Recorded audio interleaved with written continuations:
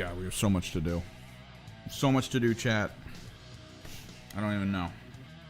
This is gonna be crazy. I think I have an idea for the background music. I think I have all this. So we'll get it underway. Yeah. So we go here.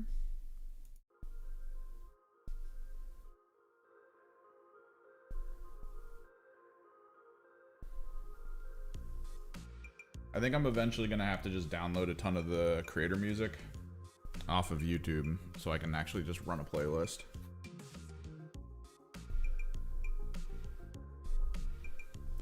But I feel like the issue I was having before was that like everything was kind of related to like I guess like metal and like speed and like but I really just needed a chill playlist because we're painting, god damn it.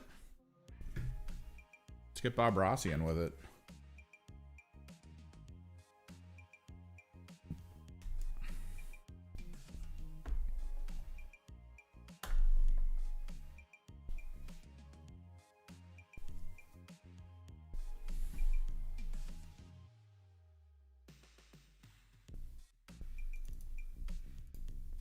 I forgot to pull out the camera config.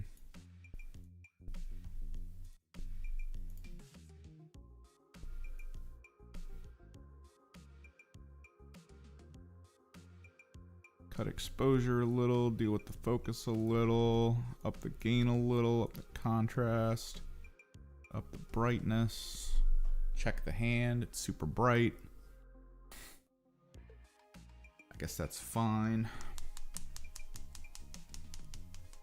So we gotta do a lot of the jewelry on these guys that I didn't manage to get because I didn't have the right brushes for it. We're gonna start just by getting all their little eyes done. I forgot to take home a good, like, small brush.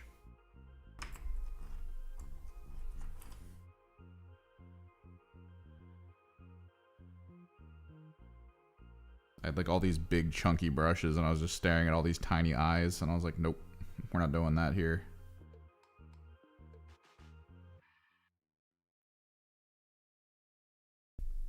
Make sure the focus is good. Oh, we can also zoom. Yeah.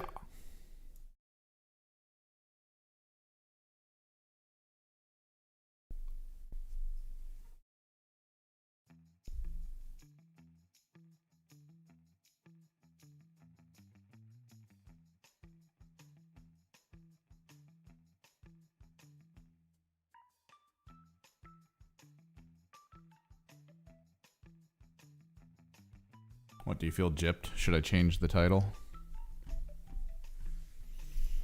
I was trying to remember exactly what it was called, since it's not really what I play. I keep hearing about it though. Let me change it. Blackstone for save. There you go.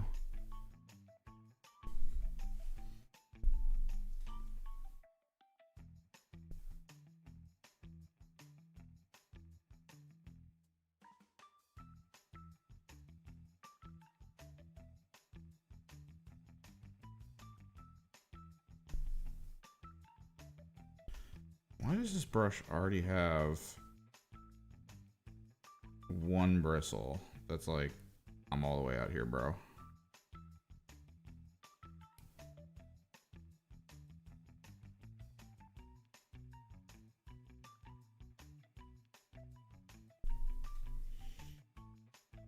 I don't even know why I powered through these demons. Like, genuinely have no idea why I powered through these demons.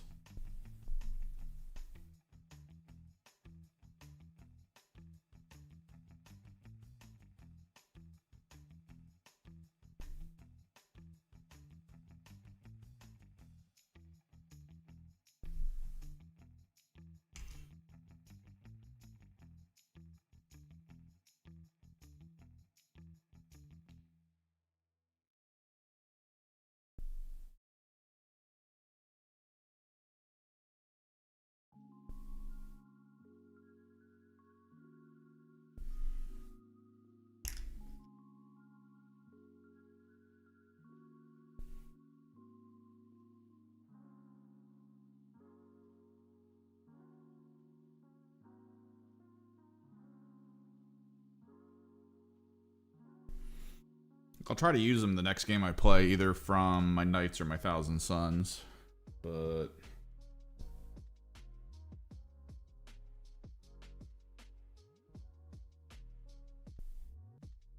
I had them game ready for my GSC game, and I was like, why did I do this to myself?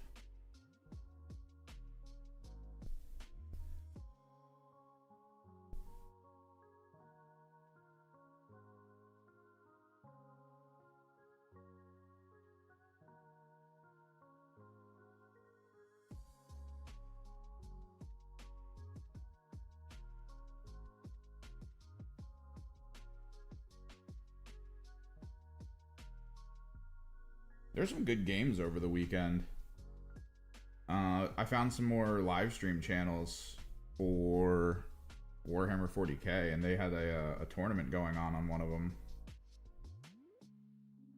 Literally every single person that was at the tournament had my little collapsible hand cart. The little dolly that I use.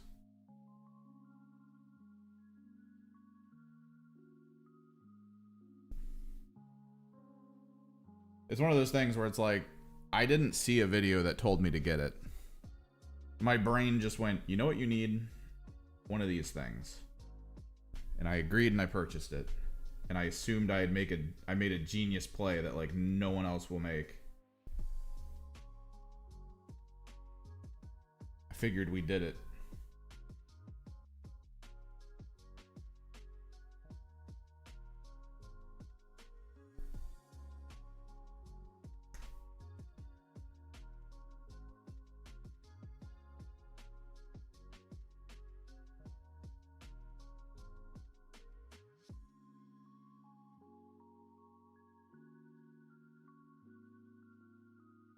And literally just watched a whole entire tournament. I think that was happening in North Carolina.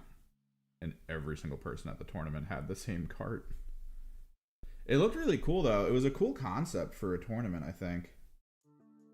I gotta look into it further. It was a 5v5. And you're probably like, how do you fit that all on one field? Every turn has to take hours. No. It's 5 players that get paired against an enemy team of 5 players, and they play on 5 different boards. And I'm trying to figure out, like, it sounded like there were some situations where the lists were gonna feel very specific. And it got me thinking of some, like, fun concepts for potential tournaments, like team tournaments. Like, could you imagine, like, a 3v3, right? Where one list has to have more monsters and vehicles than any other unit. Like, it has to. Like, one team's gonna have to have that. Maybe another team has to have an abundance of, like, cavalry and beast. And then another team just has to have more battle line.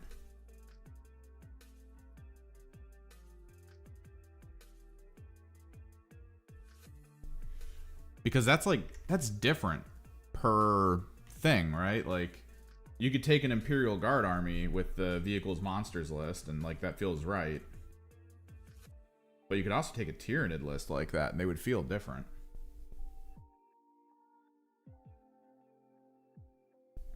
And then you'd kind of know your opponent. Like, you would know your opponent's base. Like, you know your opponent's team is like, it's a Sisters battle line.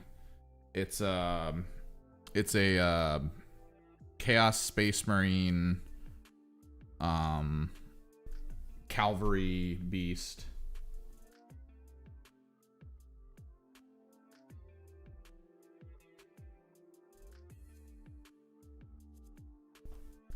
And then it would be like a Votan frickin' vehicle monster or something. Like, somehow they would pull it off. Triple land fortresses and all those dedicated vehicles. It would take potentially longer. Depends on the thing is, I feel like in tournament play you always have that like time limit. There's been tournaments, Rogue Trader tournaments going on locally, and then some of the people in our one local group have been kind of talking about them. about like what they've been doing in them. And from what I can tell, they will the way the Rogue Trader tournament will be set up is, hey, you have 2 hours to complete your match. And the TO will come by your table if you're not done and call it. He'll call it. He'll just straight call it. And you have to set your points up. Like, it kind of screws people over a little bit, because if your opponent's playing really slow and you're doing really good, like at your terms of your speed, but your opponent achieves more with their points, and then you're just like, like, that's it. Like, you're out. Like, he got kind of screwed over because he was looking at the board and he realized the final turn he would score most of his points to like overcome his opponent. But the TO called it, and it is customary at some games, on some level, let's get the gold done, on some level to talk to each other about the final score that they then, as a group, agree on. As like, this is what would have happened in our final turn, to try to sort it out so that the TO has a proper score. Because like, if I'm winning in turn 4, but I have like 1 unit left on the field, and then you've got like 5, and like they're all full size, one of them can friggin' teleport to anywhere he needs to go, and he can easily get these points and score. Like, that's your victory. You literally set up and managed to pull off everything you needed to achieve that setup for the final turn, and then like now you're supposed to close your trap. But if I took too long, or one of us took too long getting to that turn, and the TO walks over and is like, done. There are some that do chess style stop clocks, but it is a little, I don't know, it feels a little weird for some players. It gets a little problematic for inexperienced players, which, I mean, if it's a higher end tournament, maybe the stop clock's fine, but like if it's like a more local tournament, Rogue Trader level thing, probably no stop clock. I know there's rules for stop clock, like if you have a rules question that you need a TO to verify, that goes out of your time and not whoever it is time. Like, if you're the one in the turn and you have the question, like, you can leave the clock running. But if you're like, I have a question for the TO, like, that's your time. You have to like give them your time for it. Like, there are rules set up for stop clocks.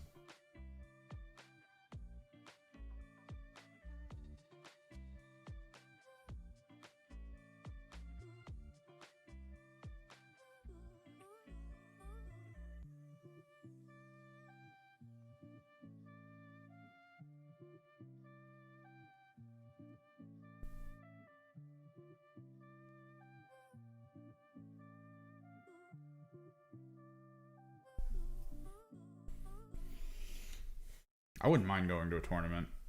I don't feel all mentally there for this game though yet. Like, I remember when I was a kid, I remember the state I was in where like, if you asked me a question like, what's that guy's ballistic skill? I had it. What's the attack amount? I had it. I kind of have it now. I recognize like certain things and I can make calls. There's still some stuff like I haven't used neophytes enough to remember what they have. I'm pretty sure it's rapid fire 1 attack on their cult weapons. I think at 24. Like, this is one of those things where I think I have to make flashcards, or I mean, technically we already have flashcards. I could take out the reference cards and then look at them and try to internally be like, it's this distance, it's this many attacks, it's this strength, and then flip it and see if I'm right. Right? Because like, let me go check. Neophytes, cult weapons, the guns should be 1 attack, 24 inches, 4+ to hit, rapid fire 1, strength 3, AP 0, damage 1. Gene Stealer Colts. Neophytes. Because I'm probably wrong. The hybrid firearms. 24 inches, yep, rapid fire 1, attack 1, ballistic skill 4, strength 3, AP 0, damage 1. Yes! I mean, I'm going to have the reference cards on hand, but like in the games that I'm playing at the stores, like the small scale local casual games, even though I have the quick reference cards, and I put the ones away for the units I don't even use, so I only have the ones out that matter, and I try to keep them organized so that the command point ones and all that are separate. Like, I don't want to do too much with like what's on the field, and then if someone's like, I'm shooting your freaking hybrids.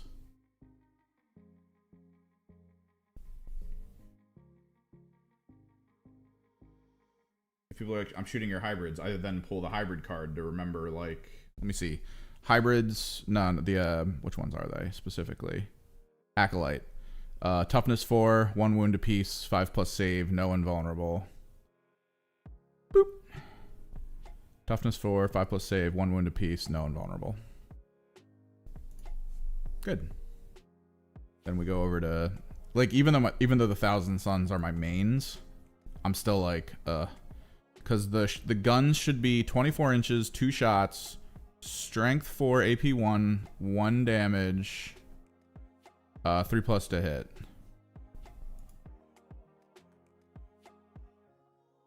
"24 inches, 2 shots, strength 4, AP 1, 1 damage, 3." Yeah, good. So we're good.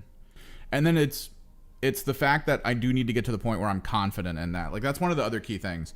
I keep finding that, like, in my brain, I always have this like bad dialogue going on with my own mind, where my brain's like, oh, that's this, and then the rest of me is like, I don't trust you.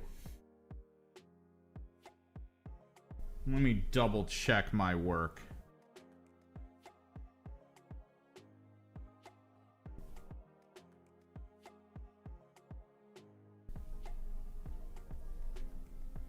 It doesn't help that every game I play, I keep looking back at it while going over the rules again and realizing I did something wrong.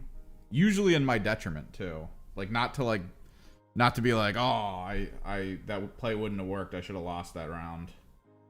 But like, man, I shouldn't have allowed this to happen because it wouldn't have. Like the GSC game that I won, by literally the hair's breadth, I pulled it out. I basically OC snagged an objective and was just like, haha, this is my objective. Nothing you can do about it.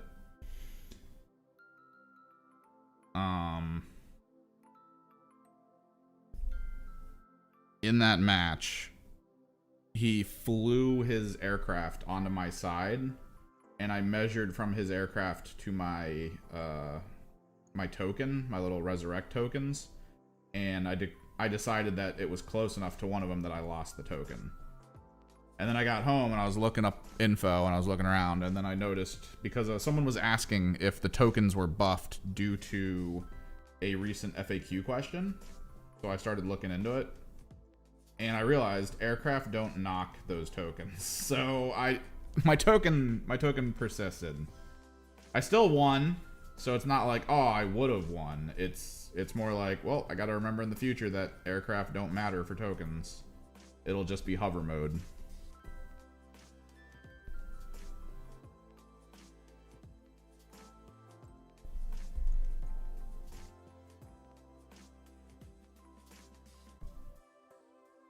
But yeah, so there was a new FAQ rule that someone brought up with me, that technically deep striking and disembarking doesn't count as an actual move. Like, it says it counts for the squad, but when it comes to abilities and stratagems, it no longer counts. So you're probably thinking like, oh, I can deep strike next to someone and not get overwatched? No, no, no, no. The Overwatch ploy explicitly talks about movement, but it also talks about the unit setting up. So that's really where the keyword is for how Overwatch is most likely supposed to work now, and other abilities. If someone sets up out of deployment or out of like other types of stuff that isn't just normal advance, fallback, and charge, then that's how it is. But the thing is, the icon specifically says any type of movement, and technically deep striking and deploying are under the movement like section of the rulebook, so I think it might be included. But there's two ways to look at it, and you can kind of preemptively ask a TO how it's being run. But the way I think it probably works is that if something deep strikes near one of your tokens, that token's gone. Like, just is. I think it's more about the scuttler ability. I don't know how many of you are familiar with all the different scuttler abilities that exist in 40k right now. With if a unit ends a move within X range of this unit, that unit can then move.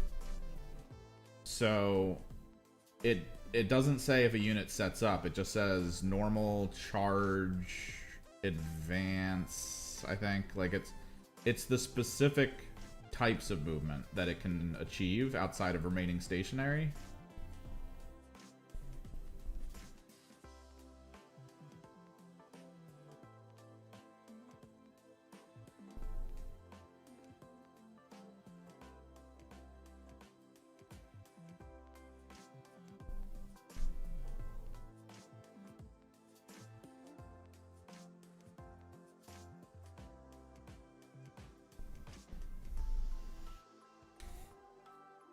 So like if I gave my aberrant squad and my abominant the ability to move d6 if something moved near it, but if something deep striked near it, I don't think I could move at all. I think I'm kind of stuck. And if a truck or some transport moved within the range or like just outside of the range bubble of the ability and then disembarked a squad to be close, I also think that doesn't work for it either. It's like a new kind of thing. It's like weird.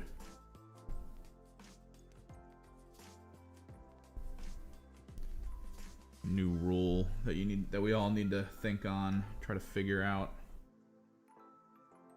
Hopefully get an FAQ for just more gray writing.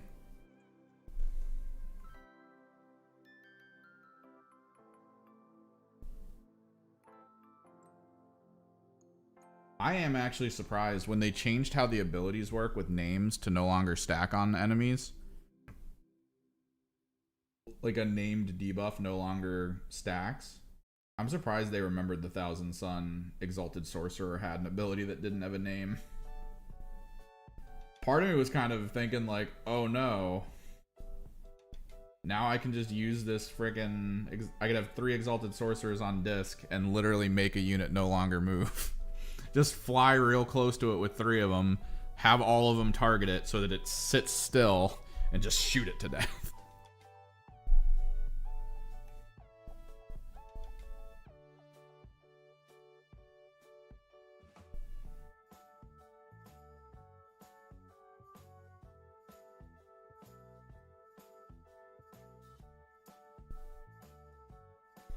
I actually do think that ability is timed weird too. You might actually be able to make the unit stop moving and then have all the Exalted Sorcerers go back into cover right after, or at least 1 or 2 of them, based on a temporal shift.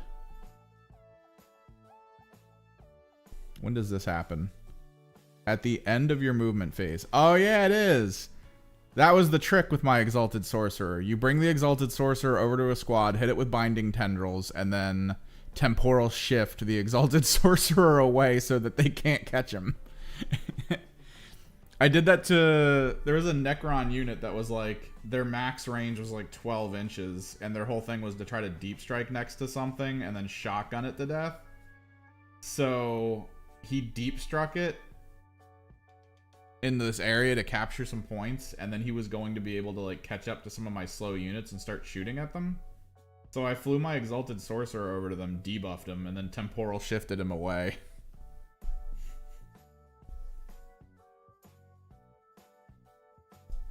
And I had a squad of Necron warriors that were just stuck.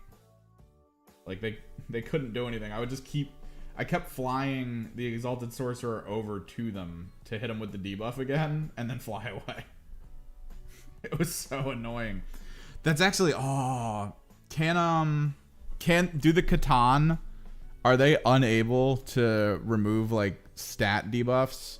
Because I know some of the people I play against use Catan, and the thing they hate about them is how slow they are. This would be the most obnoxious thing ever to do to them. Just to fly within 18 inches and be like, boop.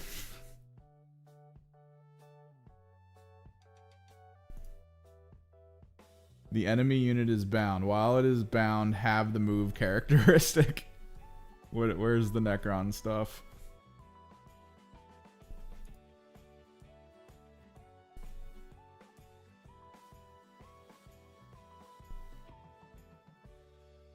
Where is he?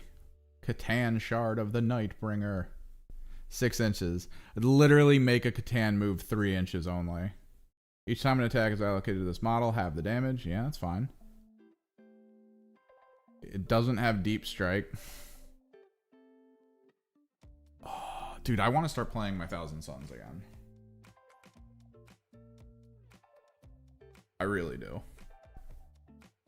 I haven't played them since I got my Gene Stealer cult, and I've been trying to play Knights.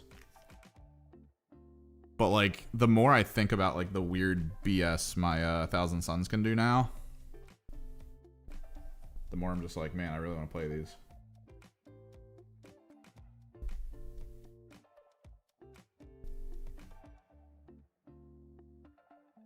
And I possibly found a way to get my hands on a Mutilith Vortex Beast. That way I have a second one finally.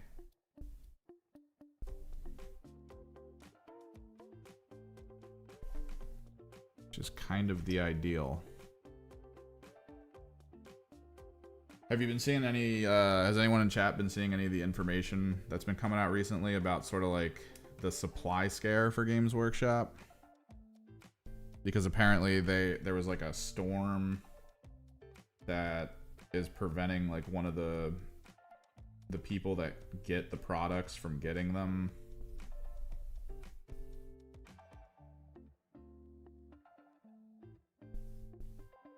I know Goonhammer or something ran like this really weird post claiming that Games Workshop was no longer going to be sending product to the US.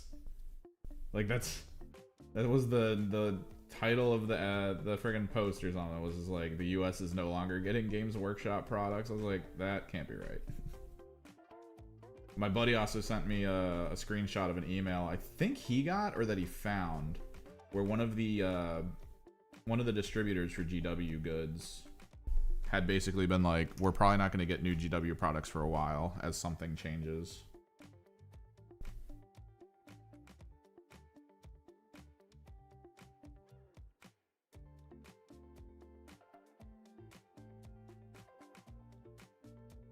Oh, they did they? That'd be kind of cool if they came back. I could see them drop a White Dwarf with friggin' Black Fortress unit rules for Kill Team. Do I have them all? I think I do, right? I think the last time I talked to someone, I think the game that I bought has all the Black Fortress models. I think there was like one unit. I think there was one unit that I didn't have from what they said. I have the Rogue Trader with the Rapier. I have the Navigator. I have the two Ratlings. I feel like I'm missing some stuff. Oh yeah, I'm missing some stuff.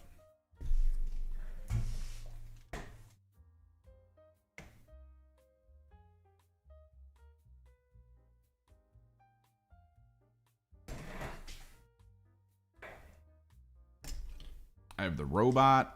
I have the Aldari with the sniper rifle. I have Servo Pope. I have the Kroot. I have the Fanatic with the flamethrower chainsword. I have the Space Marine. I think is that the whole team? Blackstone Fortress.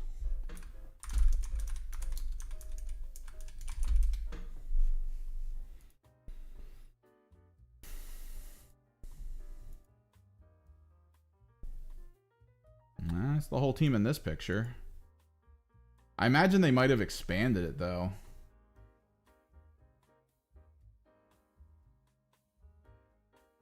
No, yeah, there's a lot of good proxy models in here. A lot of good proxy models. And even though Games Workshop is usually like, unless we specifically print it, you can't use it. There's, I mean, these models are in their Blackstone Fortress box. So like, that's cool. You can buy this box from Barnes and Noble for like $40 or something. Like, I got it for so cheap. I think it was like 35 bucks.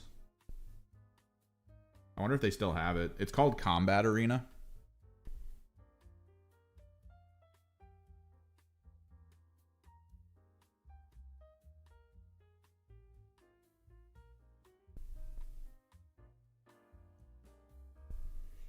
I really want to finish up these blue horrors though. I don't know why, man. I guess I want to be ready the next time someone at the store is like, hey, who wants to play a game? And I have time to go play a game. Because I do really want to use them. I think they're going to be a pretty good tar pit, but I need to experience them as a tar pit.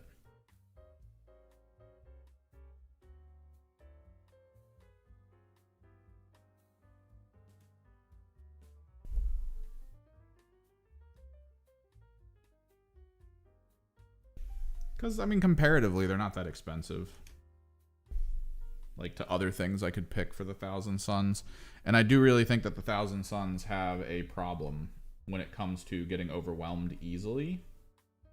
So, having 2 squads of infiltrators that might last for 2 turns, actually kind of good.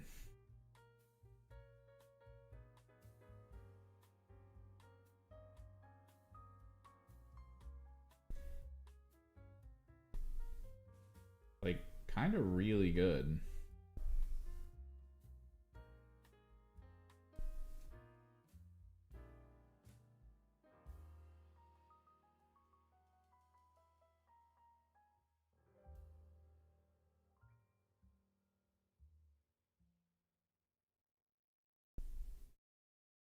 Like, seriously.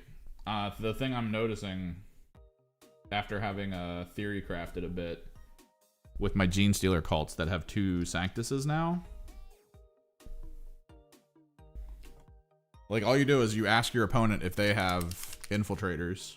And if they do, you go, oh, okay. And then you just throw your infiltrators out there to try to push back their line, like, right away.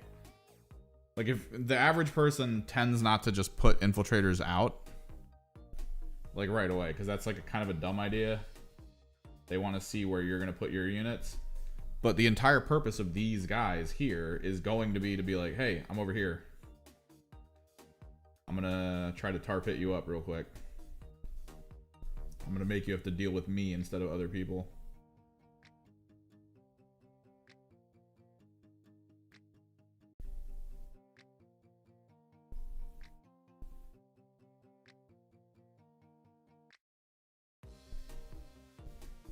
What I don't like is that blue horrors, you have to roll to see if they become brimstones. I was really hoping they would just become brimstones.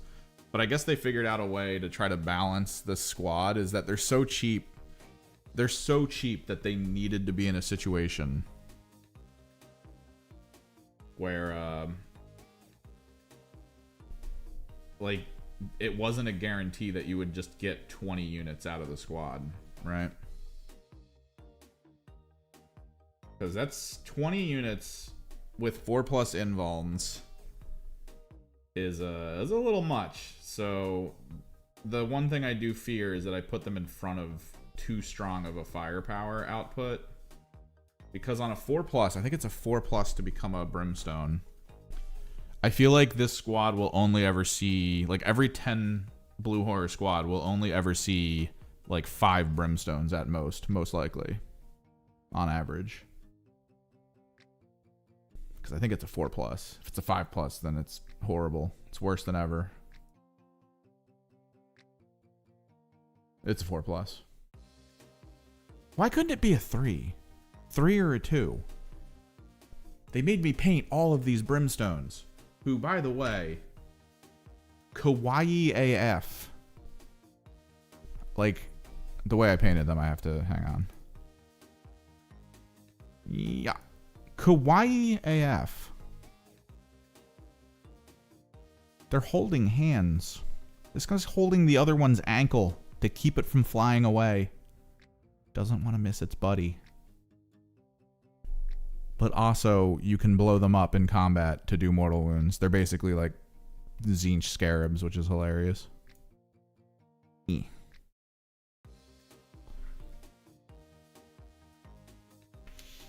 Alright, gold is together. We need to do green in all the eyes, and then we need to do gemstones. I guess we'll do gemstones now, because then we're going to have to wait. We're going to have to wait for the silver to dry a little bit. I don't do the normal gemstone method that everyone talks about, where you have to like do multiple layers and do like the little glow color and all that. I do the Ard coat method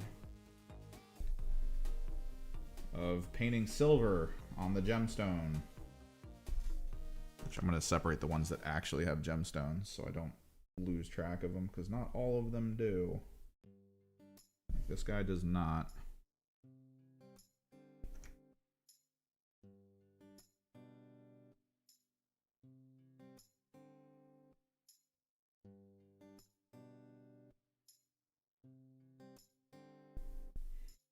The Ard coat method is super simple, which is why I love it.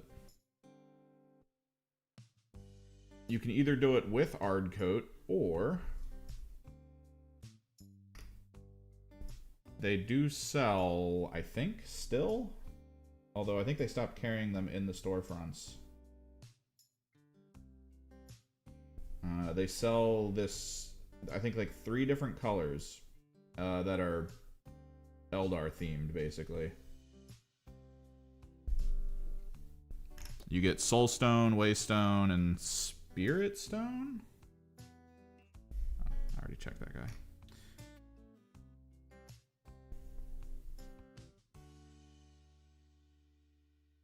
Is there a gem on there? There is. God, it's like the tiniest ever. There's gems on his other bracelet, though, so we're good.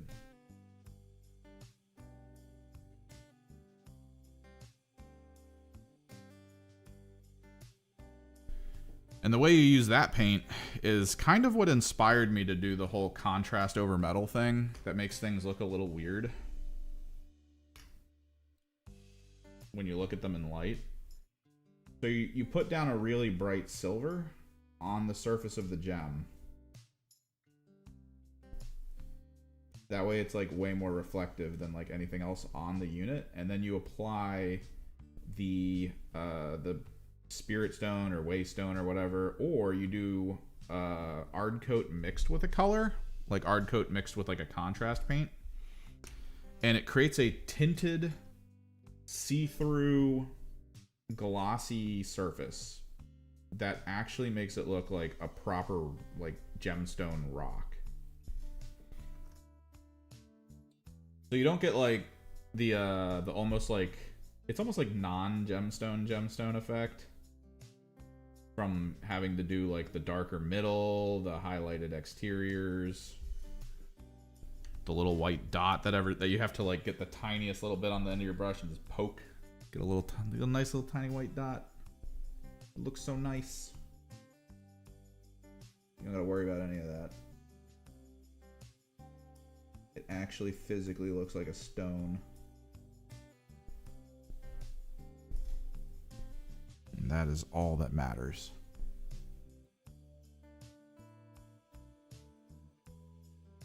Hopefully I can get the Blackstone guys done this week. I want to do a battle report with the frickin' arena tabletop game. Just to do, I need to get back into battle reports. I also need to see if I can find a way to like make them more efficient to do.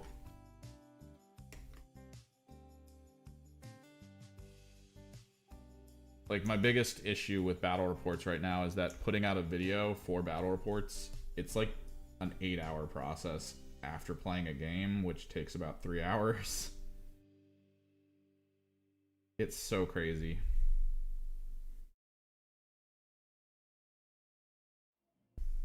And I've been looking around at like other battle reports. Like I still want to do the ones that show like all the process and all the strategy and the maneuvers and everything. Like I still want to go. Oh, whoa, what's that? I still want to go over all of that.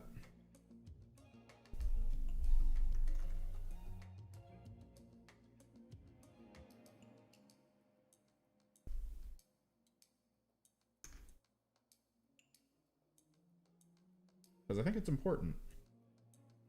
I think letting you guys know like why actions were taken, what the actions do, important. But like I've looked at other channels and I see what they're doing to try to get around the extreme amount of detail to put into a video.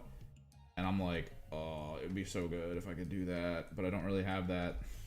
I don't really have access to that potential as like a group. Like I love tabletop tactics and stuff like that. I guess tabletop tactics. But like if you watch the videos they put out, the process is banter, which is usually either around a move or a play they're about to make. Which that it usually feels like 5-6 minutes of them just talking back and forth.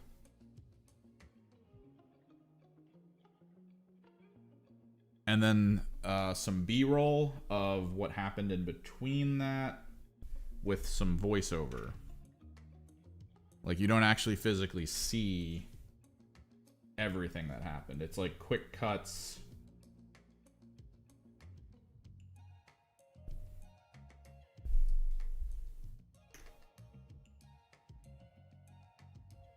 And like I know their videos take like 5 or 6 hours to edit.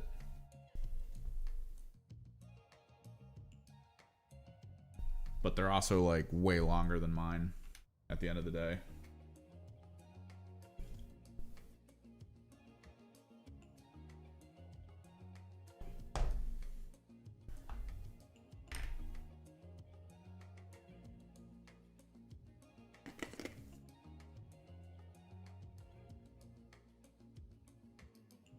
I just need to figure something out to speed the process up. Like again, battle reports are good, but like I'm also watching channels, like some of the other big battle report channels that came into existence around when I came out. Like I'm starting to see that they're only really like releasing one episode like a month, and cause they used to release more, but now they're trying to do other things on top of battle reports. Because doing one battle report a month is a great way to like not grow as a channel. Bricky recently decided to like stop doing his battle report channel that he picked up for the very reason of it takes a ton of time, and he already has like all those other things he's doing.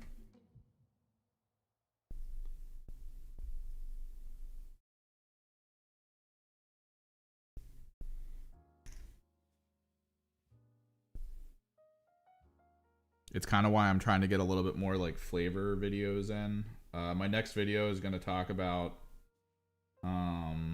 it's a topic video, so I probably won't do well. But it's a topic video that's going to go over kind of like the codexes, and I guess it's going to bring up like the weird shift of like us going from this amazing situation where like the rules were free and all this, and now we're going back to the old way. And like I've been talking to players who have been around for like the past 2 or 3 iterations of the game, who are like, I really loved what they did when they went free for the rules, because it brought new players in, it did all this great stuff to make it more approachable by way more people, and like all this and that.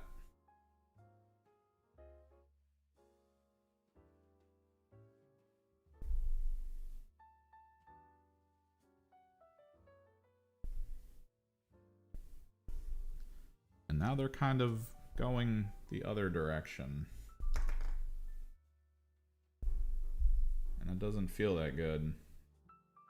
Because the other direction is sort of that walled off system that's harder for people to get into, which then makes them turn to the very types of situations that Games Workshop hates that people turn to, like Wahapedia and all that. The Games Workshop hates that stuff. The guy that runs Wahapedia constantly shows that he gets like all these emails threatening legal action.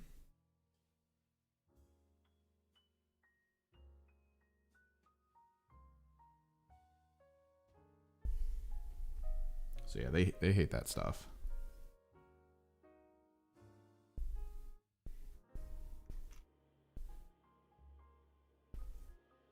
Someone core chatting? Oh, I got a lot of posts on my Discord now.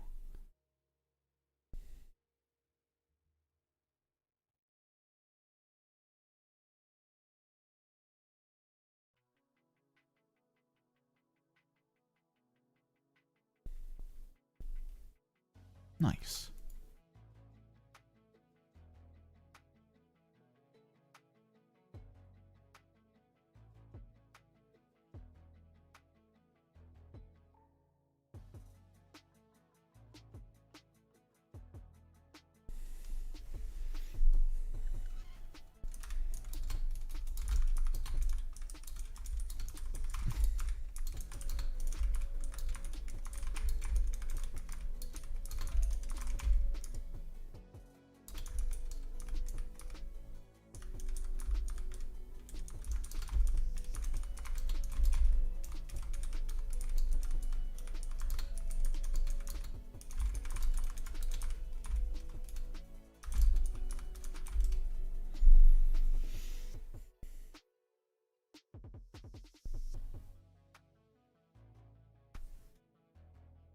I do really want to get back on battle reports though. They're fun to make, man. I mean, I got into this to play the game.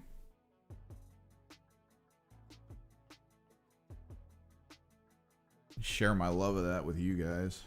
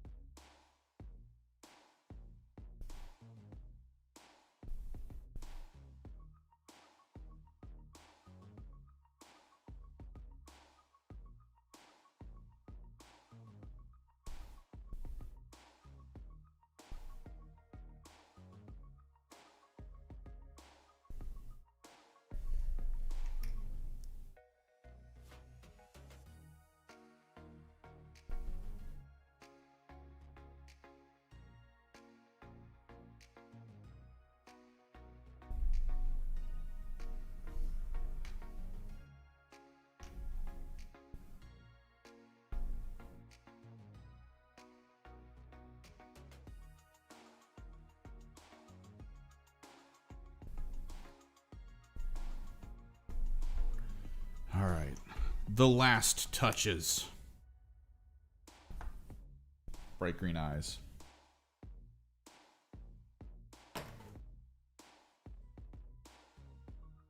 And these guys are good. Gotta find a box to put them all in.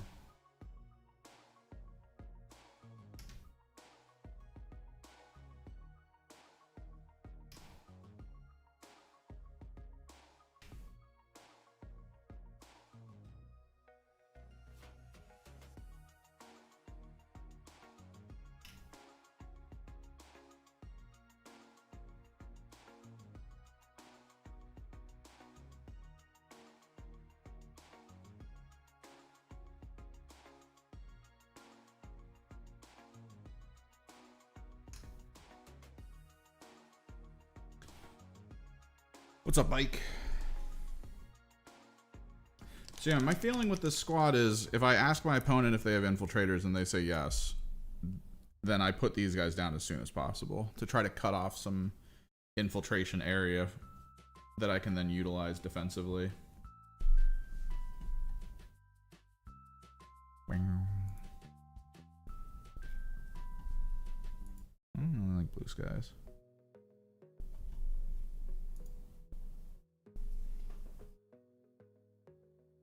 And if they say no, I think I do hold them for later.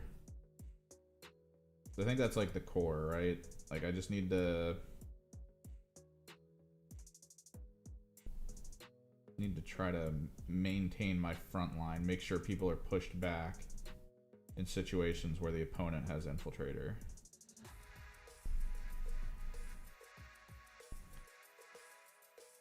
Get some of these guys out of here.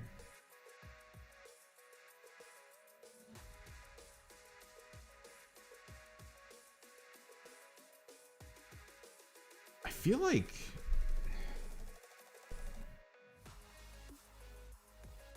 like Army Painter changed their formula for their non-gloss matte varnish.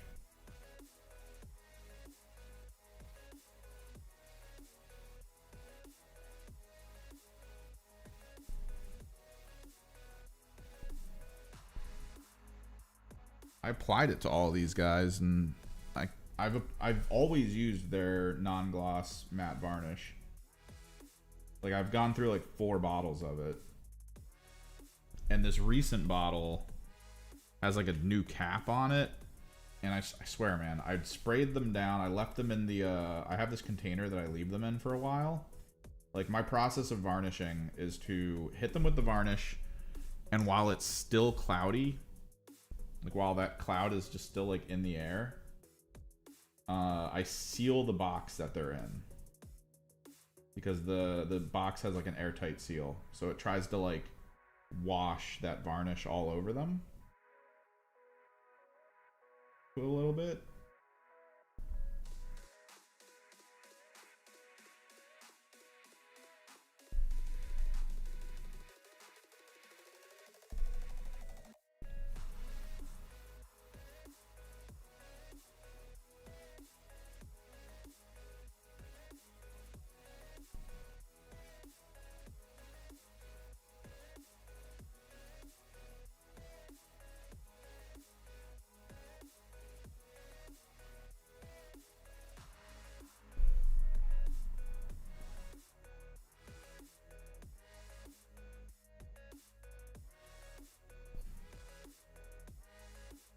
What's up? Go for it. But I swear, man, everything I've varnished with this new varnish feels stickier, like over time. It doesn't feel as bad as the first thing I varnished. If you plan on varnishing something, you really need to look into which varnish you're about to use. I used a varnish initially on like my first kill teams that I bought from an art store locally. That was just like, it's matte anti-shine varnish, and I was like, oh, that's exactly what I want. And the price on the can was way cheaper than anything I was seeing coming out of like Army Painter or something. And I was like, oh, this will kick ass, man. It'll kick ass. So I did it. I sprayed it on them, and I waited for it to dry, and you know, it over time it got a little less sticky, but there was a threshold where it was still very sticky. And it stopped drying at that threshold. So all my units had like this level of stickiness to them that I really did not want. It was like my units in the terrain. Like if you put a unit down on top of the terrain that I varnished, like a unit that I varnished on top, and then you like left it there for a second, and then you're like, all right, I'm gonna move, and you go to grab it, like moving it would like move the terrain with it. Like it was that sticky. And from what I understand from looking into it, because of how like different varnish chemicals and stuff work, the varnish I bought was like art varnish. It was meant for like paper or canvas to be the under part of what you're spraying, because then it would kind of soak into that. Like, it would actually, like, go into that type of thing, and then it would be fine. But since the under component, the under material for all of this is plastic, it had nowhere to go. So it just kind of hung out and stayed very sticky for a very long period of time. Oh, I forgot to do the eyes. What was cool is after a while, I eventually got my hands on Army Painter matte varnish. And I resprayed those. And that varnish basically just hardened over top of the other varnish. So now they're not sticky at all, which is great.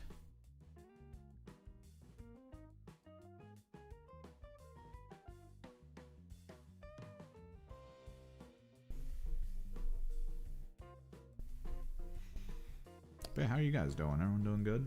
Thanks for coming out on a Monday.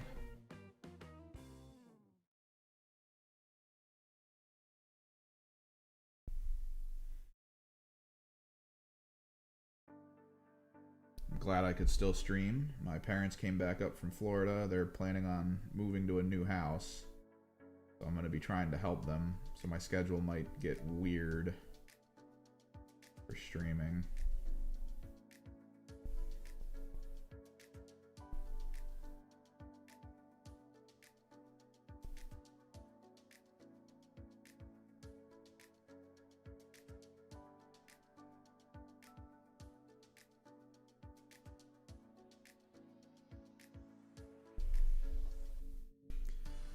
We've got some fun video ideas coming up, hopefully. We're gonna do a talking point video next on kind of the state of 40K with, you know, how the codexes are coming back into full swing and trying to take 10th edition back to kind of where they always run, and maybe going over the idea of like maybe they shouldn't, talking about the reasons to go back as well as the reasons not to, stuff like that.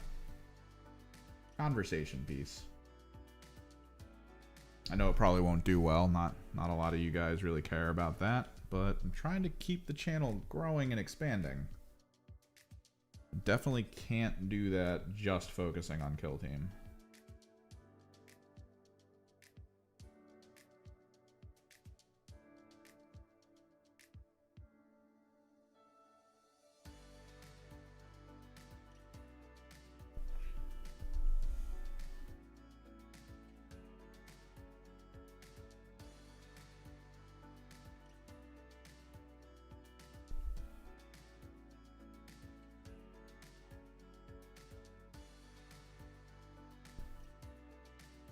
That's not to say we don't have some fun Kill Team ideas coming forward. I think beyond the team overview vids, I've been trying to figure something out that's like fun to do with teams. Beyond that, we did the tier list for Compendium. We have season 1 and season 2 as a tier list to do as well at some point here.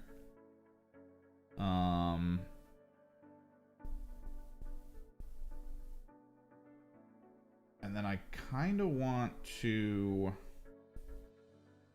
I think there's something to be done with like matchup videos, right? Because beyond just going over the team, beyond pointing out some fun strategic ideas and some fun ways the rules interact with the learn how to play, like the how to play the team list videos, there's something to be said about like matchups, right?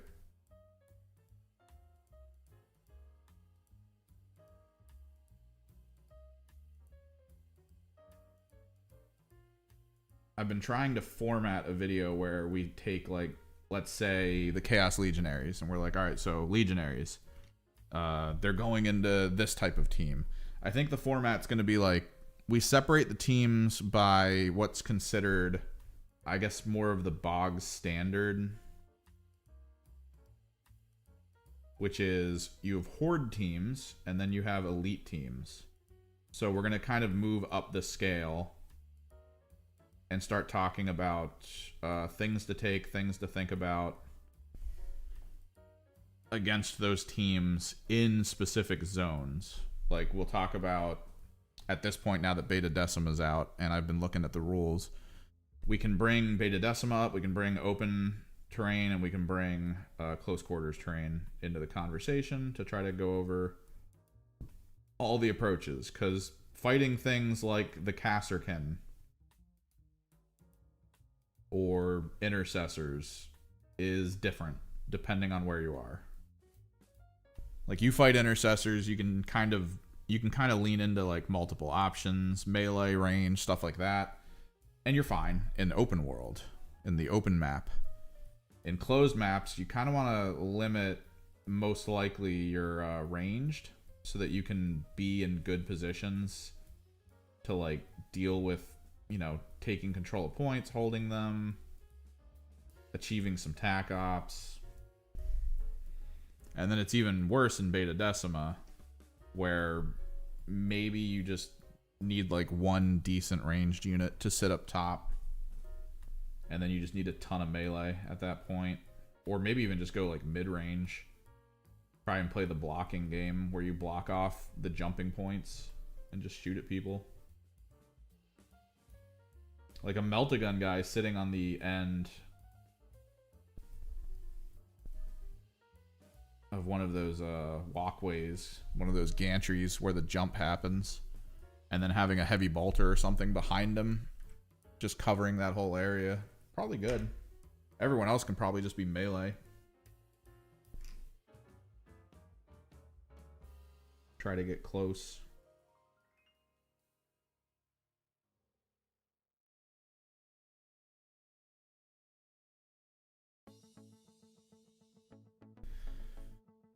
I am a little disappointed that they did talk about... By the way, we are done these guys. My blue horrors. I'm kind of disappointed. Where'd everybody go? That they did talk about...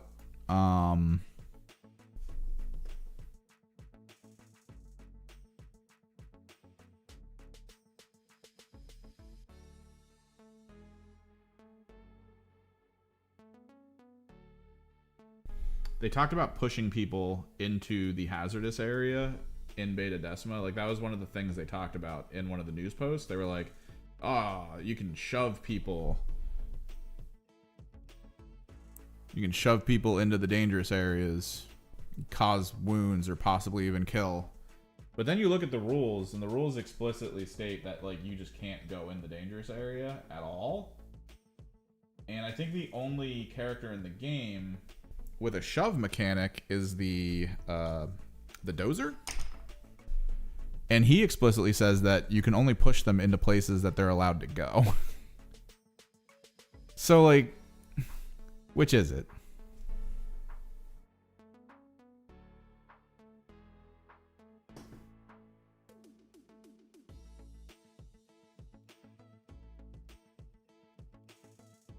All right, let's get into the Black Fortress, guys. Blue Horror is done.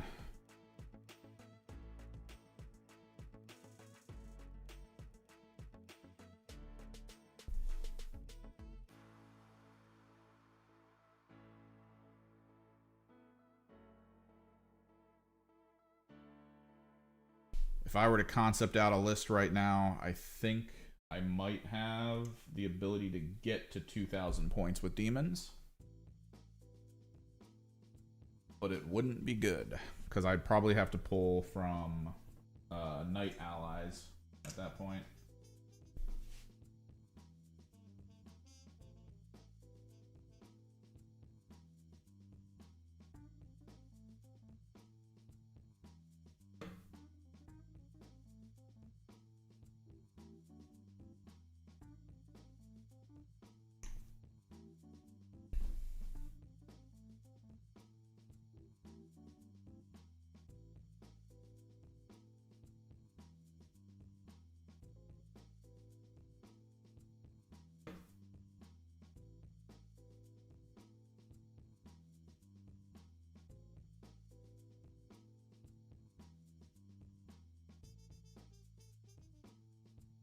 Actually, what do I have for friggin' demons? All right, now we're gonna work on these guys.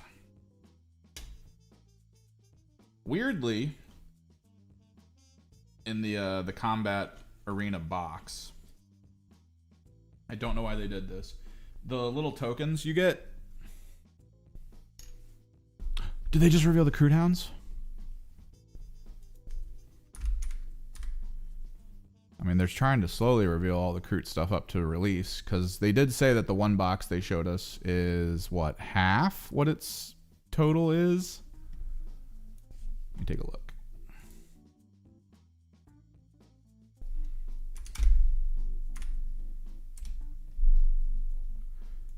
Oh, they don't look that different. I mean, they look cool, but I think it's mostly the posing that they changed. They look very similar to the hounds that were in the Farstrider box.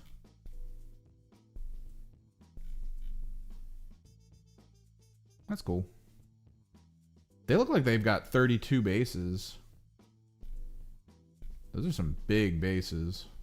Nah, 2 tufts of grass, maybe 28s. Looping Pounce. At the start of your command phase, if this unit is within 6 inches of one or more friendly Crute infantry units, then until the end of the turn, this unit is eligible to declare a charge in a turn in which it advanced. That's cool. Oh, do they show the bits?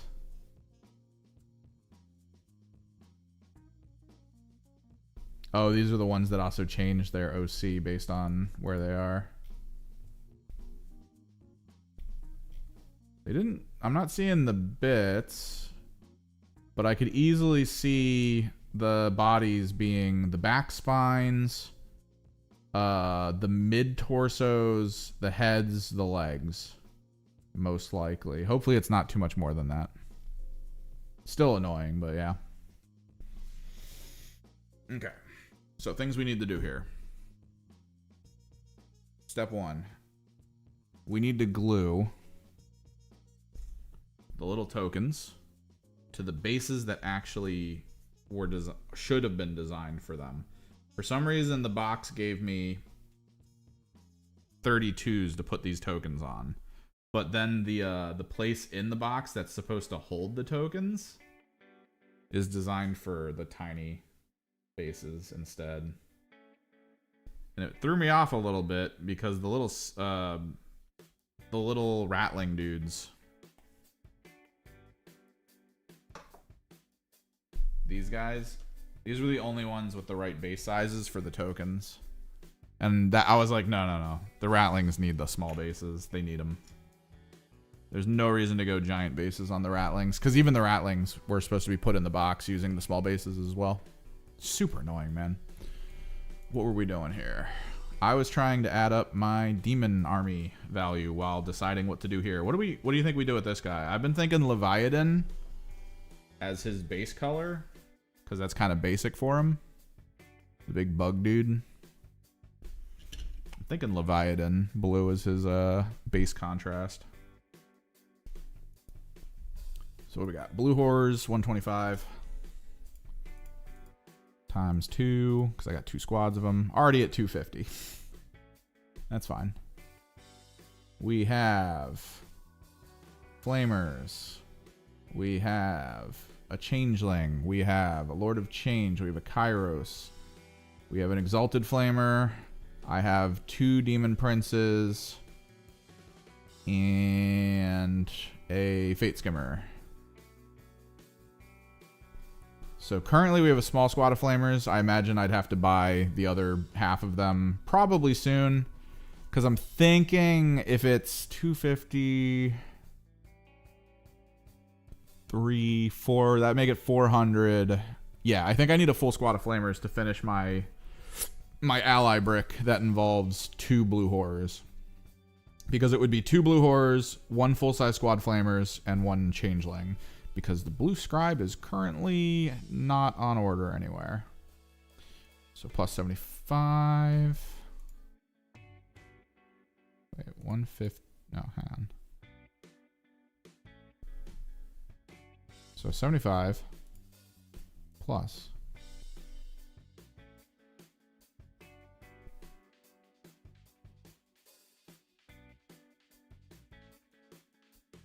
I mean, they only show 4 in the box in the picture, right? That might actually be how many you get, which kind of sucks. I mean, it's still not as bad as the Dune Strider things. Those ostriches from AdMech that are $60 in a box for 1 unit, and you need like 3 in a squad to be like viable, and they're really good. So 75.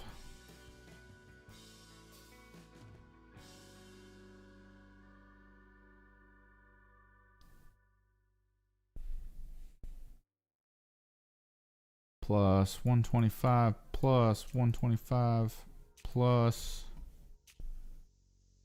90. Oh yeah, I need a full-size squad of flamers to do the normal brick right now. Unless I can get my hands on blue scribes. I'll probably hold off buying flamers until I get a blue scribe or something. Because then it's two blue horror squads, changeling, blue scribe, and you're good. That's the new brick. If you can find room, it's 500 points.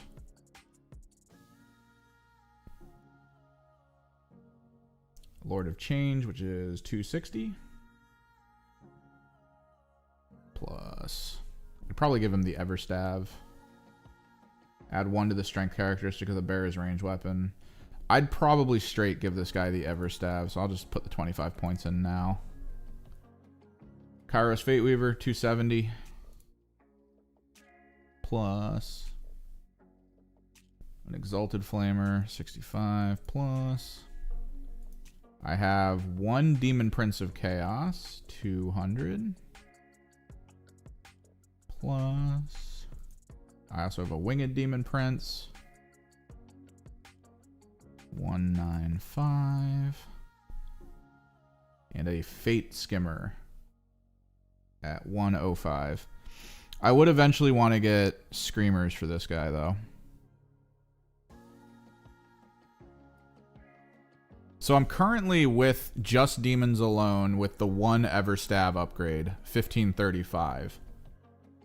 Now, if I finish out the Flamers and I get a squad of Screamers for my Fate Skimmer, that's plus 150 plus another 75 equals 1760.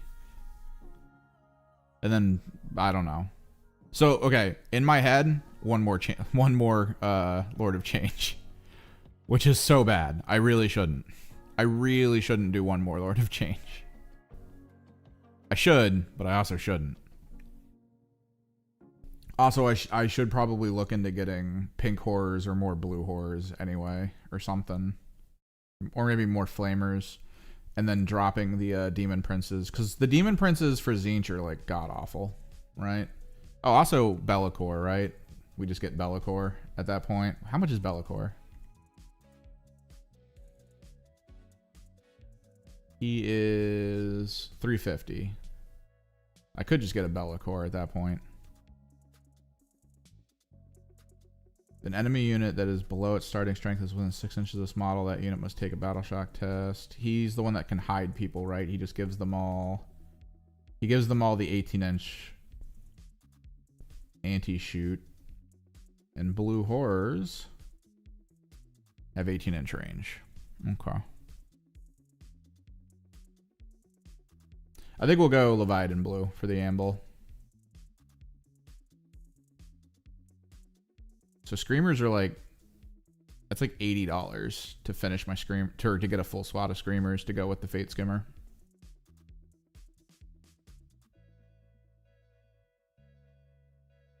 And yeah, Demon Princes, Tzeentch Demon Princes from Chaos Demons in particular don't feel great.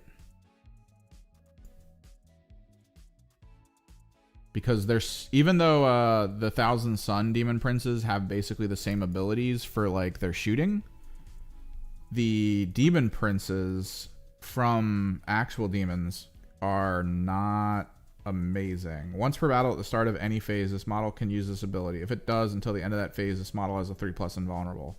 That's kind of cool. And then he provides stealth to all nearby units, which that's normal. So this one's actually not the worst. It's selfish, though. This is a selfish ability to give him the 3+ invulnerable. It's selfish. The Thousand Sun one provides precision to either a Rubric squad or a Terminator squad, which can work in your favor based on missions, which is nice. But then, yeah, he also adds 3 to the attack characteristic of his gun, which is 3, upping it to 6, which I think is exactly what a Thousand Sun Demon Prince has normally.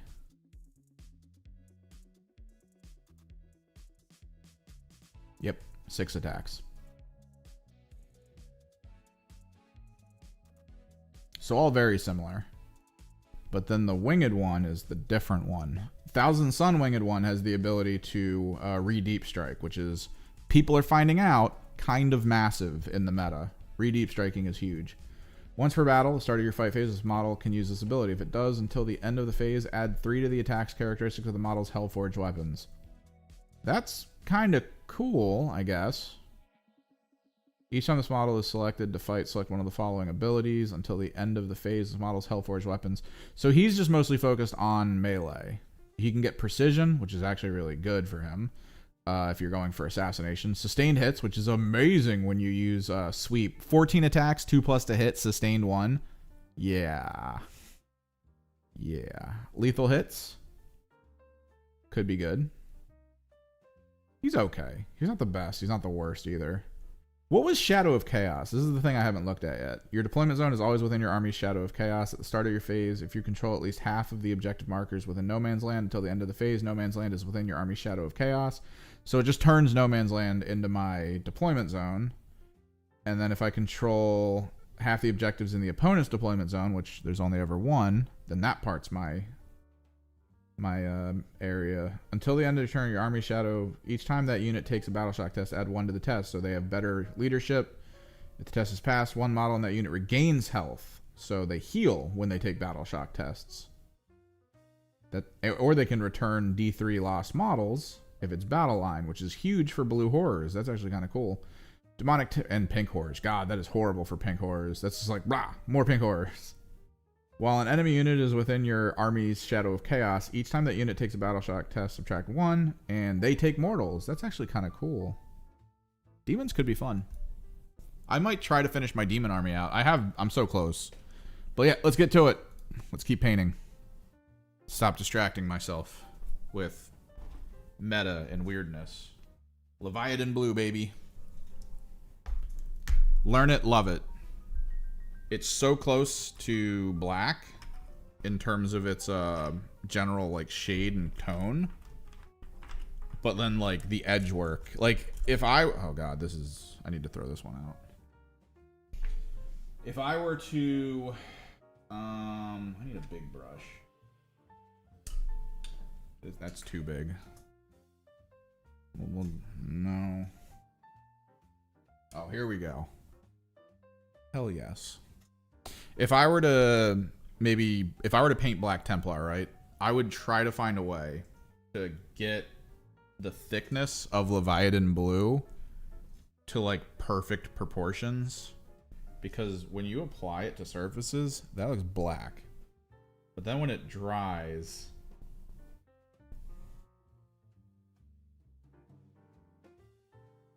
like if you do it right, the edges get like to this really dark blue highlight.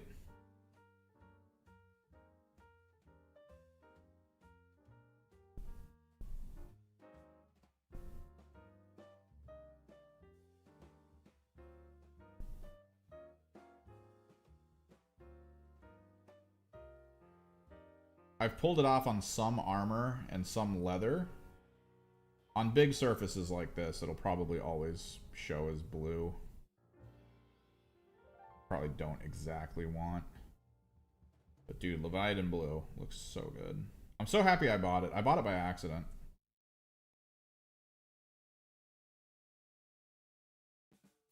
You're fine, dragon.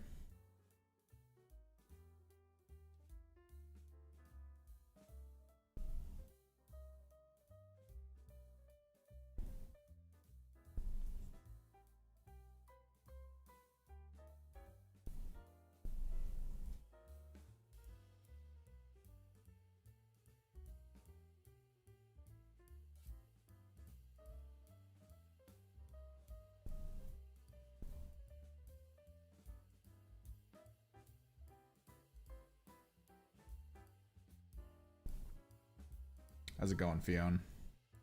I got worried there for a second. I was talking to people about stuff and we were having fun, and then everything went quiet for a bit. I looked over and it was like, you have no viewers. I was like, what did I do? Oh, God. So, okay, so there's an issue here. I don't know why this finger split. This is actually making me not enjoy this model a bit. Kind of want to figure out if I can fix that before I go too much further with this. Because I can always paint a white primer over top of it if I fix it.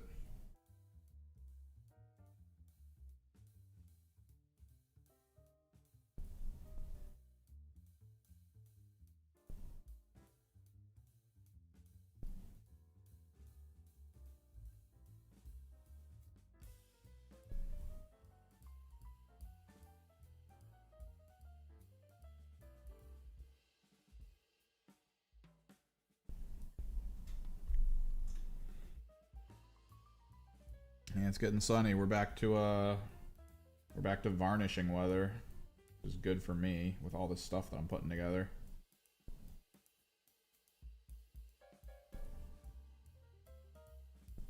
My buddy's sitting around debating starting to collect for his Blood Angels list. He keeps telling me, I'm gonna wait for the codex, and then he'll text me to be like, I'm thinking of picking stuff up. I'm like, you gotta cut this out, bro. My heart can't take this will they, won't they stuff.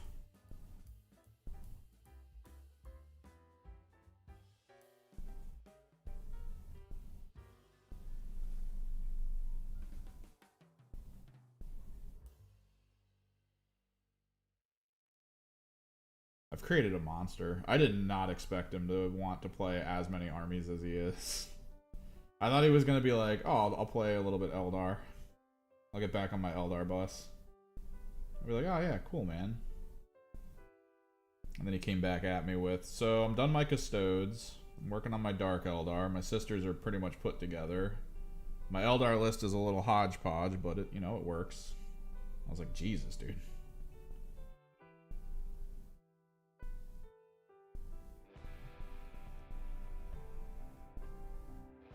I'm out here just finishing up my Thousand Sun collection and then small collecting Gene Stealer Cult and Knights. Like, I do actively want the new Big Knight, but I want... Does anyone know? I was having this conversation in the store. It's called the Acheon, I think, or the Akon. It's the Chain Fist Flamer and Bolt Gun Gatling Gun variant of the new Big Knight. Does it exist on its own? Like, can I purchase it to play it? Because I know there's like 3 versions of it on the market, and I don't think any of them are called the Acheon, but I think we went to the website and it was on the website as something you could order. So it's got to be one of those boxes.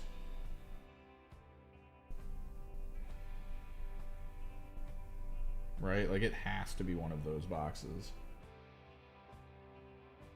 But which one is it? Because that's the one I want. Because that one is sustained hits. And I feel like... Oh yeah, priming. I do it to my bases when I need to get the bases preset. But is it in like a separate box, or is it in its own box? Because sometimes I know that Games Workshop puts on their shop, their storefront, like, oh, you can buy this.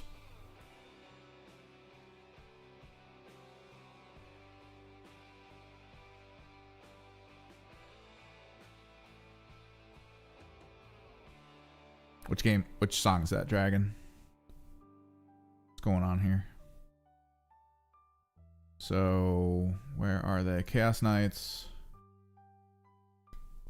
Where's the Acheron? Does it say which box this comes in? Oh, no, it is just an Acheron box. It's Horus Heresy Acheron, though. God, it's $200. $200, chat. I'm about to open a Patreon. God damn. It's getting too expensive for my blood. I'm out here talking about buying a Be'lakor and a Lord of Change. Bunch of Screamers. And then debating buying an Acheron.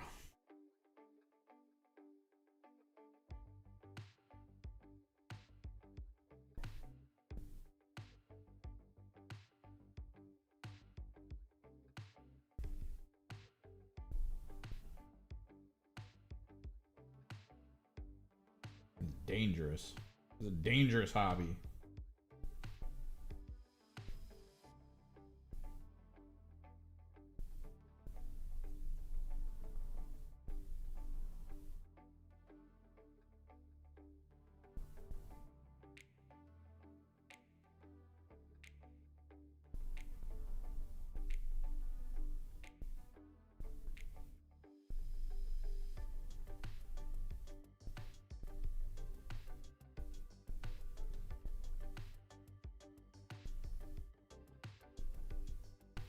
We need to fix this other arm.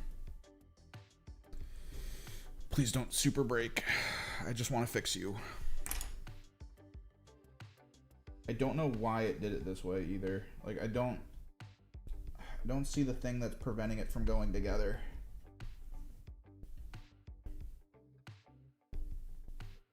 Is it inside the hand?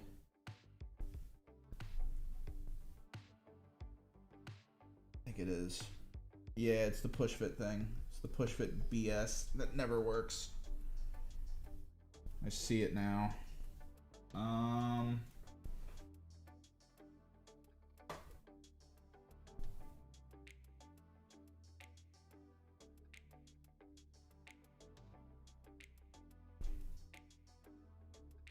Do you need the actual like Switch Joy-Con controller? Or are you just looking for like a good controller to have for your Switch that doesn't suck? Where'd my razor blade go?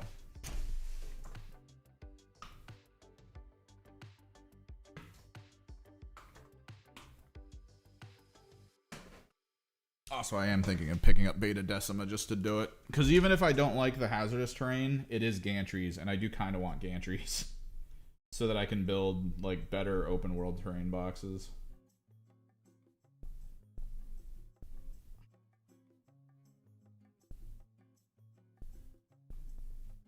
Need to do this without dicing my finger off. I think I got it.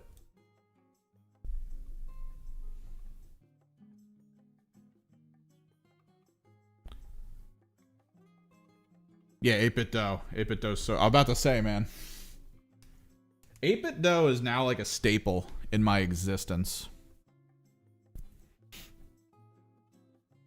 Like, to those who don't know, because I haven't done it in like a year in a public fashion, I'm an illustrator who also, well, I mean, you should probably know most of the stuff on my channel is my own work. So I do a lot of digital illustration, and I constantly am looking for cool and interesting ways to be able to like quickly and efficiently create artwork. Behold, my hotkey frickin' bar. Just hold it in my hand sideways and I'm like, bigger brush, smaller brush, undo. Like, it's so cool.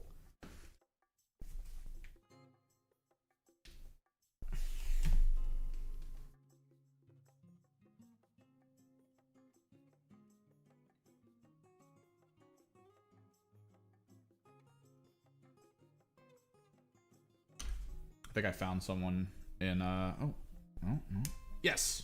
Okay, we need to hit it with glue now. Oh, maybe not. Why is it? Okay, there we go. I want to dab a little bit of glue to like lock this in, because now it works and it's awesome. So yeah, I have that one, and then I have the old like PS2 style 8-bit dough that I use for like all games that I play.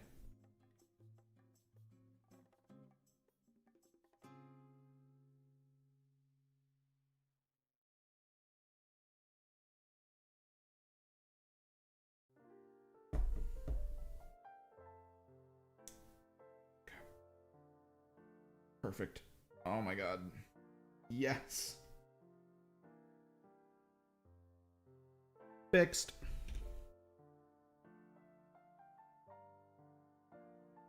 I had a Zero. I don't think I had a Zero Nano. The Zero has problems. The reason I upgraded to this new one, I used to use the Zero. I had 2 zeros total.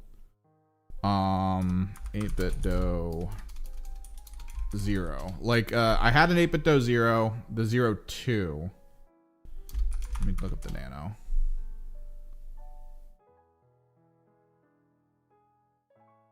Is it just the 02? I don't see a Nano anywhere.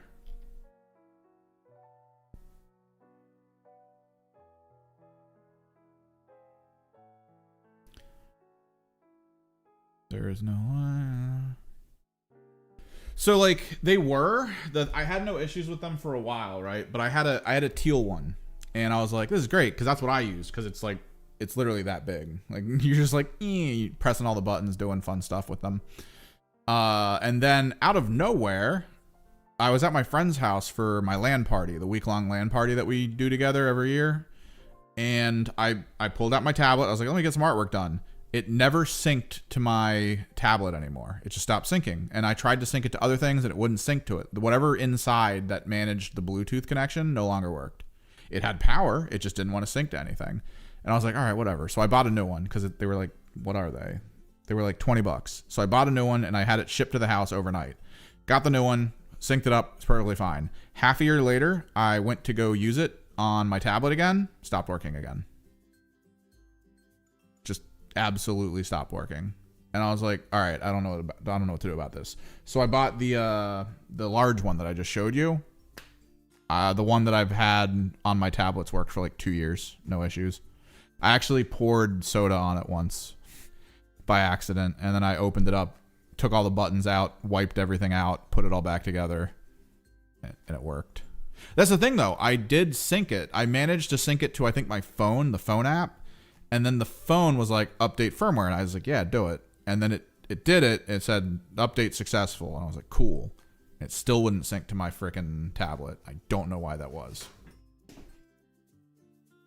But the big one that I use just never seems to have issues, which is great.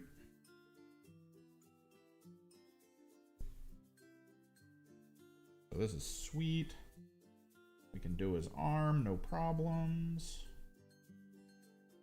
Don't really want to do too much with the little spore maggoty things coming off of him. Those will probably be glowing.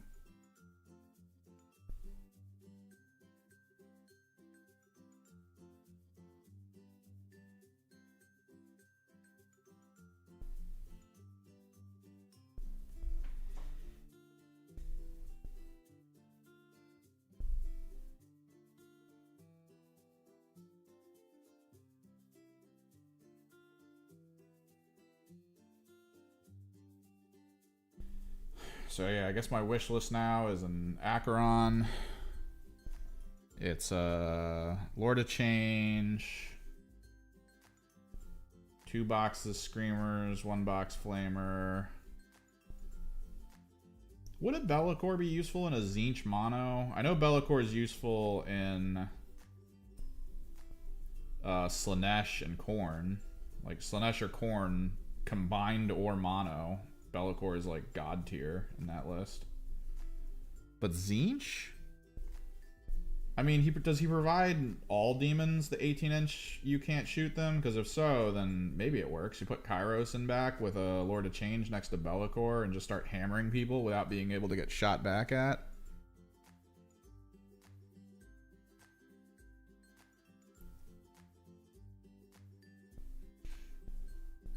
Is the new 8-bit though? Is that supposed to have a Hall effect joystick? Because that could be cool. I still don't have a controller with a joy or a Hall effect joystick, even though that sounds like those sound like I would want them. I'm always so worried when I play games like frickin' Windjammers and stuff. I actually bought a really cheap fight stick. Mayflash fight stick just to play Windjammers because I was like, if I break this joystick, I'm fine. Like, it's whatever. It was like a $30 fight stick. It has okay speed for reaction. It's okay for its connection rate. It's decent. It's not like the worst. But like, I really needed a cheap one so that I didn't break it and be really mad. Like even my freaking mix box, I was like, I don't want to potentially break the freaking mechanical keys on this by slamming them too hard.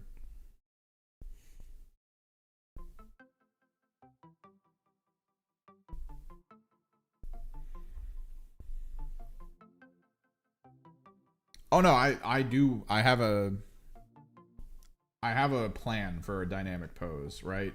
Because the Acheron has the Chain Fist Flamer in its right hand, and it has the twin bolt thing in its left.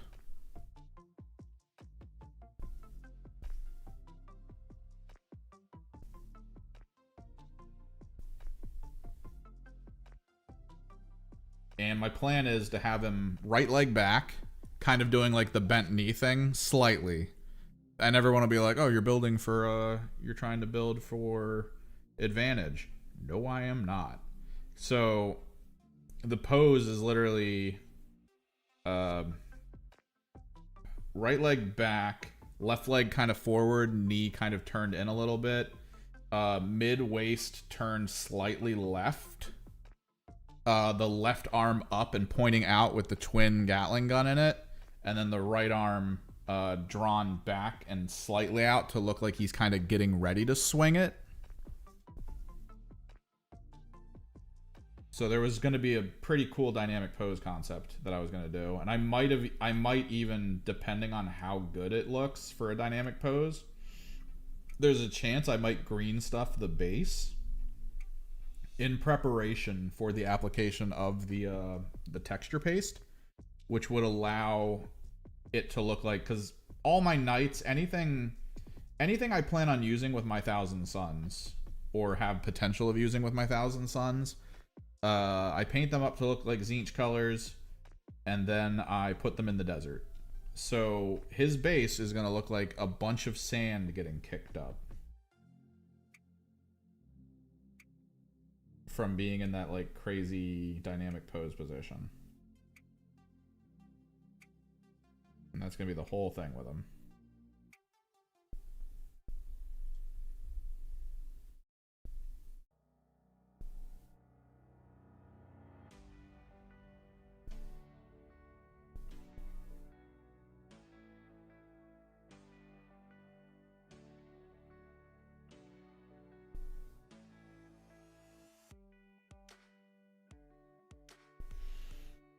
Yeah, the Acheron has a Flamer Chain Fist, but he also has a Bolt Cannon, I think. Let me go to Waha.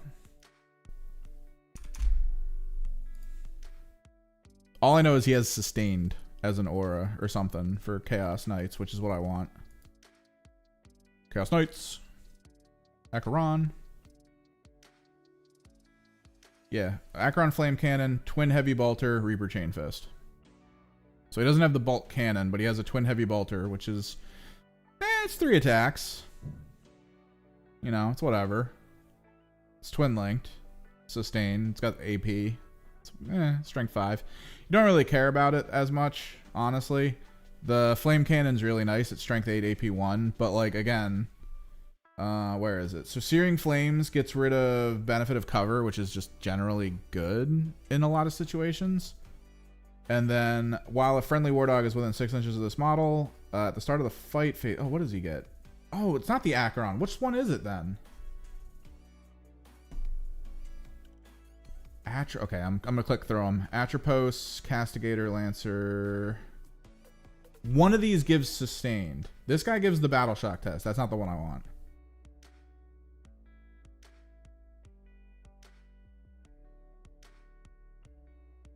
Atropos, no. Here he is. Castigator. Yep, Castigator. Castigator Bolt Cannon. Oh, so I just want a Castigator. God damn it, dude. Thank God I didn't buy it. Woo! I really need to write down my wish list. I think the Castigator is at my local shop, and if I buy it, I think I'm going to immediately get store credit, which I will immediately use on my Screamers.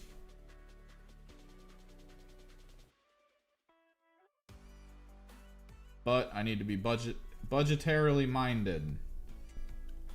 We're going to wait a little bit for this. This guy would make a really cool Gellerpox unit. I think his base is too big, though. Maybe. I'm pretty sure they have a Castigator at my local store. I also don't think they're going to sell that Castigator at my local store anytime soon. I'm going to keep that in my mind. Because even though these models are cool, not a lot of people talk about them competitively, so there's not a lot of people trying to buy them out often. They are good, though. Like, if you can field one, the stories I've heard of, like, oh, the lance-wielding frickin' knight, like, just got to my tanks and then killed everything. Like, yeah, that's awesome. I love it.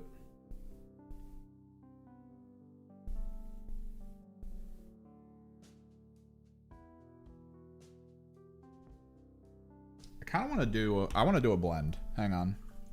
Before we do his little fangs, I want to do a blend for him.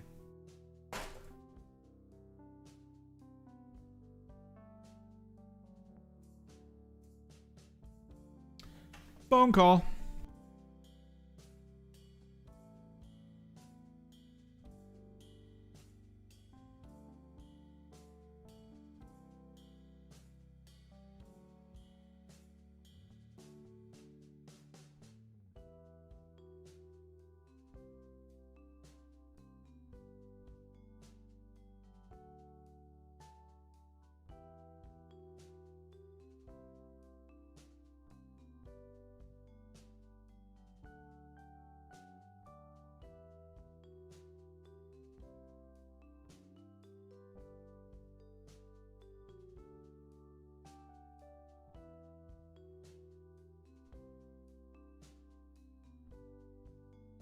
All right, we're gonna blend from Asserman to Leviathan. So what we're gonna do here.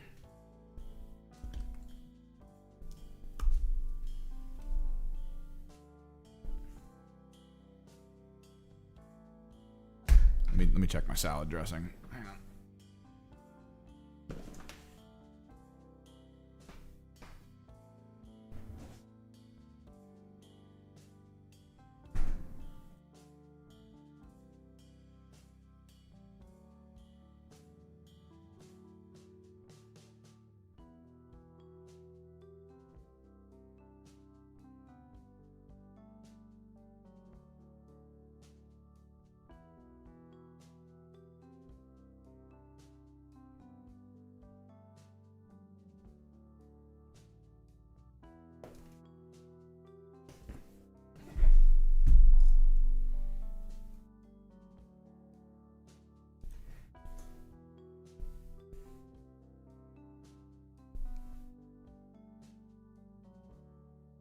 Yes, it is. I am technically a VTuber. I mean, you see my hands.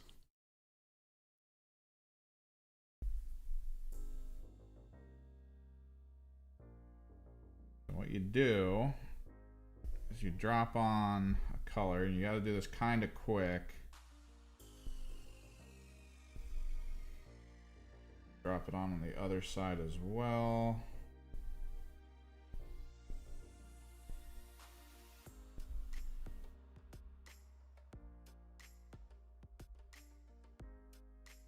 And rapidly, while it's still wet.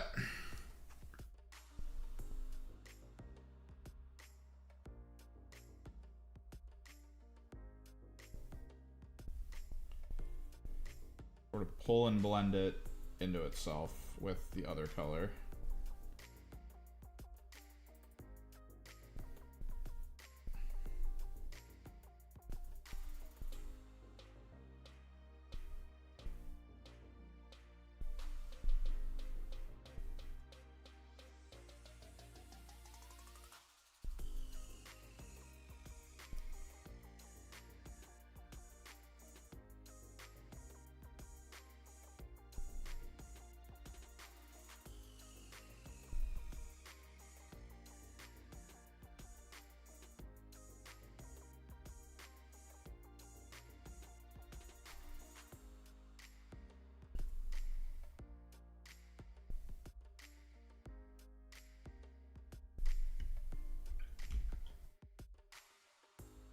apply a little bit more of the basing blue. Try to pull a little bit of it into the bottom here.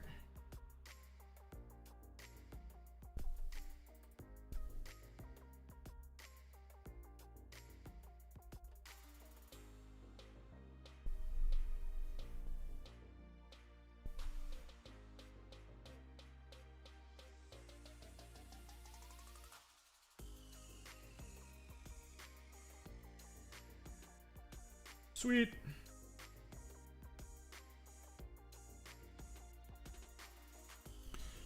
All right, now we play the dry brush game.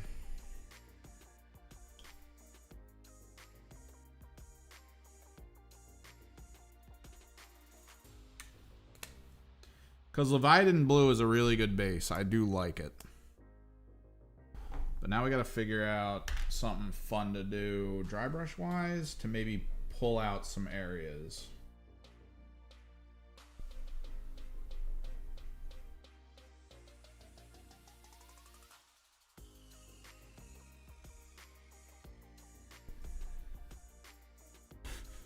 I do think I'm going to turn super chats and stuff on at some point. I do want to get some stuff together because I just turned off affiliate over at Twitch because like it just doesn't work there, man. I think I streamed over there. I think I streamed tabletop content over there for like half a year to like 2 people. it was not great. This is not good. What color do we want to dry brush?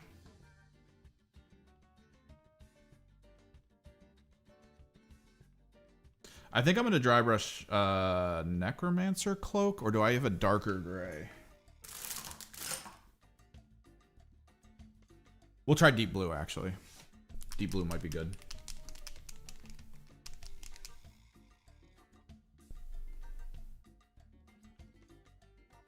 Keep it in the blue color scheme for a little bit. Can always make adjustments. Makeup brush. Actually, this is technically a real dry brush. This is a filbert. No. This is a proper acrylic painting brush. That is way too big. My buddy has a smaller one, which is a lot better.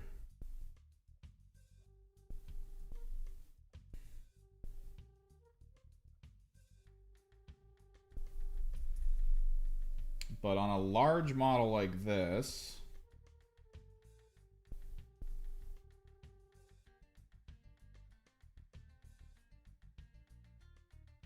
this actually kind of works in my favor.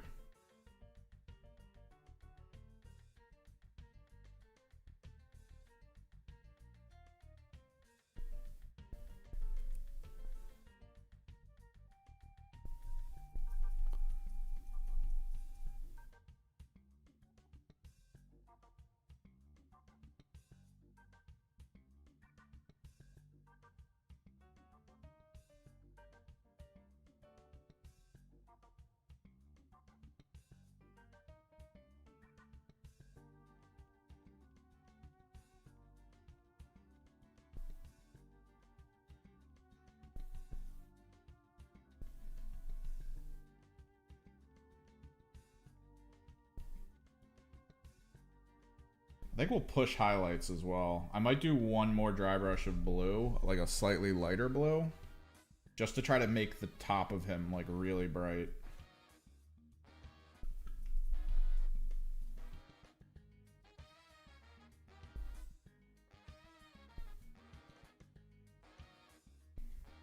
Because Leviathan base with deep blue dry brush actually does look really good.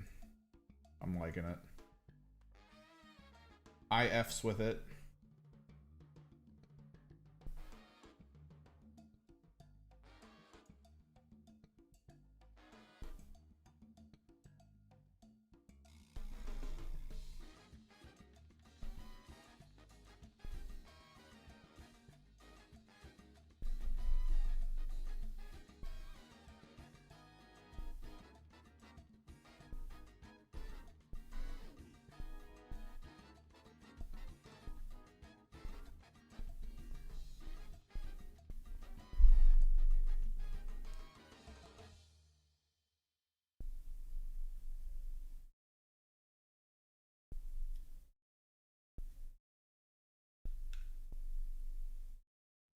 I'll probably Baharoth Blue edge highlight his mouth talons. That'll be good, I think.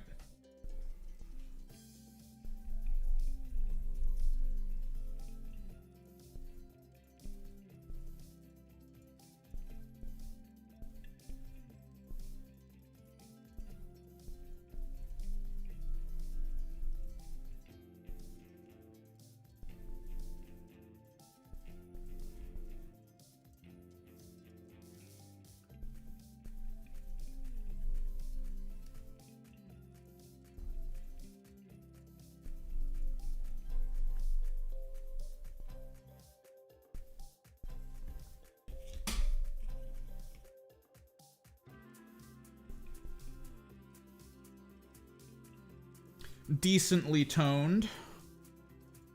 Like it. We've got ultramarine blue or crystal blue. I'm thinking I'm going to try to go vibrant on his mouth, so we'll go ultramarine blue. Try to keep it not as bright.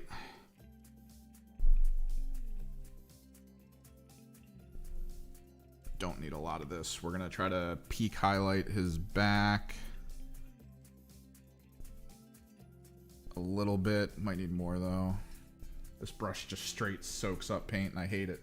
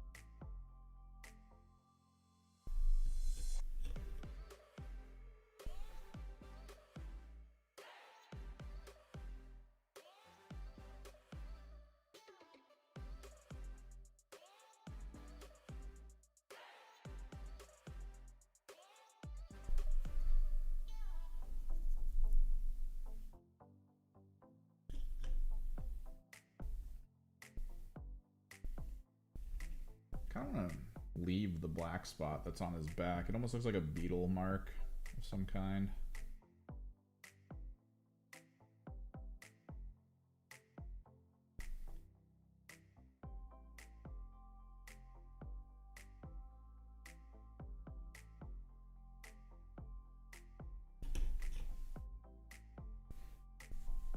Hell yeah, he is.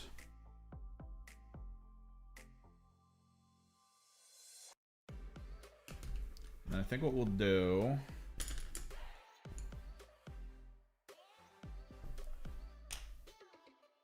let's get into his eyes. We're gonna paint them base yellow, but I think we're gonna get into the orange for most of his weird underskin stuff.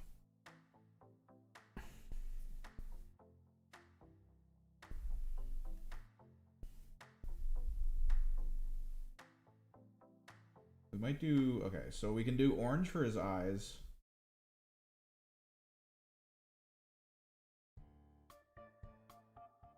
And then maybe green for like the weird underflesh that's out here. Maybe we keep it orange. Maybe we lean into the orange on this guy a little bit.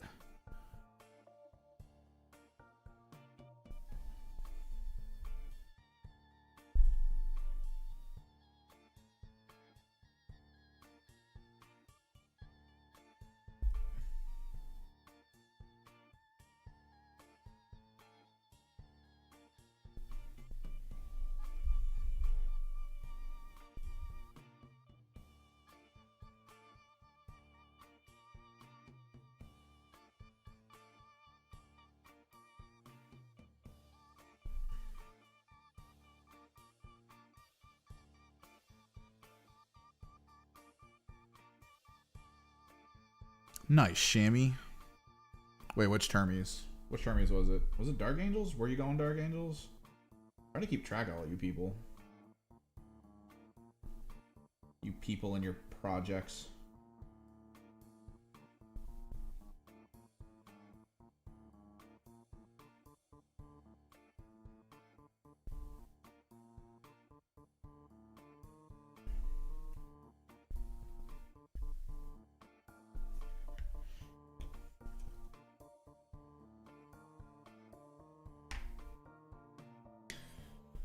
A lot of Games Workshop books are kind of like that.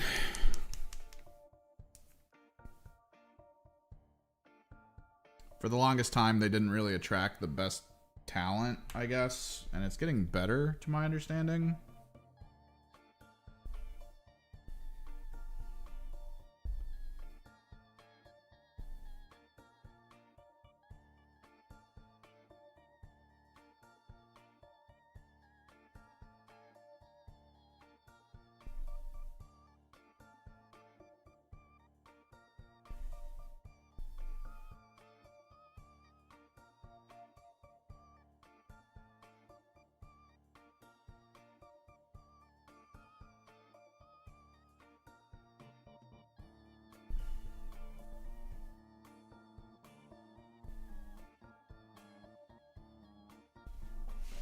Deathwing seemed cool, man.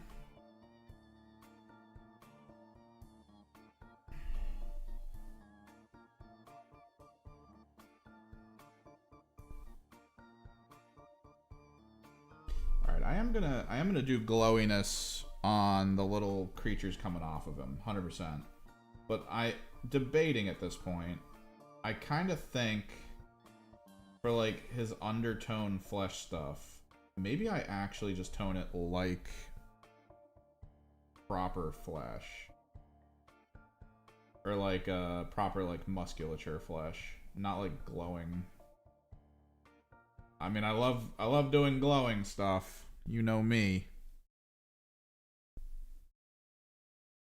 Did you see the there was an interesting post, I guess, on Reddit talking about, because apparently, I guess with Space Marines, you can still, despite being a side faction, you can still choose a standard Space Marine detachment, is what I'm understanding.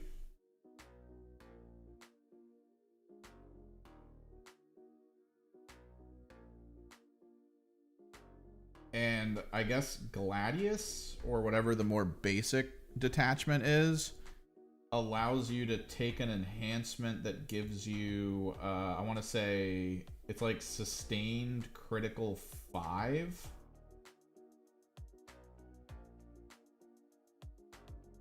And now you have those bikers that are like mostly plasma guns that have huge damage output potential. It's something like 73 damage on average every single time they fire.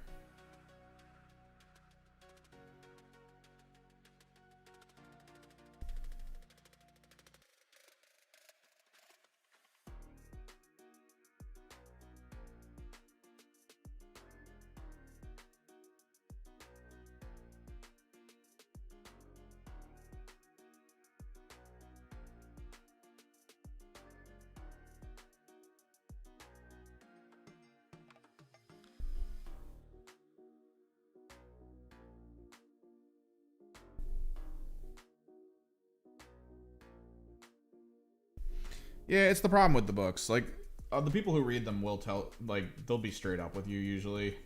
They'll be like, yeah, it's not that great. But then they'll tell you the ones that are kind of cool, and yeah.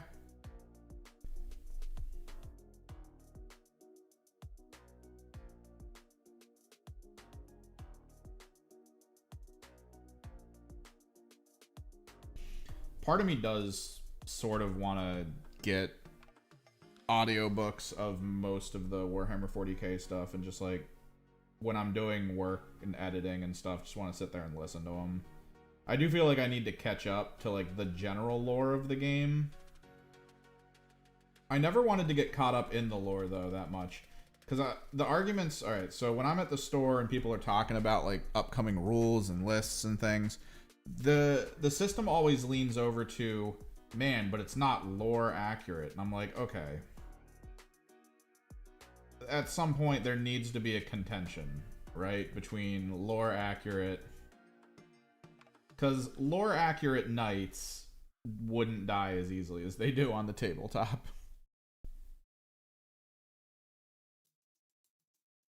But lore accurate knights would probably only have like one war dog on the field at any point in time.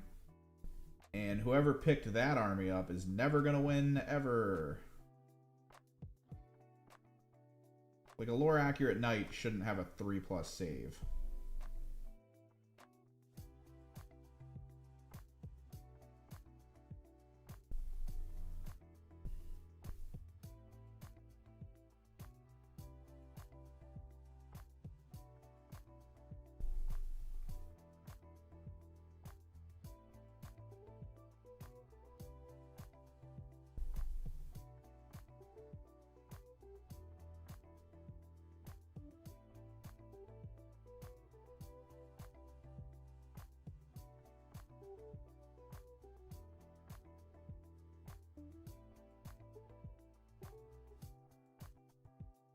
And the idea that a 3,500 point Titan could be potentially pulled down by 3,500 points worth of enemy models.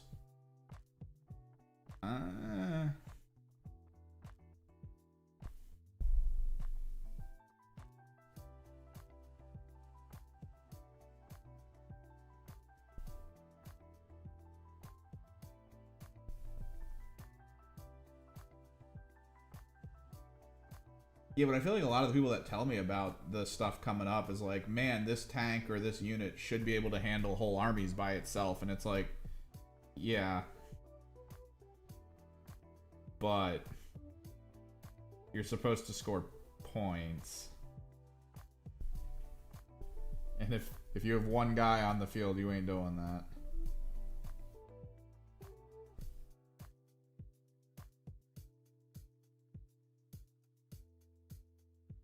It will be interesting to see them increase potential flavors of things. Because I will say right now, with how the game is, they have hyper simplified like a lot of the unit flavor. And I think people they're not used to that, I guess. It's a weird concept, right? Magic the Gathering, which, you know, it's a thing. Whenever Magic the Gathering comes out with a mechanic, they usually name it, and then anyone that has it by that name, and that's just how it is, right? You know, discard 3 cards and blah, blah, blah. There's not a lot of, like, flavor necessarily in that, but the factions themselves, like the colors, tend to have more of one thing than the other. Like, mill usually comes from... Well, mill and unit removal usually comes from black. Direct damage, sorceries, and fast things usually come from red. You know the gist. But it's all, like, the rules are all the same. Like, haste is normally seen on red, but haste can be in any of the other colors.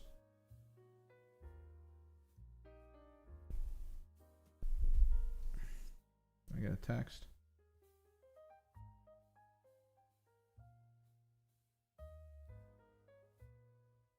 And I feel like Games Workshop tried to take a page out of that book to try to simplify things a little bit.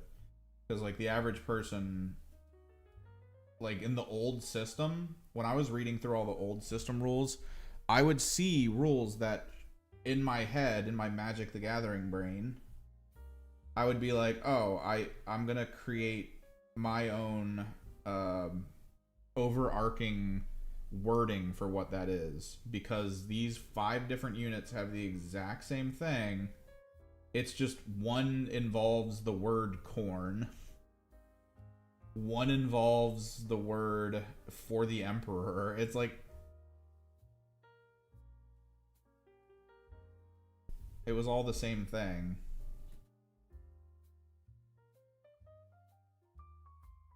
But they flavored the wording, and that was it. And people seem to... Fans seem to love that. Fans seem to love the flavor wording.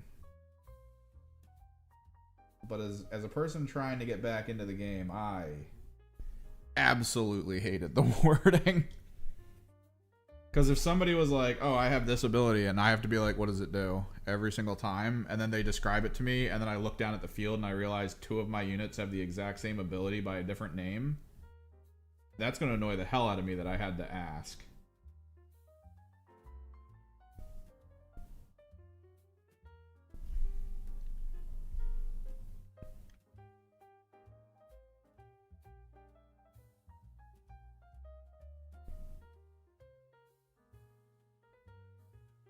The issue is they kind of still do it in 10th.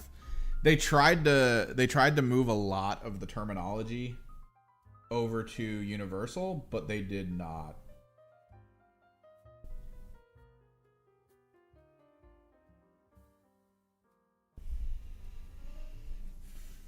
For instance, yeah, every army had a different name for Feel No Pain.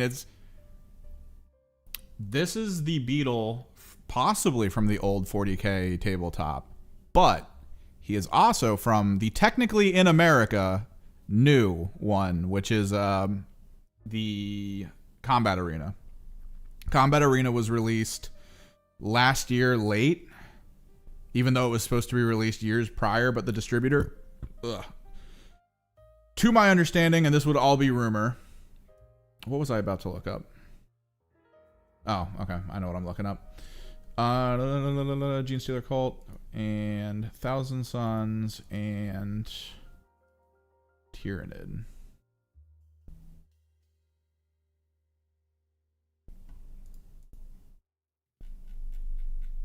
Scrolling. Zangor Enlightened. And then I believe Gaunts of some kind?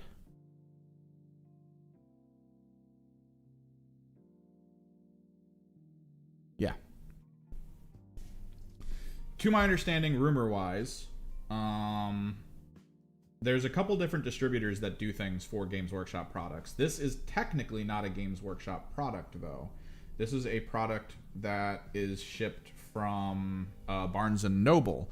But if you're familiar with the heroes, the blind box hero things for Warhammer, that's also in a similar issue. It's not technically Games Workshop's products. It's an outsourced company that is licensing the products to do like a different thing that they think people will be interested in. It's a whole thing. So whatever company manages the distribution of things like Heroes and of this game, I'm gonna cover up this black spot on his back. I actually don't like it. It's terrible, and I've heard rumors that they're just really bad at getting stuff to places that they need to be. So like the fact that this product needed to be shipped to the US and then just wasn't for like a year, that was on that company deciding like, we don't want to do it.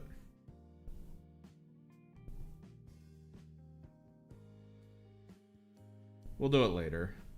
We'll deal with shipping to the US later. So they literally just prevented the US from getting this product on time for whatever reason.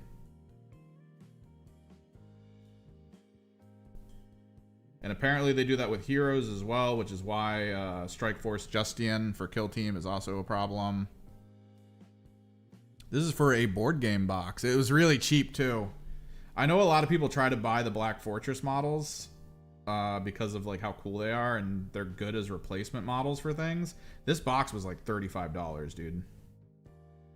I got the Amble, I got dice, I got rules and cards for them all. I got the entire baseline team for the Black Fortress. It's pretty awesome.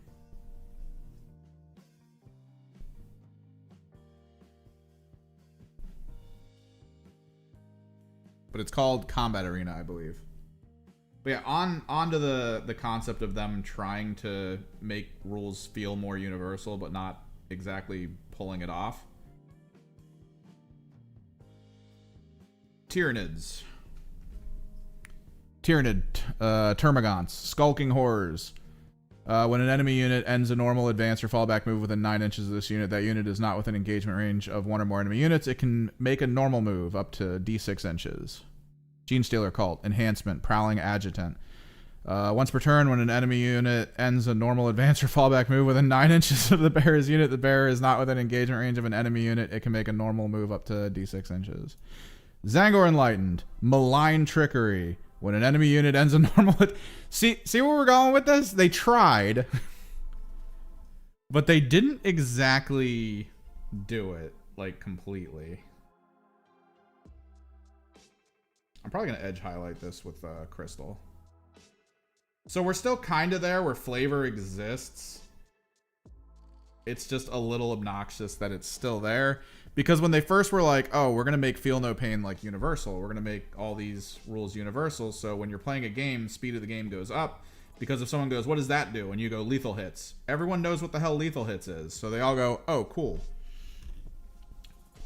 And that's kind of like what I wanted, because it's a little bit closer to the speed of like Magic the Gathering. You see a unit or a card on the field and it has like poison. You're like, I know what that does, blah, blah, blah. Like it's a universal concept at that point, and it's good because of that.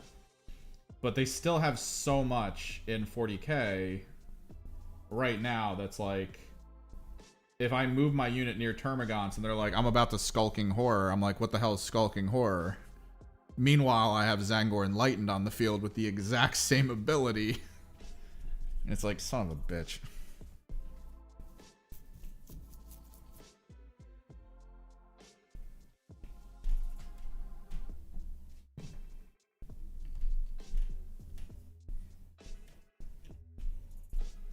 Alright, so I think we're going to do actual Flesh Tony stuff for like the other components. Either that or we're going to pick a different glow. So I don't know what we want to do for that glow. I don't want to... We'll keep the glow restrictive. I want it to be the eyes and maybe these things on his back. No, these can be fleshy too. But how?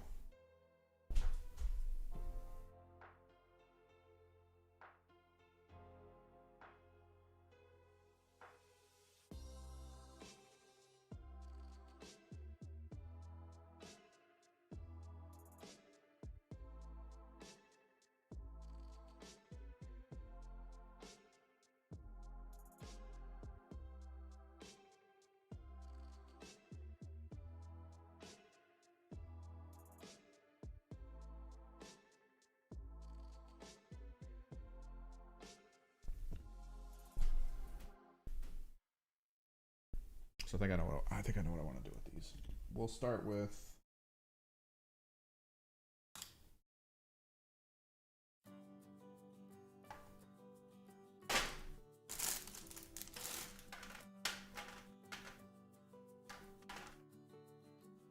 a really light pink. And then I think we'll hit them with like ball red or something.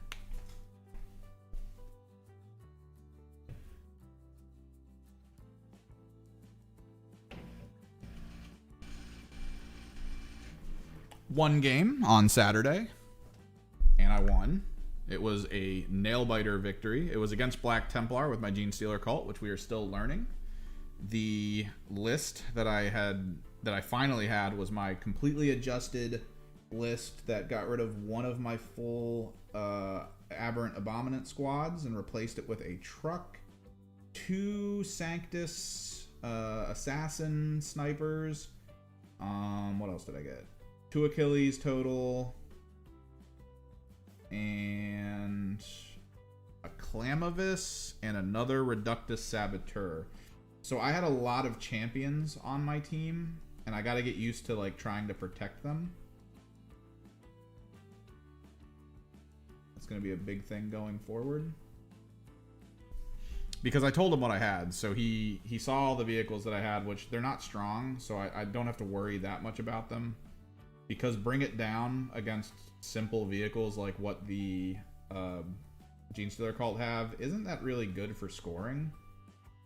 And another cool thing you need to focus on, I think, is that it sounds like scoring on the assassination thing, the kill characters thing, that's like once per battle round or something. I need to look it up. Because like it was worse than I thought. because in a couple rounds he killed multiple of my leaders, and like when he did that, I was like, oh no, because he would kill like 2 of them in a turn, which means he would lose points like later on when he wasn't able to kill the rest of them. He did a good job. He killed one champion like almost every round except like one. Like one of the characters. Where? Mission generator deploy. Oh, secondary. Here we are. Assassination. If you are using tactical mission at the end of your turn, if either of your conditions, so at the end of your turn, if either of the conditions below are satisfied, secondary mission is achieved and you have scored 5 points. That's tactical. If you are using fixed, when a secondary mission is active, each time a character model is destroyed. Oh, no, I think he misread it then. He should have scored decently. Because it's each time. He misread it. I think he got almost all of them, though.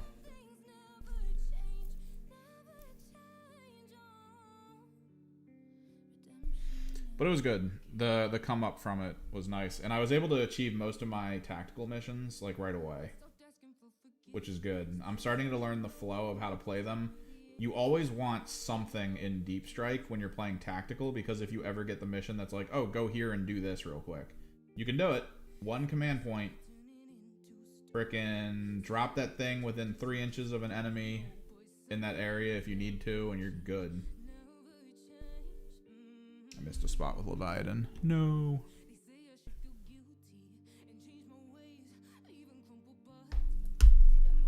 Yeah. Felt like a good victory. Can't wait to use them again. Not gonna lie, I used Dynamite as Overwatch at one point. He was bringing his Black Templar bikes up on me. Like, he was coming for my guys. It was scurry. And my brain went, hey man, think of this. That Dynamite hits on a 5+.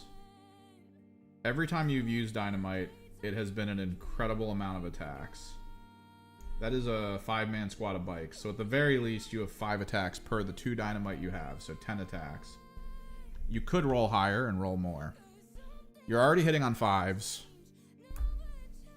Overwatch is a 6. So it's only going to reduce it a little bit. Let's take a shot at it. And I went, yeah, let's do it. So I had 2 Dynamite left in the squad. The 2 other Dynamiters died before they were able to throw, which meant I got to use them later, which was crazy.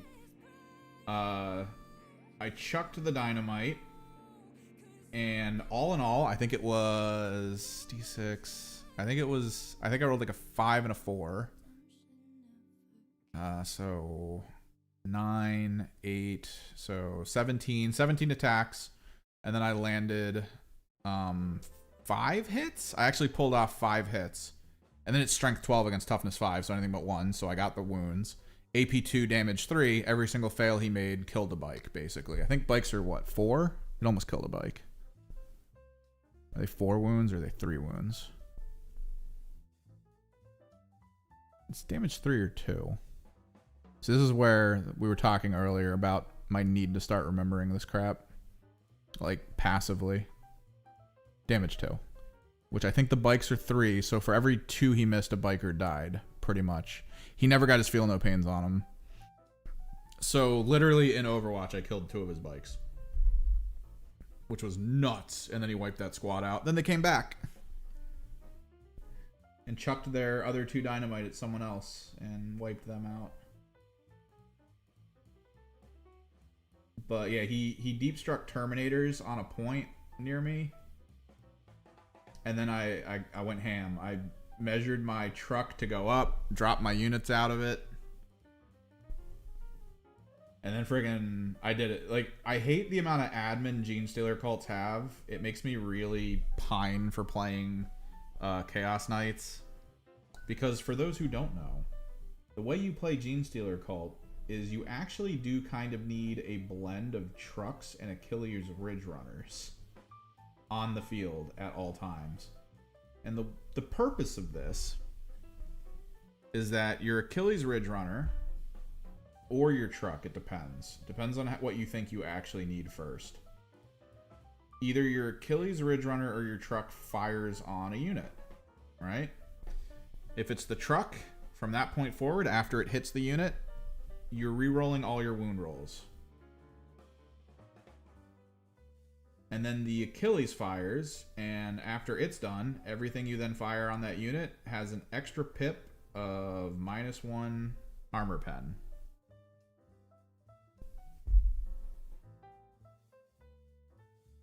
Which is pretty big. You then chuck all your dynamite and open fire with all your flamethrowers and whatever the hell else you have from your acolytes and all that. So what ended up happening was he dropped his terms to try to hold a point and to try to lure me out, and he was hoping the terms would survive. They did not. He had a leader in that squad. He had all this stuff going on for it.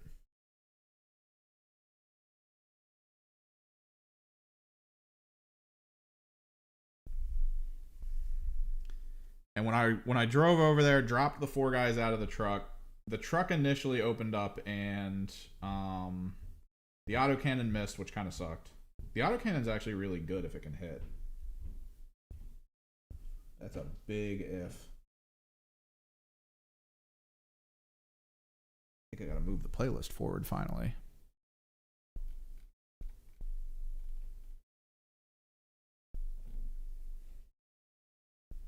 It is highly recommended you have a cooldown army. That's just like, these are our rules, play us. Highly recommended you have at least one of those armies in your wheelhouse.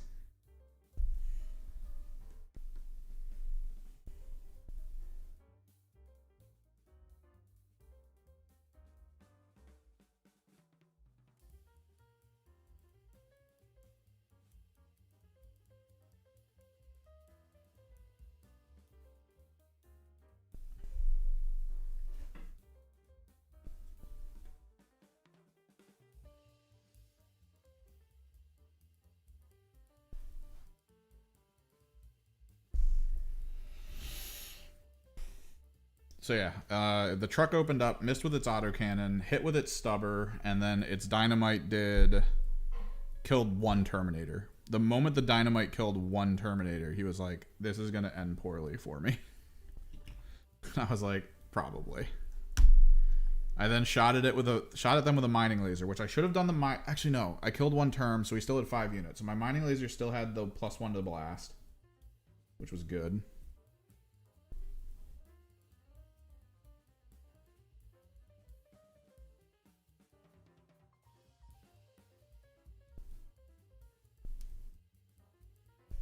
Exactly what you want. And then I opened fire on them. Mining laser killed, or almost killed, 1 Terminator. I think his Feel No Pain saved him, which is actually really good for him, because then he has that 1 wound fodder unit that can fail something coming up next.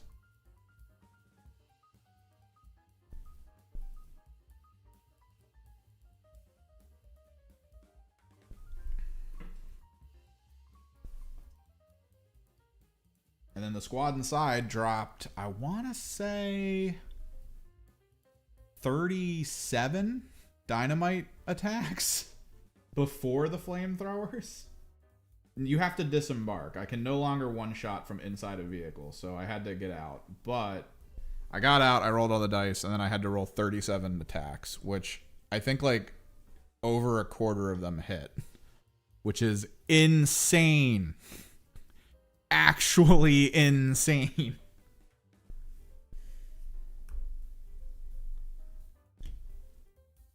And I wiped everyone, and then I think his leader had like 1 wound put on it.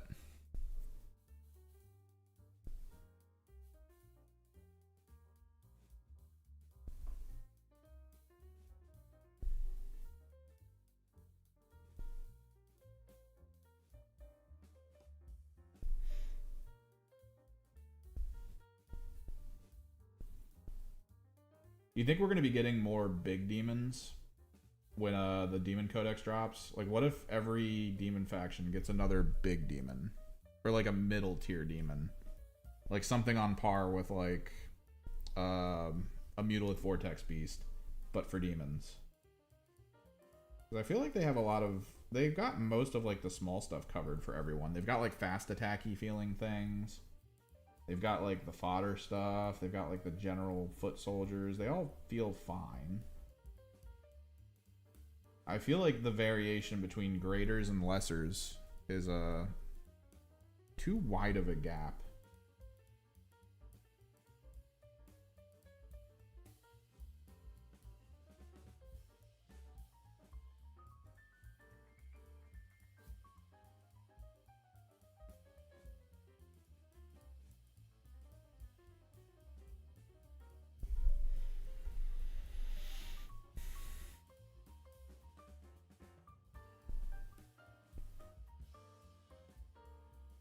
So like you think we'll get like chaos spawn level stuff?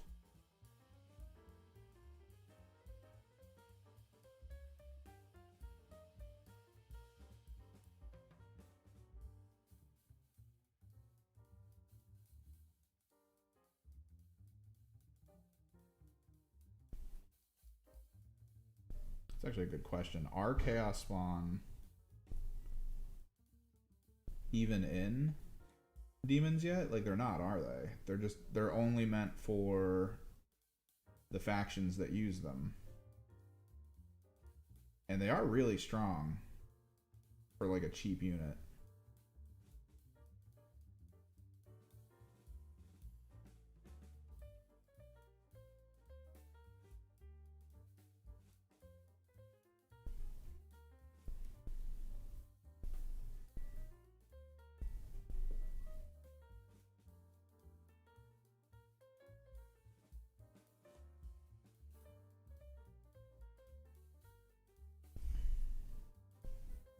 I feel like we're due some mid-tier demons.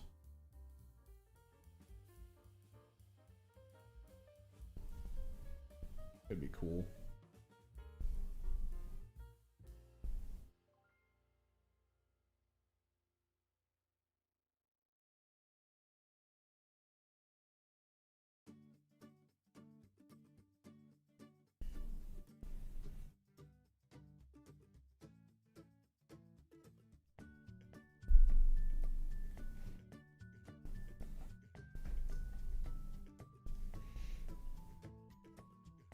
What do you think it would be? You think it'd be like a purple horror? Like a red horror or something?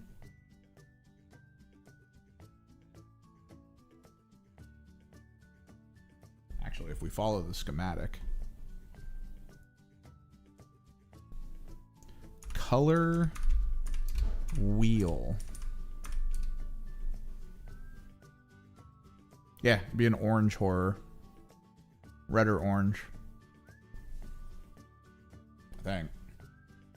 Oh wait, yeah, no, yeah, it'd be red or orange.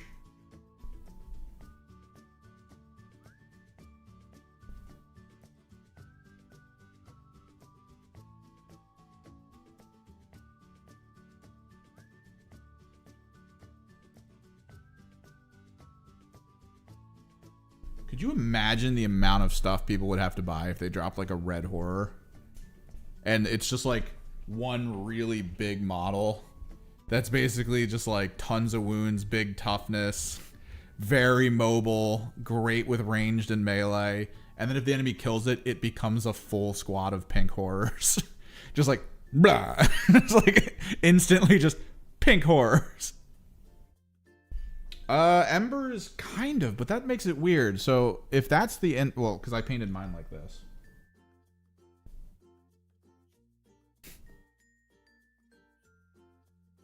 That's me. So let's see. Color wheel. So let's say it rotates back and forth. Maybe that's what it is. It's like an oscillating thing. Color wheel. So we start at the pink, then they go to the blue, then it oscillates over to yellow, which would mean green. So the bigger horror would end up being green as it jumps around, which is weird because that'd be kind of nurgly.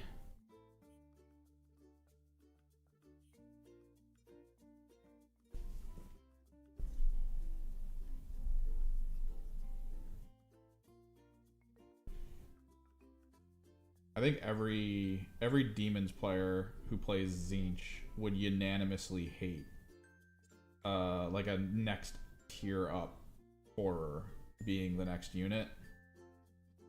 Because the moment Games Workshop is like, by the way, for every one of these you buy, you need to buy an entire pink horror squad and then 2 entire blue horror squads to ensure that you are able to have on field everything it becomes.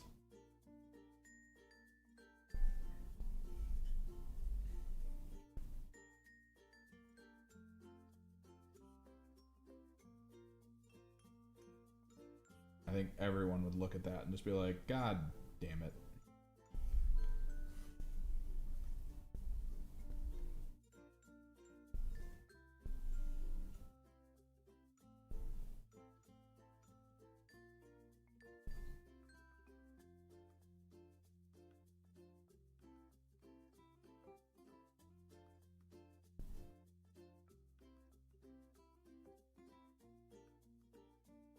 I think in the tournament I watched, there wasn't any Chaos Demon representation. There wasn't any Votann representation. They were running old data slate, though, for the tournament. That was a decision they made since the tournament was technically scheduled before the data slate dropped.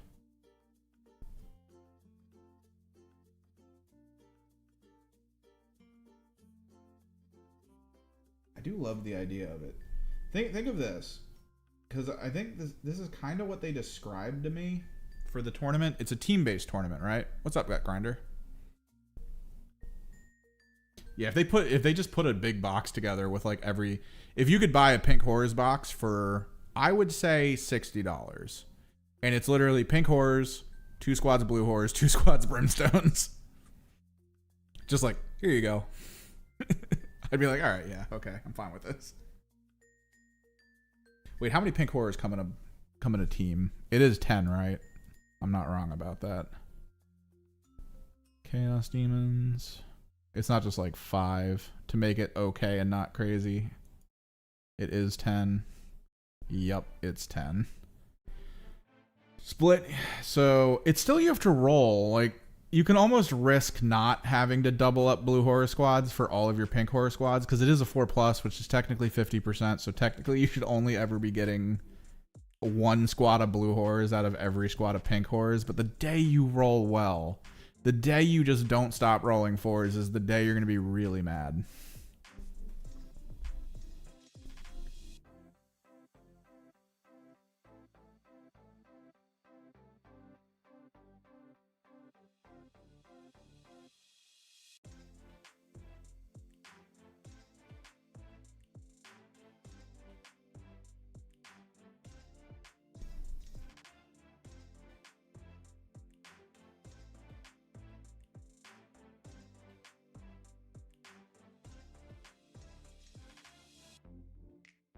I still love the idea that when the Pink Horror squad fully dies and becomes completely Blue Horror, you're actually supposed to move over to the Blue Horror list.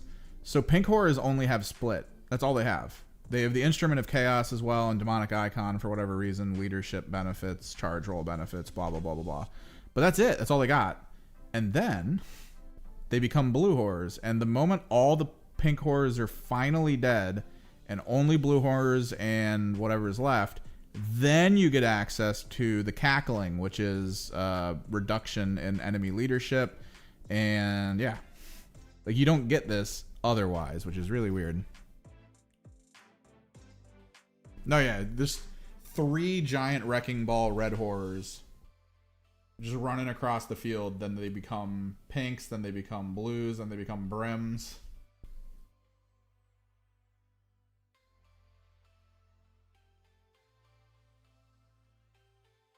Like, all it reminds me of is like the Endless Wave frickin'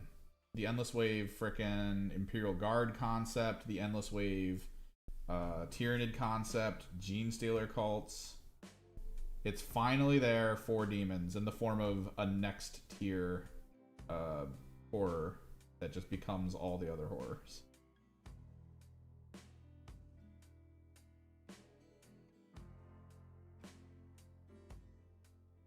I feel like the roll would have to be like 2+ though for him to split, unless it's like guaranteed. Guaranteed would be great.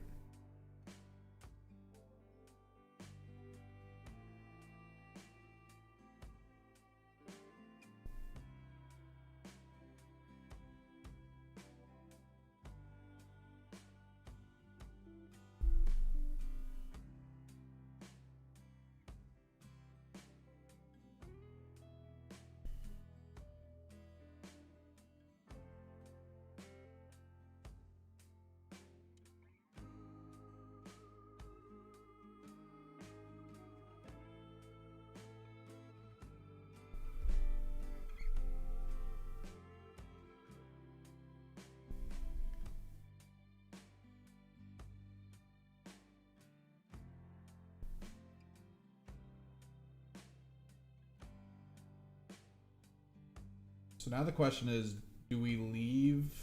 Because he's got like a 2-tier. He has a flesh. Let me look up how other people paint ambles. Because he has an underflesh, but then he also has an exoskeleton. And I think I've only ever seen him in like one color. Okay, so people do a similar concept to what I'm doing here for his undertone, but like, okay, so what we have for this top part going into Army Painter Ultramarine Blue is kind of the limit for how light it gets. They do edge highlights though with some other stuff, which is probably what we'll do here in a bit. But like overall,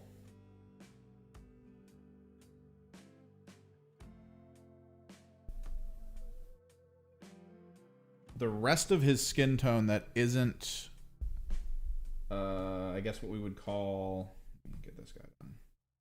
The rest of the skin tone that isn't what we would consider exoskeleton is a similar tint to what his exoskeleton is, which feels kind of natural. I mean, it feels like an exoskeleton would just be like parts of your flesh that then like harden. No, yeah, that's like the normal colors, but I'm trying to figure out the difference between exo and endo. Well, not endo. It would just be exo and then flesh.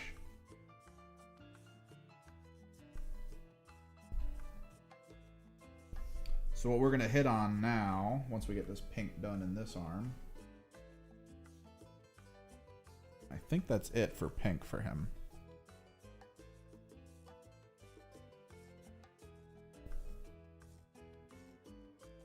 I'm going to get like a rust gray maybe, because rust gray is kind of a bluish light gray. And then we're going to try to layer paint rust gray on his fleshy areas to try to lighten them up.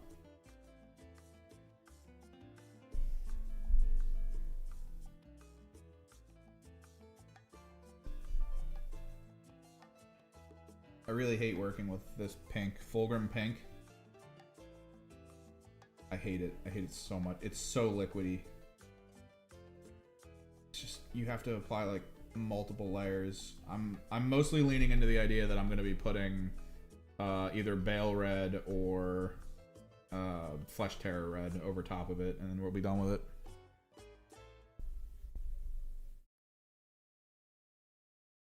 Well, I'm looking at one from the general Warhammer community right now.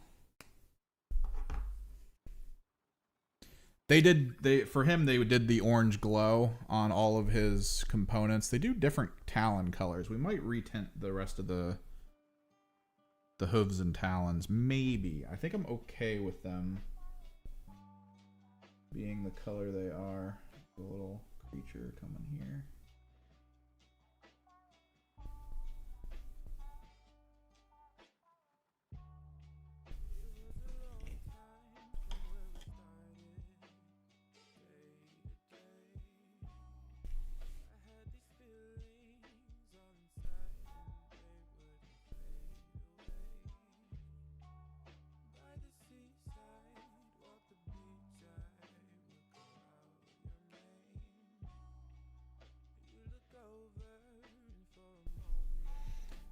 We'll still have to edge highlight later, and that's fine.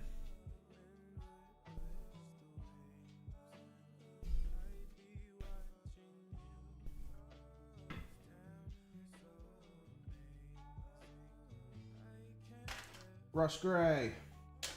Where are you?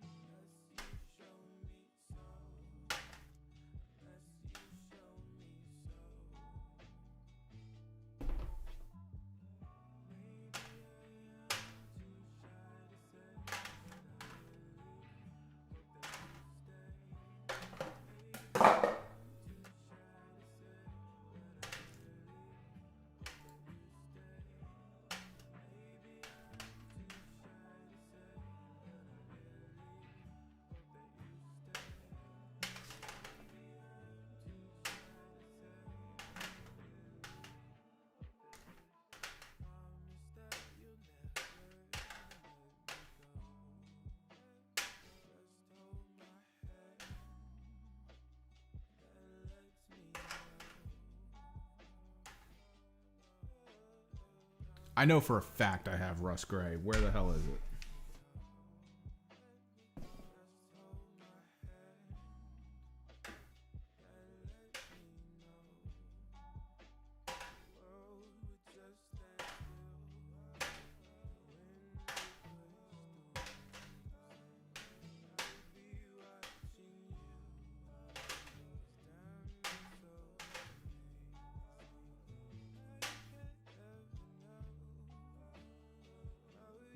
I didn't leave it out, did I? No. Ah, I got it. Sneaky. Vortex Mixer! Weenie.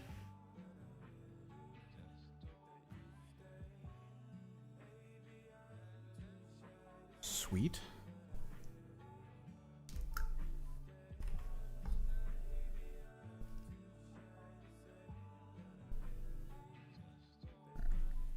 Put it over on the wet palette, get it to dilute a little bit.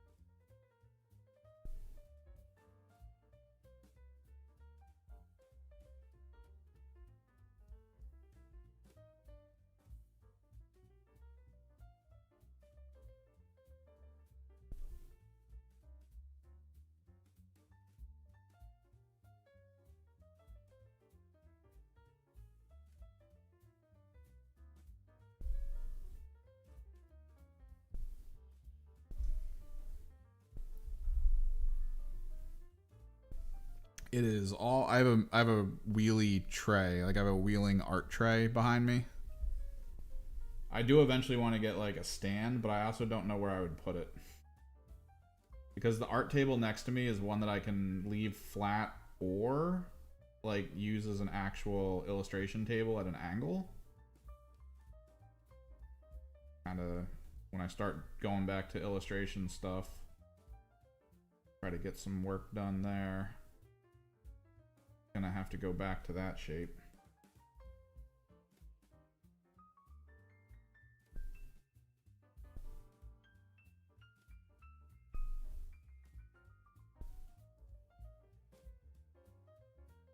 So I can't really just put paints on that table and leave them. Yeah, it's just this wheelie tray behind me. There's 2 layers of it. One has all the golden high flow on it. The other has Citadel and Army Painter, as well as some Pro Acryl and some of the Vallejo shifters.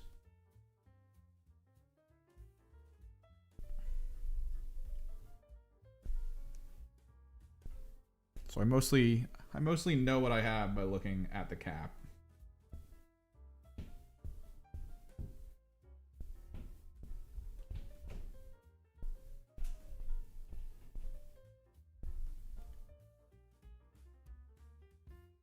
not a good way to live.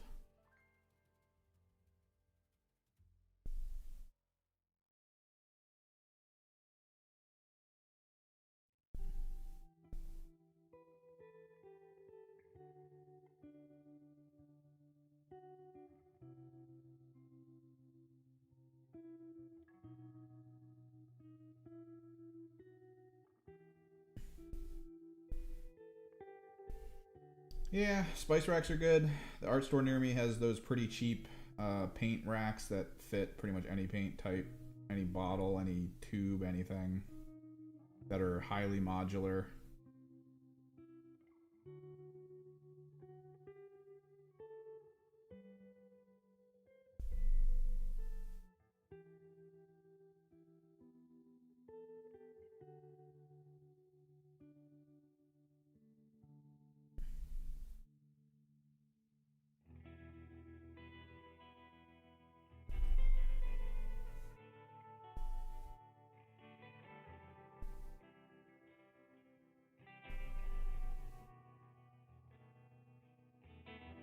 Those are pretty good.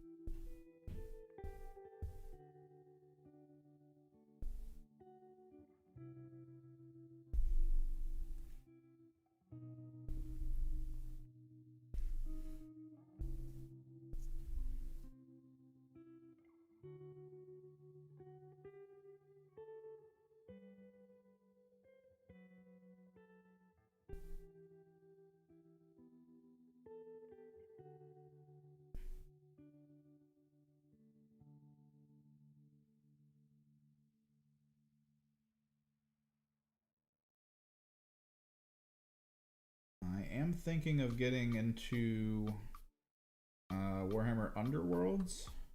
Apparently there's been a pretty big spike in interest in that game for a lot of people because they I think they adjusted competitive rules. They made them more defined, and it's easier to be competitive in that game. You don't have to keep getting new decks and stuff. You're pretty much, I think they limited the deck you can use in competitive to the team deck specifically or something. It's very adjusted from what I remember hearing about. That made a lot of people get into it but then leave it because it got to become too much, since you were constantly needing to follow stuff with it and change and blah blah blah. But now it sounds kind of cool. The problem is Games Workshop's hyper focusing on 40K right now, and I feel like Underworlds for a lot of people started to fall off, so maybe they stopped paying attention to it, because the last box that came out, or the last couple combo boxes that came out, haven't received solo releases, it looks like. I really want that Zinch team, the newer one, not the old eyes. I want that Ephelim's whatever, because it looks kind of cool, and the demons look really cool in it. It's got some great models. But I also don't want to buy the whole thing, but maybe I should, just because that comes with a board.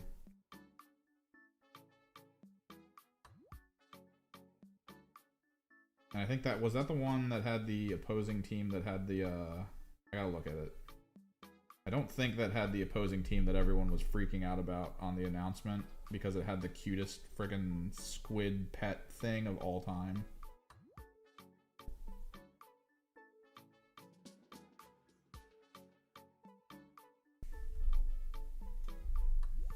I don't think that was the one that had that.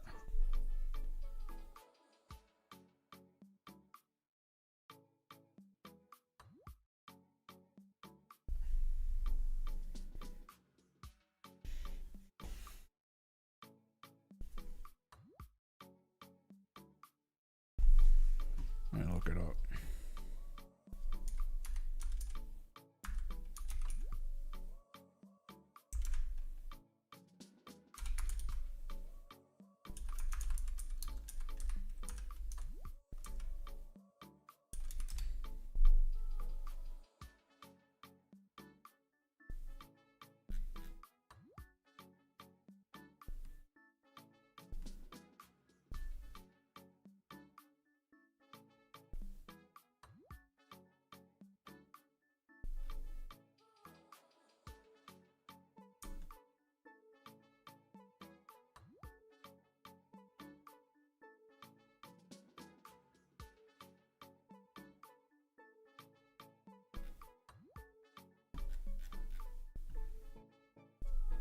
I think he's against Storm Coven, which, eh.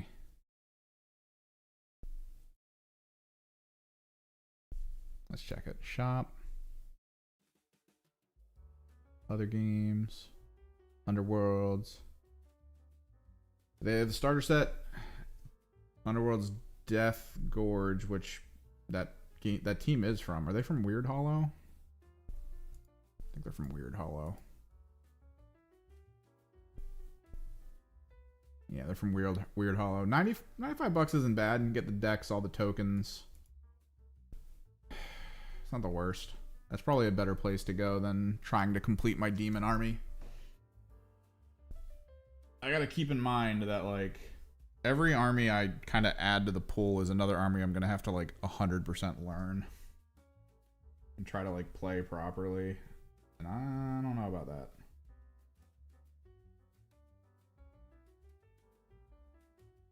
Like, I'm kind of glad to be close to the end on a demon list, but at the same time, every time I think about it, I think of all the people who are like, man, I really wish demons were like decent to play, and it's like, maybe I shouldn't play them right now. Like, do we think there's going to be value learning them at like a point in time in which a lot of the players who play them very much dislike kind of their overall feel? Would it be one of those things of like learning them at their worst to play them at their best? Kind of a situation.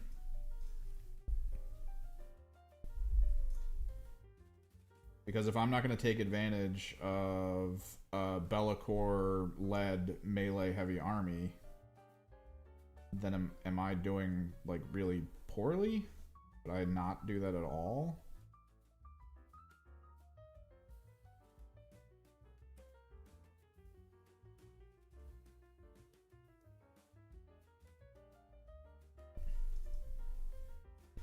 So instead of dropping a ton of money on like a Lord of Change, bunch of Screamers, some Flamers, instead of going that route, maybe I just pick up this Warhammer Underworlds box set, get started on building Nephilim, try and get a battle report recorded for it, because it is a cool sounding game.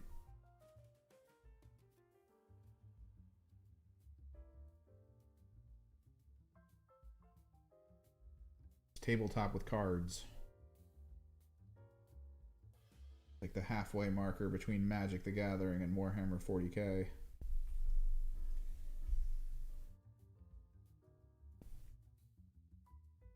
But without the need to collect frickin' random trading cards to see if you have enough power to play.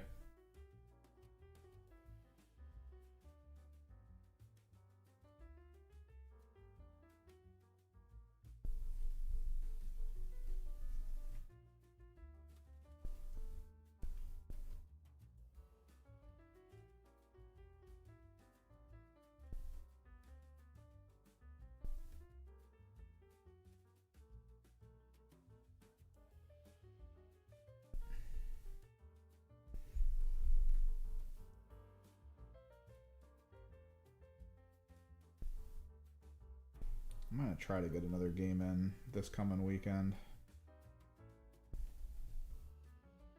I think the big thing I need to think on is if I go to a tournament, how do I record at the tournament? Like, what do I do? I'm gonna definitely have to like vlog stuff. Because I would like to put out a video that feels like a decently edited, like my experience at such and such tournament. I think that could be cool.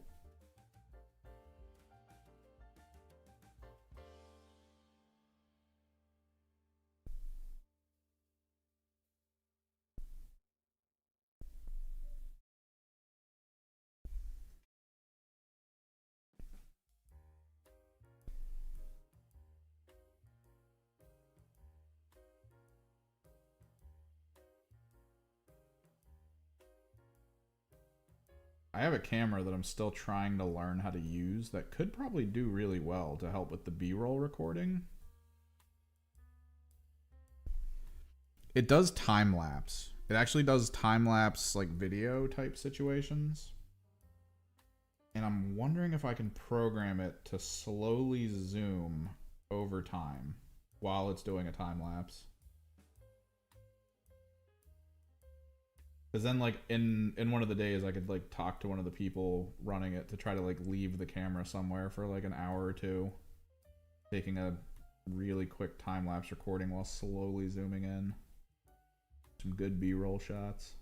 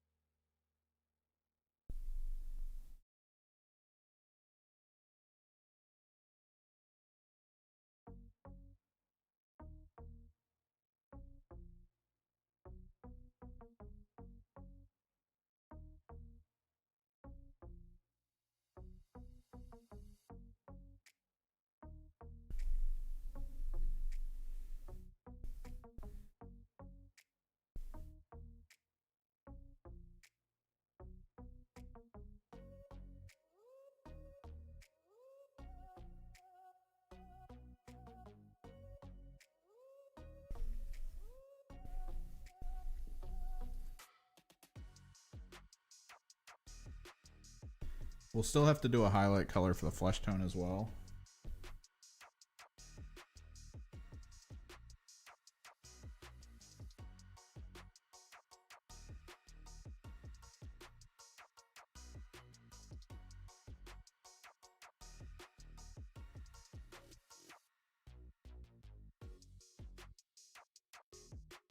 In specific spots, mostly.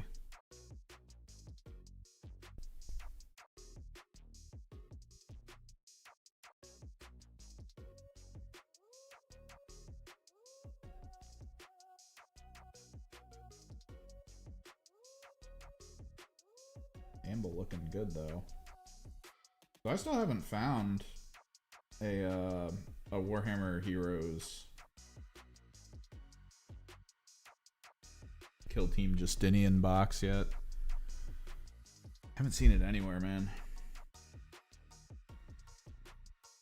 I think people started posting pictures up that they were getting them like a month ago. But again, I think that's the same distributor that was supposed to get us this, the Combat Arena box, like a year ago, and then didn't.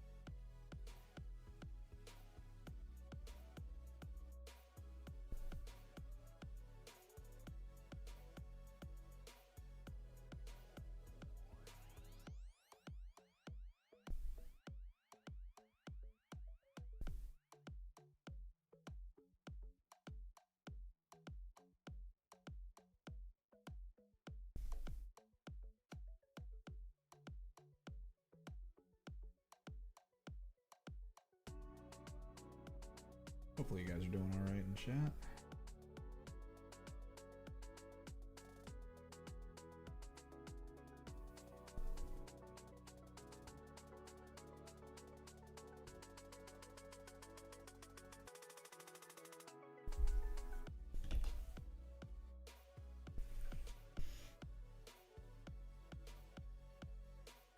Trying to think of what colors to make some of the other units. Like I know there's established color schemes for these guys. Like there's kind of like that lore color scheme, and you know they got the stuff on the boxes.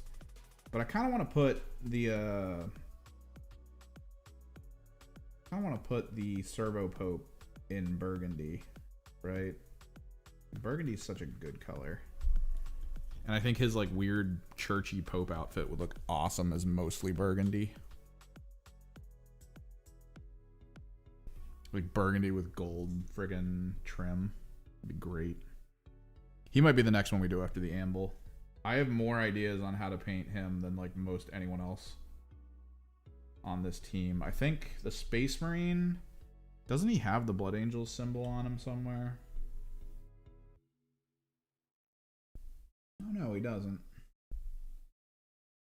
Technically I could make him anything, but I will probably make him a Blood Angel. Just to do it.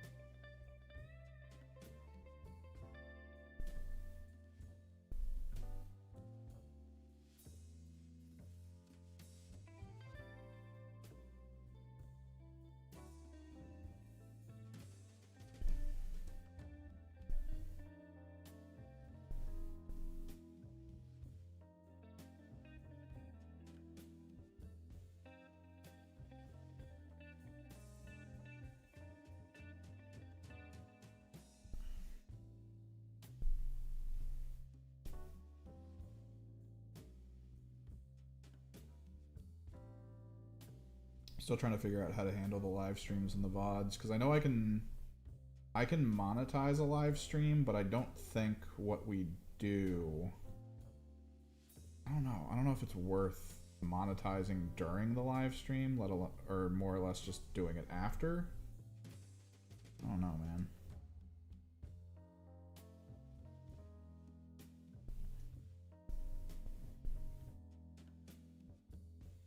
Because like it looks like in the back office, YouTube has the same live stream potential for advertisement and monetization that Twitch does, where they just like pick moments to then play ads and stuff.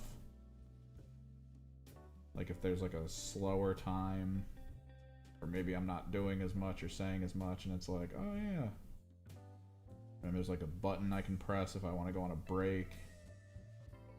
That'll run some ads or something. Like, it's weird. My current stance on it is to just leave it off for the stream and then to turn it on for the VOD. I think.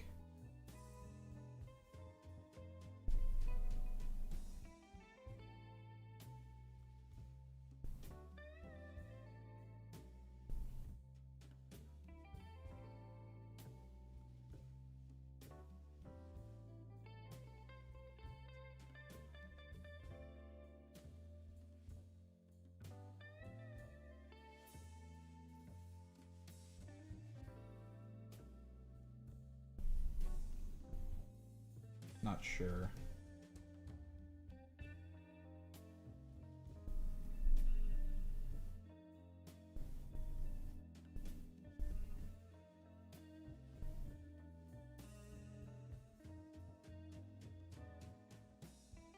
At the very least, I do think I want to get memberships and super chats going soon at some point.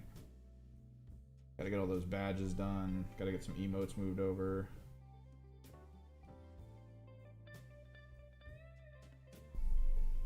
What does YouTube even have for emotes? Do I have animated emotes? Because I have that really fun,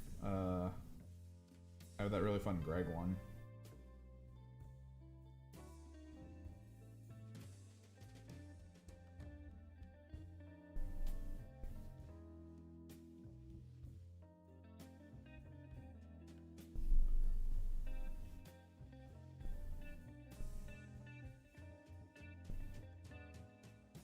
That could be cool to bring over.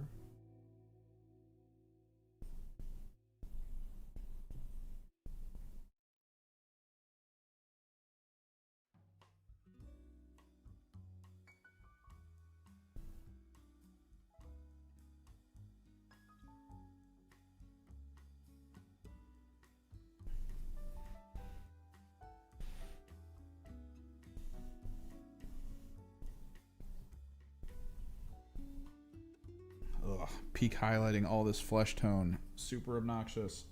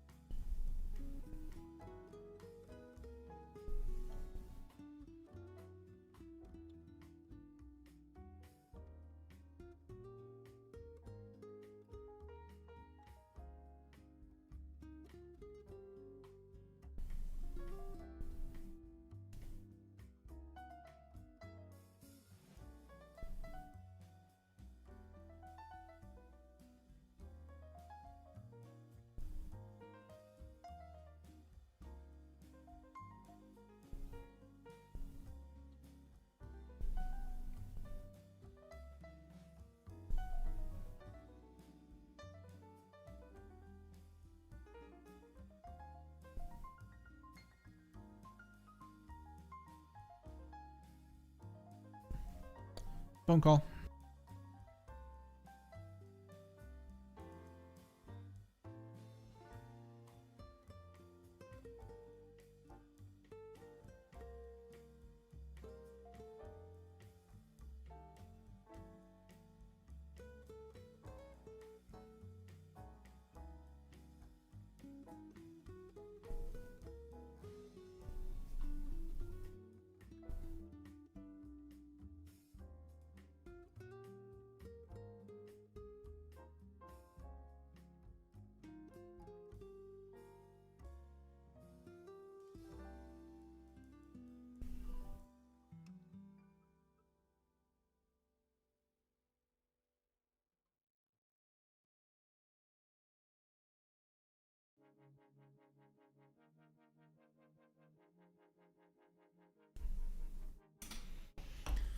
Ugh.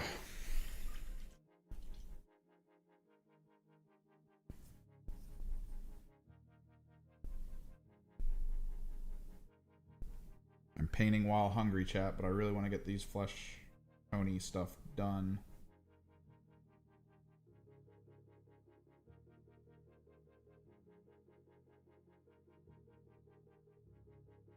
Before grabbing my food.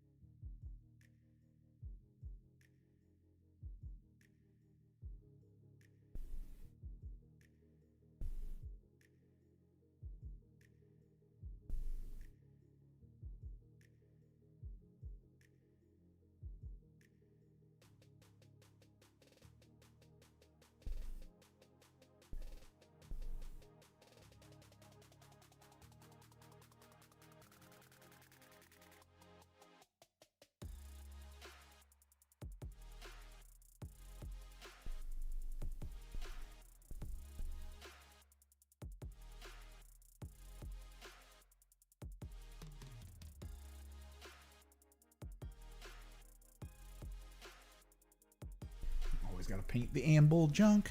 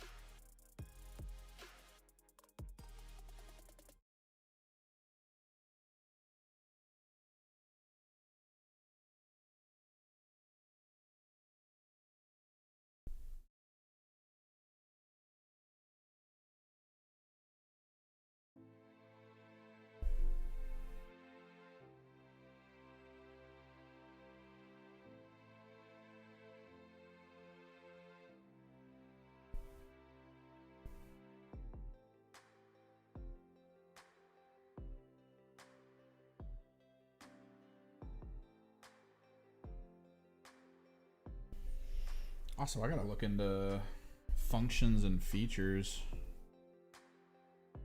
of Twitch streaming. I don't know what else they've changed and altered. Like, can we not raid people still? thought that was something they said they were going to try to add.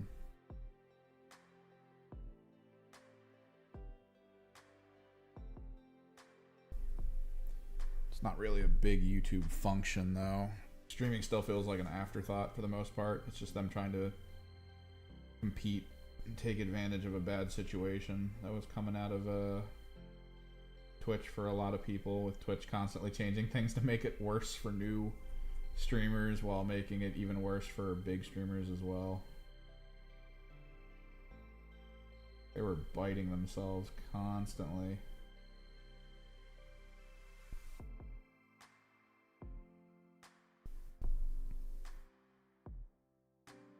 A lot of new functions though popped up. Like, I checked the back office though on Twitch side, and like there's so many new things that they finally were like, "Yep, we're gonna try to fix this. We're gonna be better." But I just don't think there's a big enough tabletop community over there.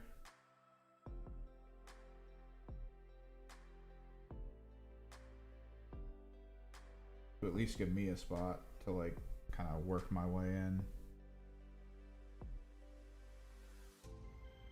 Like it's at critical mass or something. Good tools though, I think, to show like how to set up. Like my big thing is we're streaming now. This is a terrible time for me to stream. Like if I want to grow this side of my channel, I should not be streaming now. And Twitch was like, the channel is, the things you stream to are most active at these times. And it's like, well,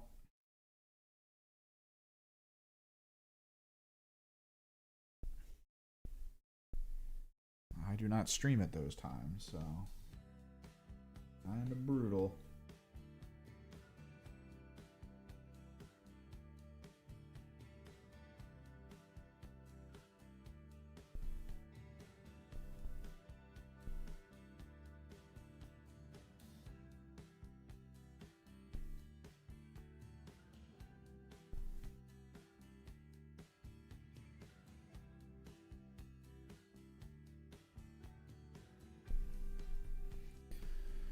All right. Amble flesh tone. Just a little bit of rust gray. We do need to do some peak highlights on it. Let me go get a fork because I am hungry and I have salad.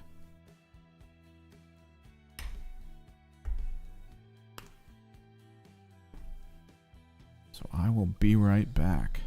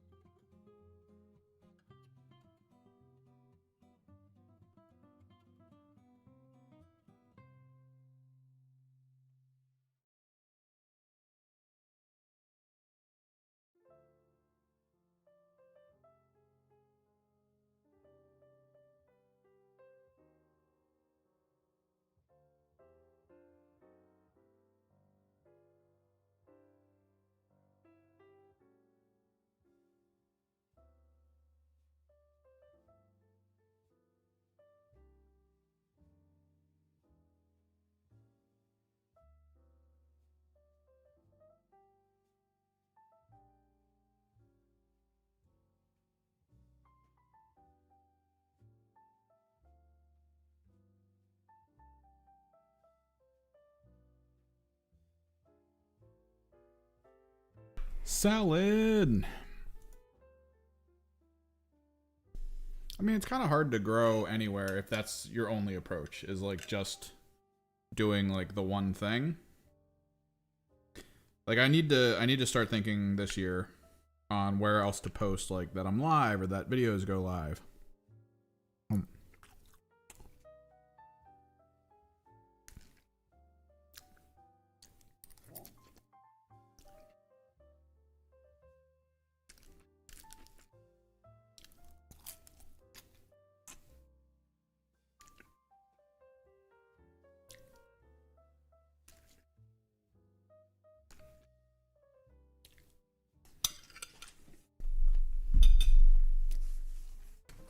I do feel bad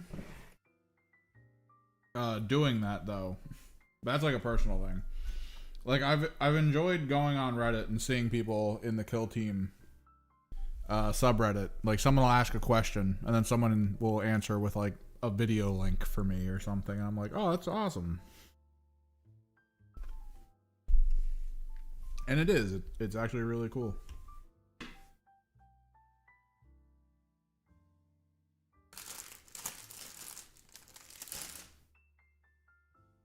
Where'd my white go? Oh, there it is. We're going to mix white and rust gray. I need to pull rust gray closer to white, and then we're going to do the highlights on the flesh.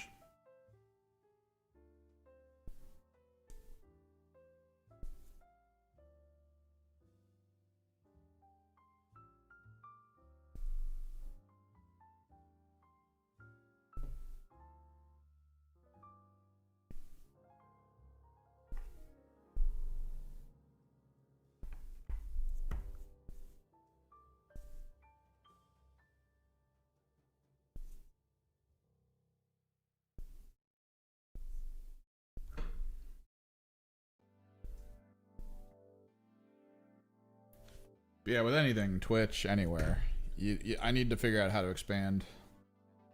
Like, I need to start getting clips together that are like, hey, go check out my YouTube channel for more, and just posting them around.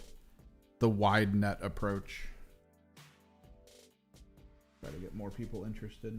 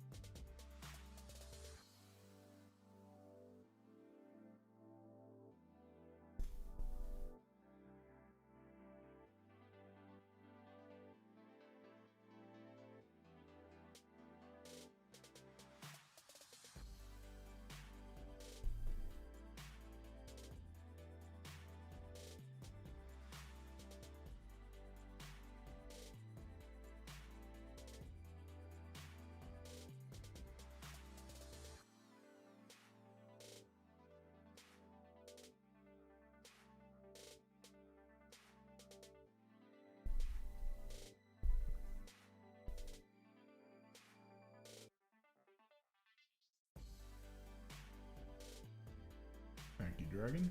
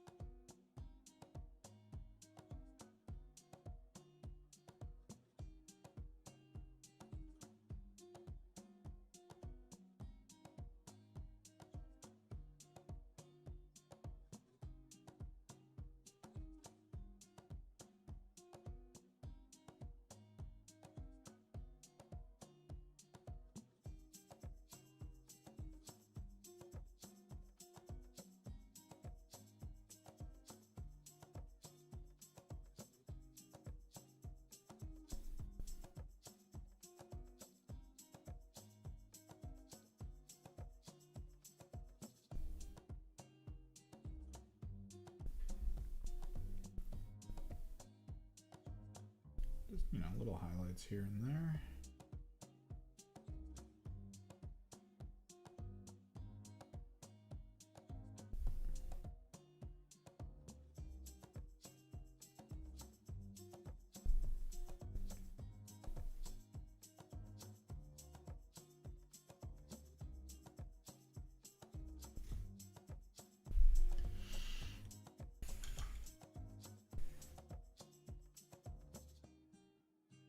Pink stuff cleaning on this guy.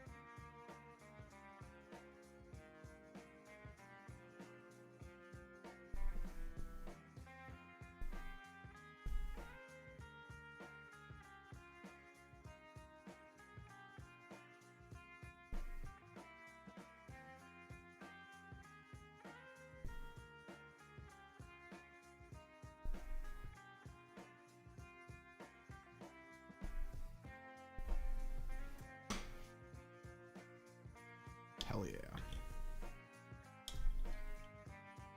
Let me get some of these glows chosen. Fluorescent orange and fluorescent green. Another bite of this salad.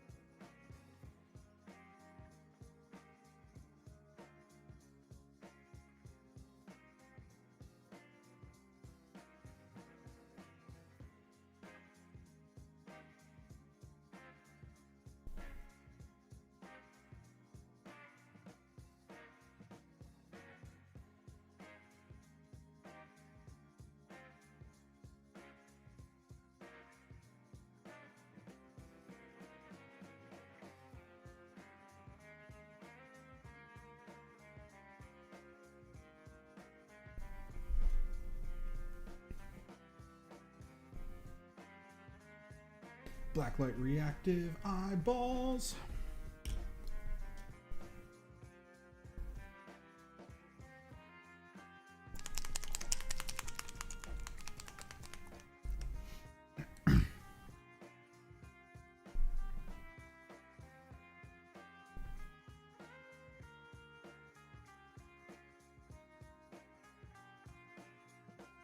Think that'll happen?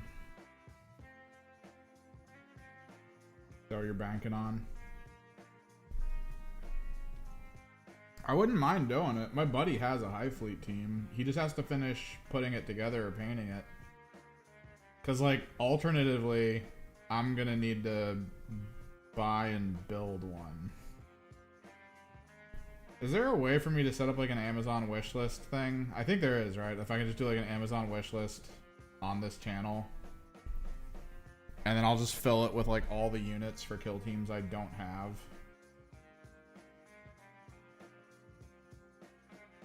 Because, like, goddamn.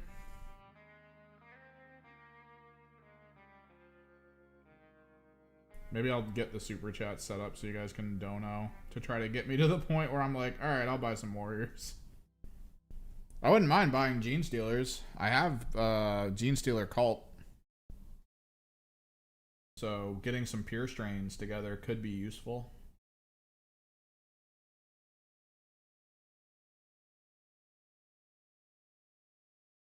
Maybe there'll be a Gene Stealer Cult detachment that allows for Tyrannid allies. And the warriors will be super helpful.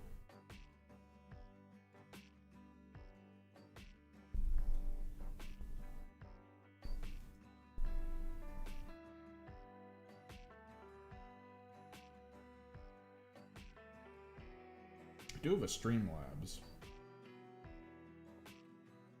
I could probably link that below at some point here for the live streams.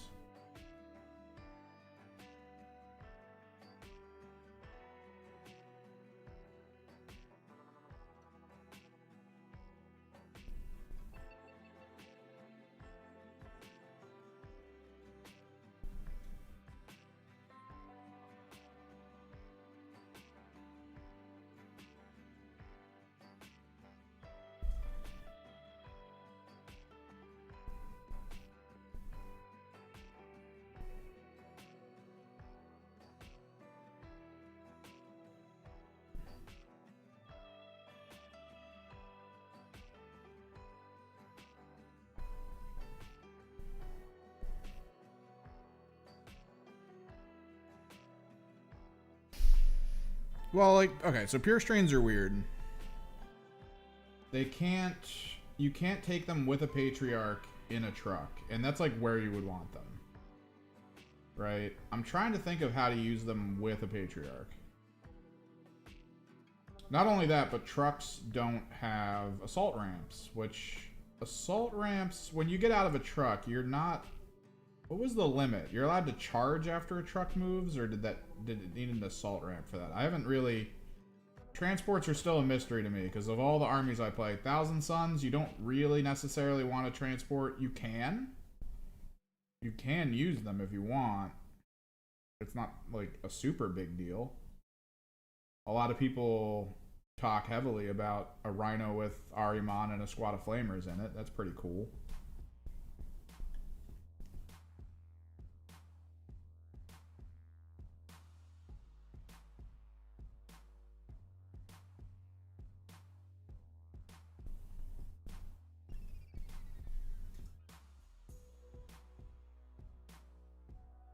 But GSC is like my first I need to use transports army.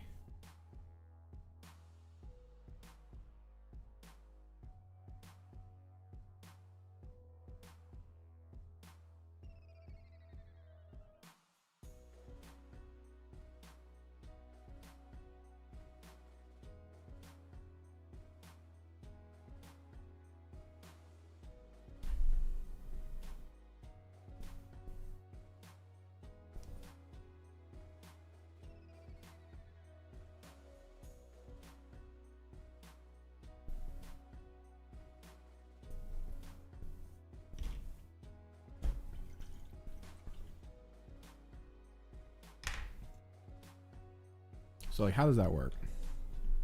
You guys keep bringing things up, and it makes me go, like, I need to learn again. Kia. Gene Stealer Cult. Actually, we'll just go core rules. Core rules. Transports, which is under move. Transport capacity. Embark. Disembark. When you disembark within 3 inches, units that disembark and transport model that has remained stationary this phase or has not yet normal move, fallback, normal.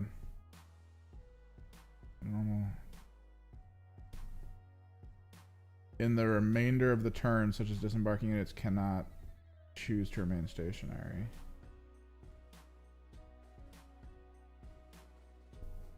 Can act normally, okay. Units that disembark from a transport model that has a normal move that phase count as having made a normal move themselves. They cannot move further during this phase. Such a unit cannot declare a charge in the same term. That's the problem.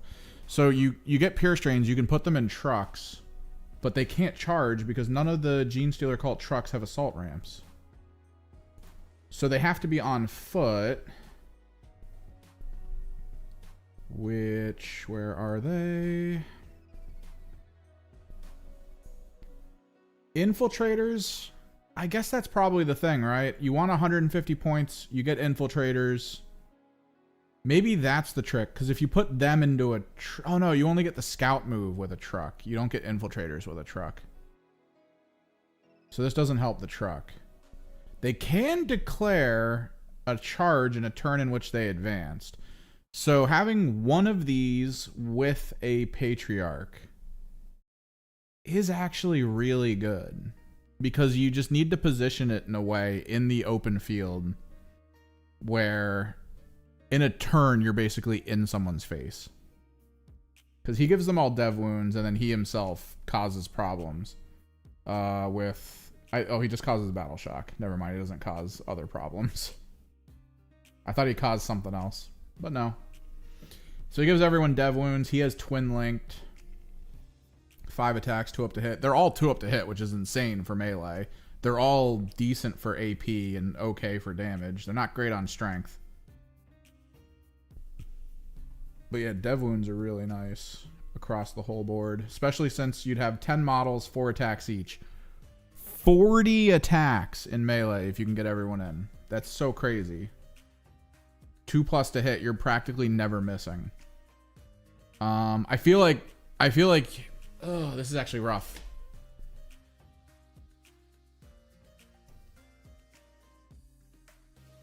This is a rapid ingress squad. 100% this is a rapid ingress squad. You need to wait for your enemy to move, look around, see if there's a spot on the field where they're good to be brought in, and then rapid ingress them within 9. That way you can move and advance and then attack. So it's just like 100% you're good. And the trick is, let's go to the core rules. Not the core rules for them. Core rules for Gene Stealer cults. Because there was a rules interaction that I forgot about, and I'm trying to remember what it was. It's called tunnel crawlers. So it has to be my movement phase. Okay, so I can't tunnel crawlers them. So yeah, they have to just rapid ingress.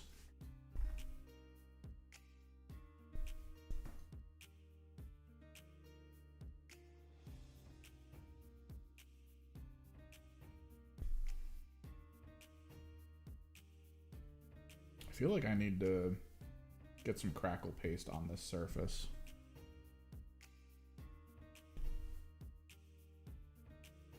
Where'd my razor blade go? There it is. So like, yeah, if somebody was like, sent me, if someone either donated enough for me to purchase the Warriors, the Gaunts, and the Gene Stealers, then maybe I get them, maybe I try to paint them quickly and then do a Hive Fleet thing. But I feel like the timing on that would just be insane. Let's get some crackle paste down.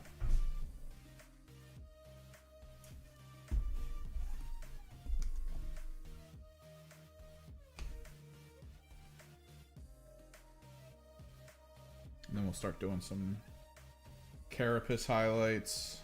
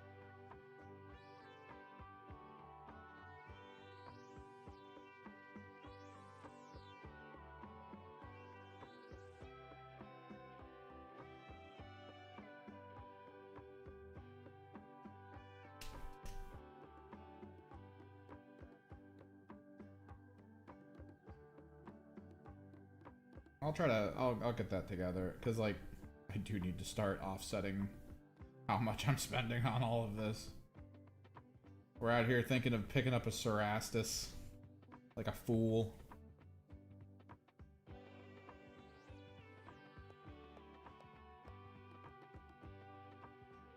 Dude, we've all been saying that. Like the most insanely fun thing they could have done to be like kind of petty and stir up some conversation and like get some things going on that are kind of like funny at the same time. They could have dropped Votann versus Tyranids so that it looked kind of like Space Hulk, but then they paint the example team to look like the Zerg from a friggin' StarCraft, And then they paint the Votan to look like the regular Terran Marines, like the blue, sort of like ultramarine color. It would have been hilarious. I would have loved it.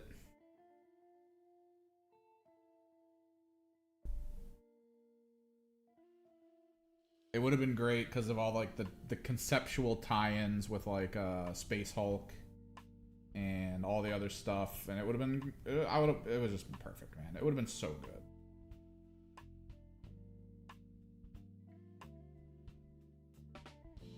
It's like the most missed opportunity.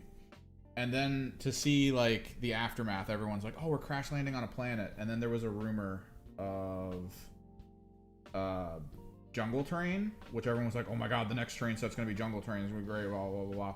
Turns out the Jungle Train rumor was about White Dwarf that we were getting at some point.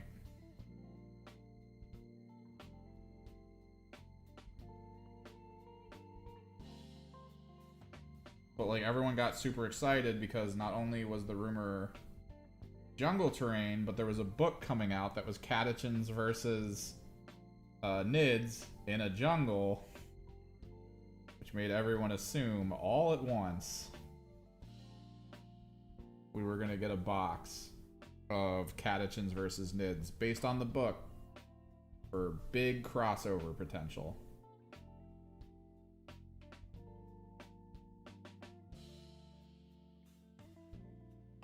You know, pick up your pre-order now, and if you want to find out more about how this fight might go down, check out this book.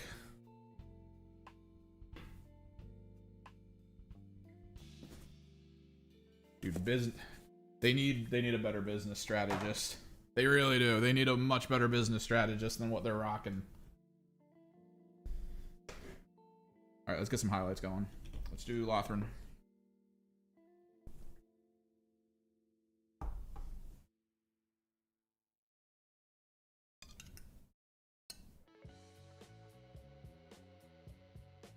Because I always feel like they're inches from having perfect releases of things, like perfect cross releases. Like when a codex comes out, maybe there's a book already lined up for either like a reprint with a special edition or a whole new book.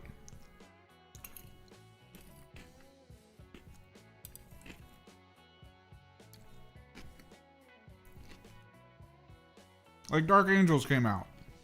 Where's like a special edition Dark Angels book for like the people who like to read that stuff?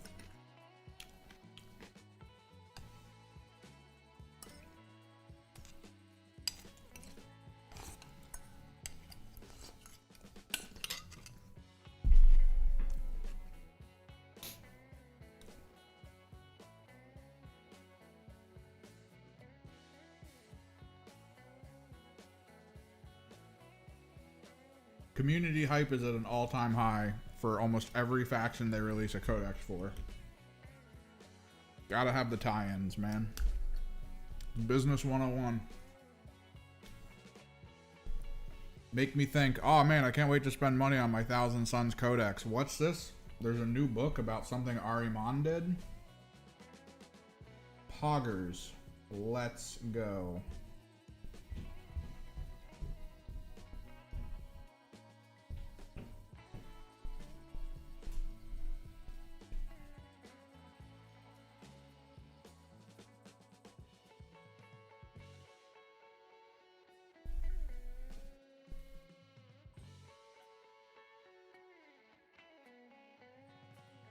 Lothran Edge highlights. You can always go to Baharoth Edge highlights as well, eventually, for like certain corners. Because doing a single tone edge highlight, it's fine. You can probably get away with it.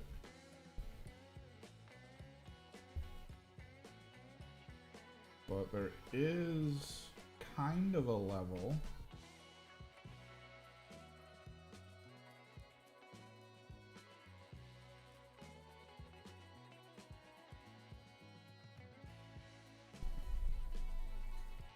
We're doing a 2-tier edge highlight is actually a really good idea.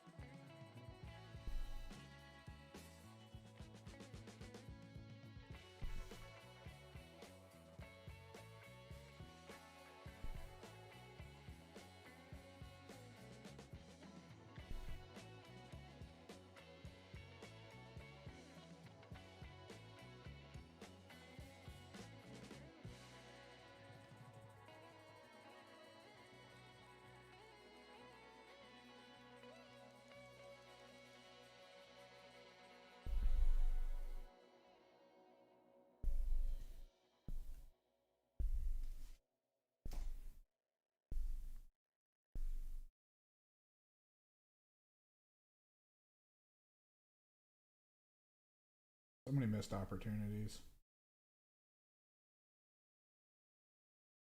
It's got to be miscommunications within the groups as to like time frames and things. Like, there's got to be a lot of uncertainty as to like when something's going to be able to release.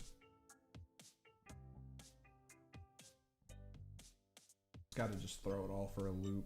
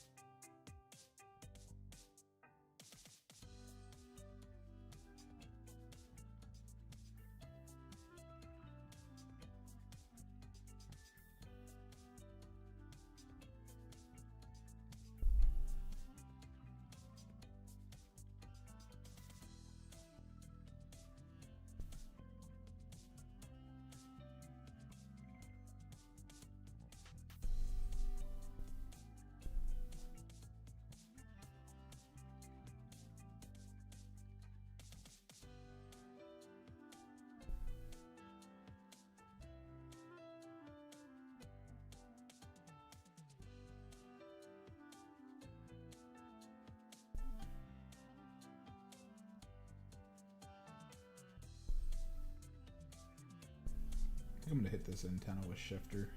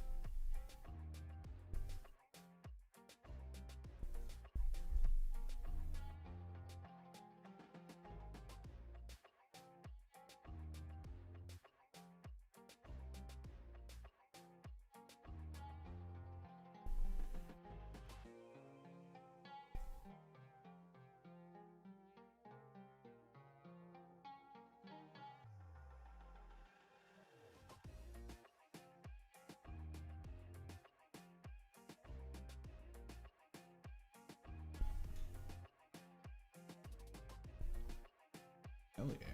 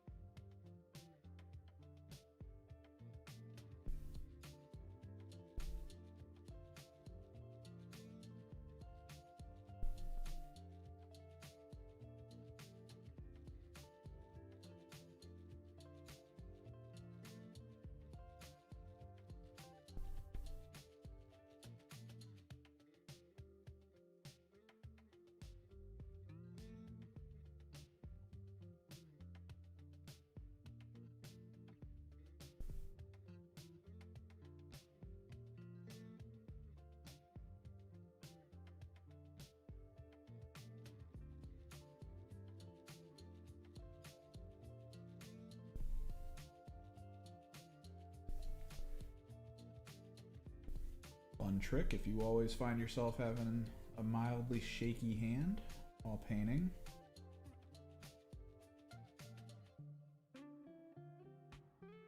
They do sell tools that kind of reinforce your wrist strength when painting, but placing the butt end of your brush hand against usually the thumb or potentially your own other wrist to sort of reinforce your stability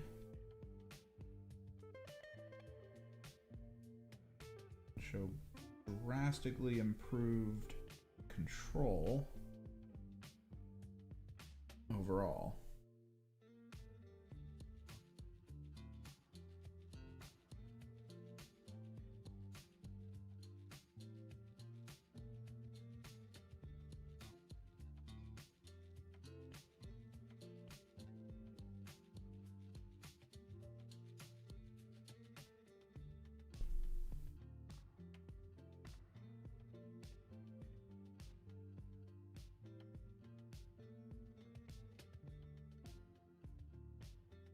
I actually bought a paint handle that had this issue in mind. This guy. And then you can just lean your hand kind of against the metal component while painting. Really good. Really good.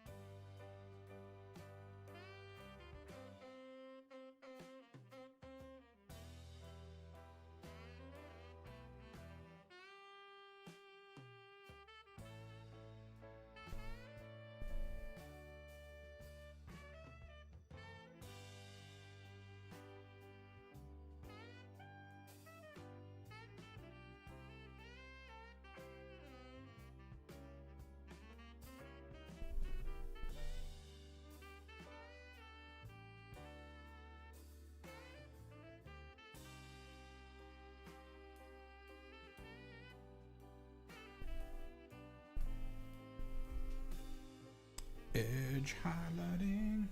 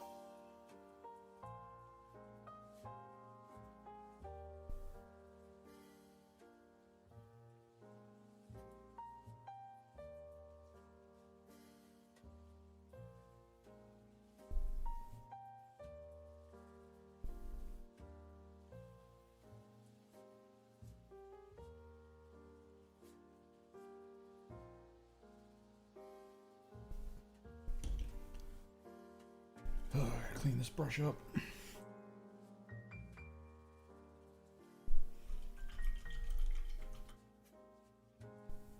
We're getting really close to the amble himself being done, which is nice. His base is going to take a while to dry before I can apply like a color to that.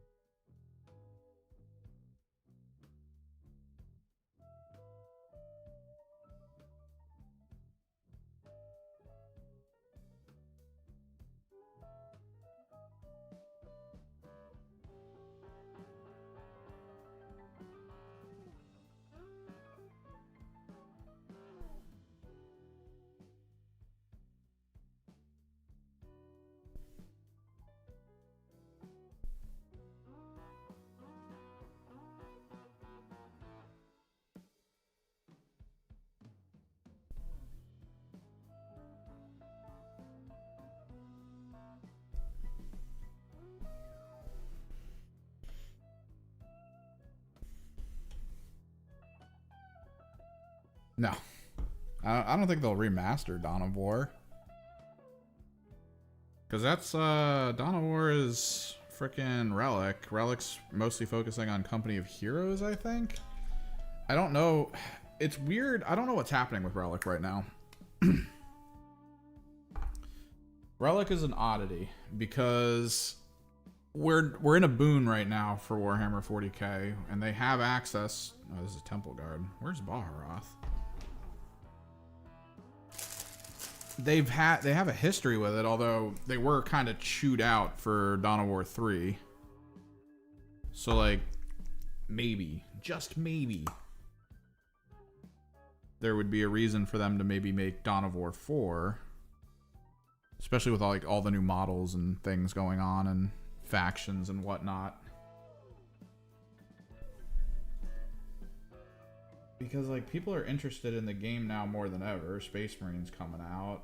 Like, we have the possibility of like Amazon and Netflix shows on the horizon that are like decently budgeted.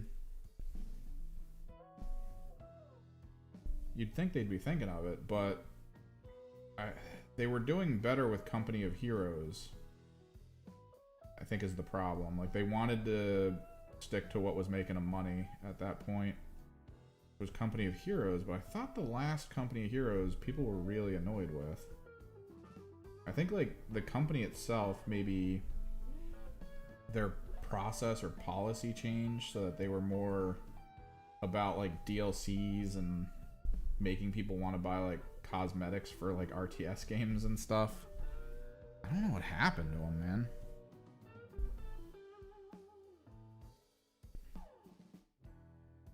I just know that they kind of fell out of favor for, like, the gaming community.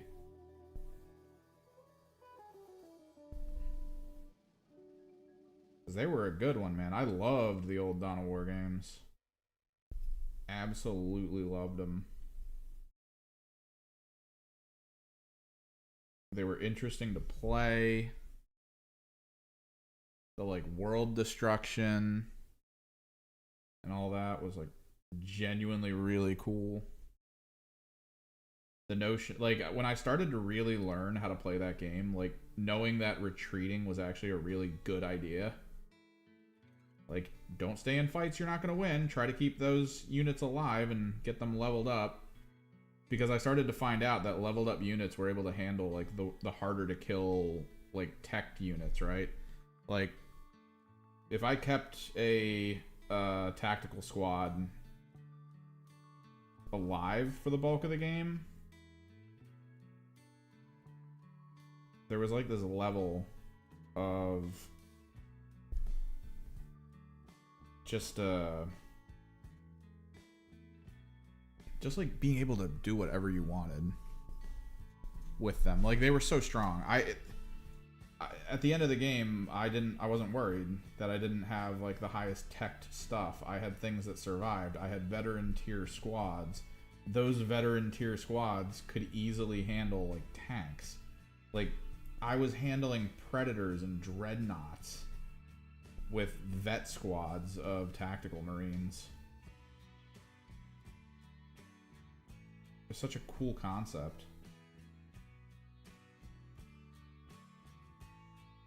And all because I paid attention to my unit's health and would hit the retreat button when the battle got really bad for them. That's all it took.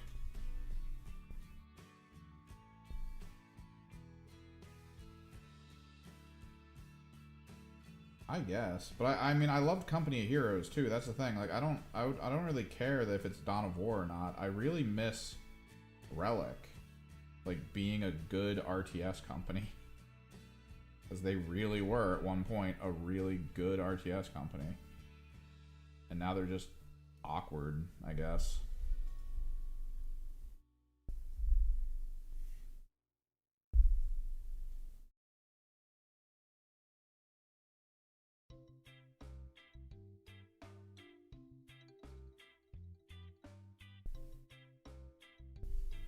The games played smooth. They were really cool. You could do a ton of fun stuff in them. I remember finding out that satchel charges existed in Company of Heroes.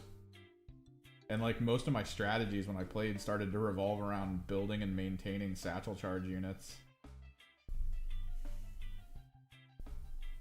Setting traps in places and just annihilating things.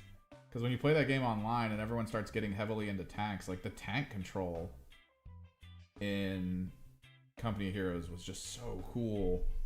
Since like tank facing was important, like they actually built tanks in that game to be like tanks meant for 3D. They could go through walls and destroy terrain, run over soldiers, and if like they're riding around and a tank sees them and hits them from a certain angle, it could be like a big devastating hit that'll like slow down their movements and turning. It was so cool, man.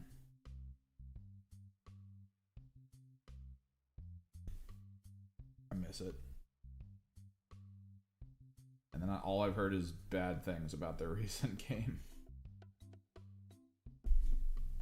I don't get it. It's like most companies, man. It feels like they build up goodwill to try and then do something to just make the goodwill go away.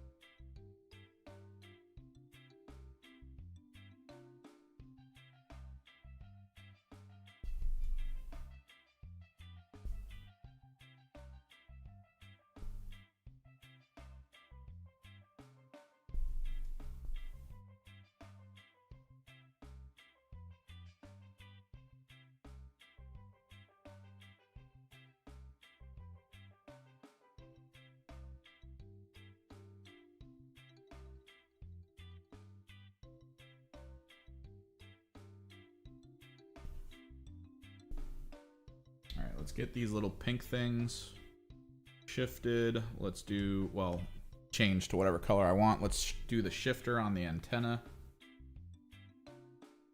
What color do we want, though? I don't think I want to leave them pink.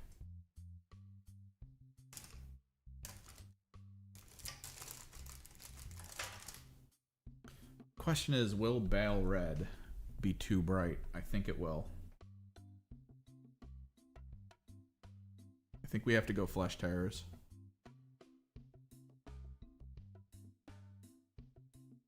It did, Iron Harvest did look good. It's based on a tabletop game, actually.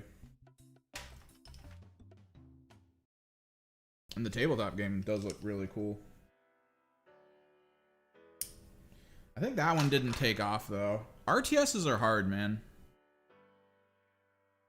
Like, fighting games are niche, RTSs are niche. I feel like fighting games have become more socially acceptable, though. What was I looking for? Oh. No, it's Blood for the Blood God. Where's Flesh Terrors? No.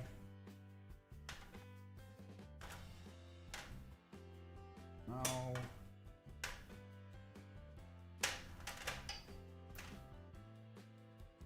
Actually, let's try Vulpus Pink. Vulpus Pink is probably a good idea. Because it's like a dark pink. Kind of what I want.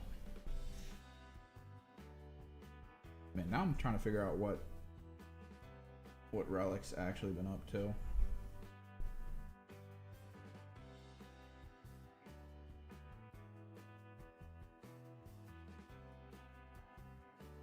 Oh yeah, we're good with this. Bulbous Pink's fine.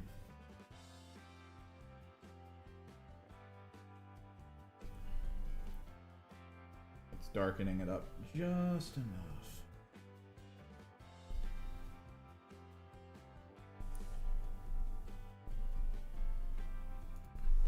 Relic Games.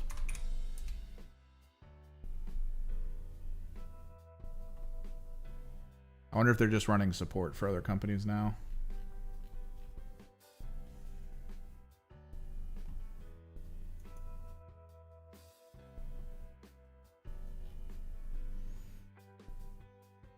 because yeah, they released Homeworld, Impossible Creatures, Homeworld 2, which people I remember liking Homeworld, but then Warhammer Dawn of War dropped, and that was utterly massive. Tons of expansion packs, crazy amount of stuff.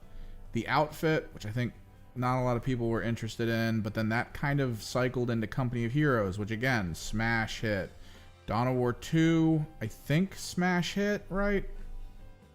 I remember that one being better. And then Dawn of War 3 was the crash. Company of Heroes 3, but then that's kind of been a crash. Oh my god.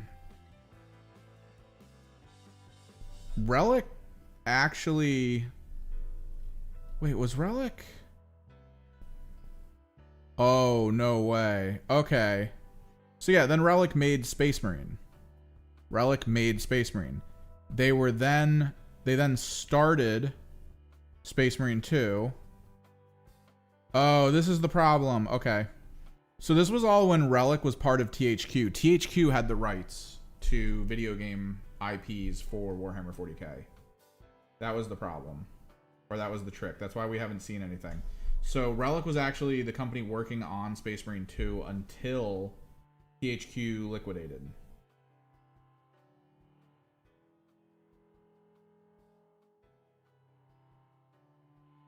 Because the rights holder for 40k products was THQ, so they could no longer work on the game that they were building.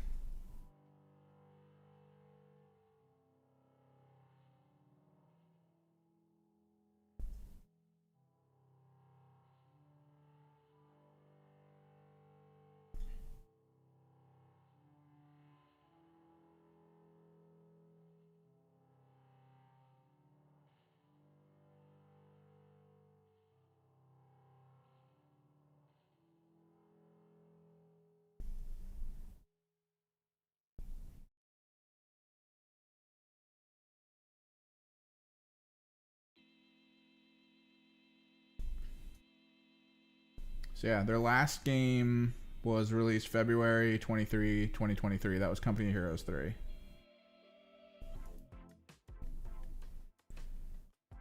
Reception, Company of Heroes 3 received generally favorable reviews, according to news review aggregators. PC Gamer noticed the talent campaign was a mess, with AI lacking aggressiveness, and the implementation of sub-commanders, which they described as confused.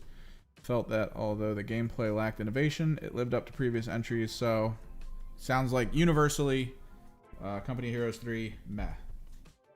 And unless Relic themselves can get their hands, I guess, back on the Warhammer franchise IPs for potential video game creation, I highly doubt we're seeing any more Dawn of Wars. Which that will have to be a conversation, because Dawn of War 3 came out and everyone basically universally hated it.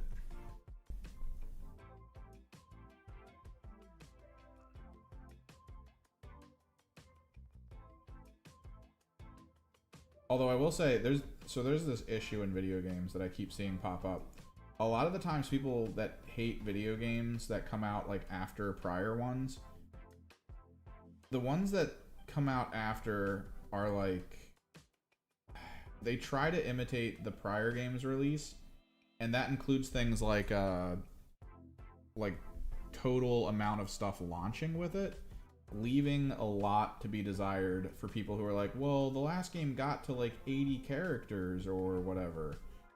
Why does the new game not have 80 characters? And it's like, because that takes a lot of time. So it's kind of a struggle with like fighting games and stuff. Because I know with Dawn of War, everyone was super happy with them because every time the DLCs came out, it always added like 2 new factions, tons of new unit types to use and your strategies and all these new updates and upgrades and everything.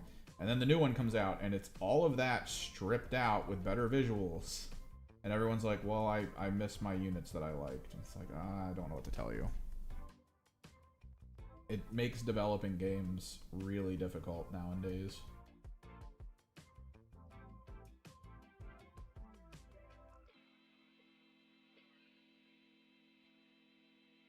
And I know a lot of people are like, well, just don't release it till it's done then. And it's like, that's how companies go broke.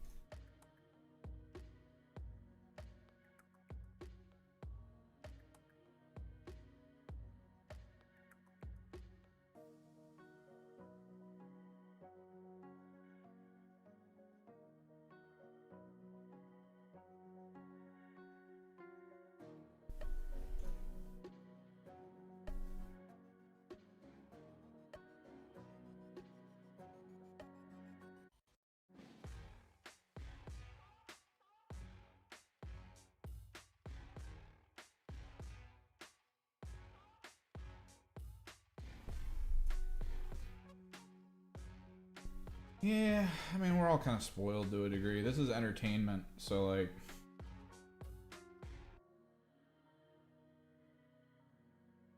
I mean, we got to consider a few decades ago how little entertainment options there were compared to now. It's quite insane.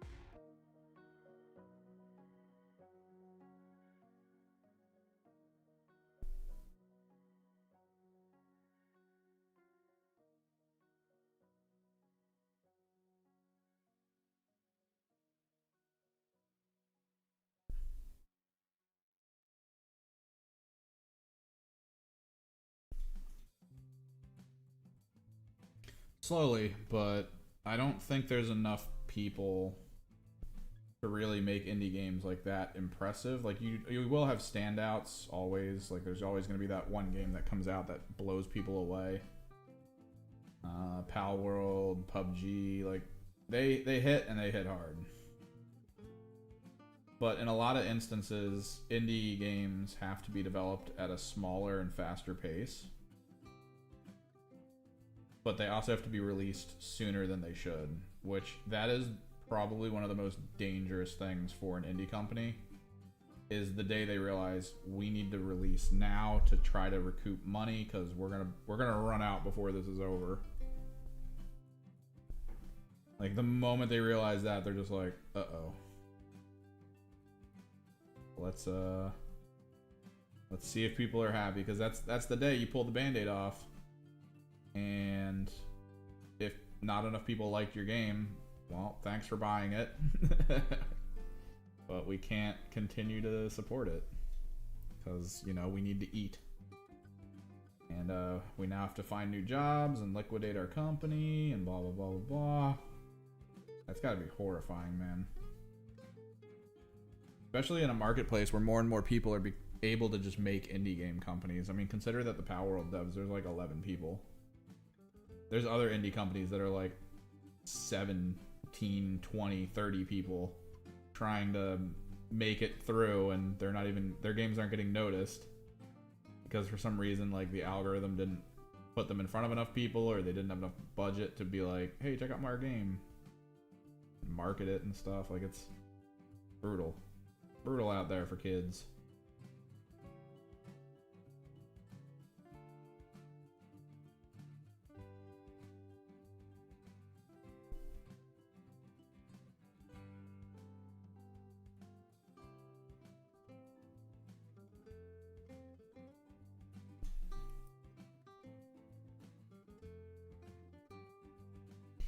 And since a lot of the tools, here's the problem, I think. I know everyone's kind of leaning in on Palworld being this amazing thing, but most of its assets are mass-produced. Like the terrain, visuals, stuff like that. That's all very mass-produced. Very easy for others to do. I don't know if you're familiar with things like RPG Maker that just gives you a ton of basic assets. There's a lot of RPGs right now out on Steam that are basically asset flips from RPG Maker. Someone buys RPG Maker, puts together a real super quick game, and then puts it out into the world. That kind of stuff. Where's my Black Templar? Actually, we'll do Shyish Purple. Where's Shyish Purple?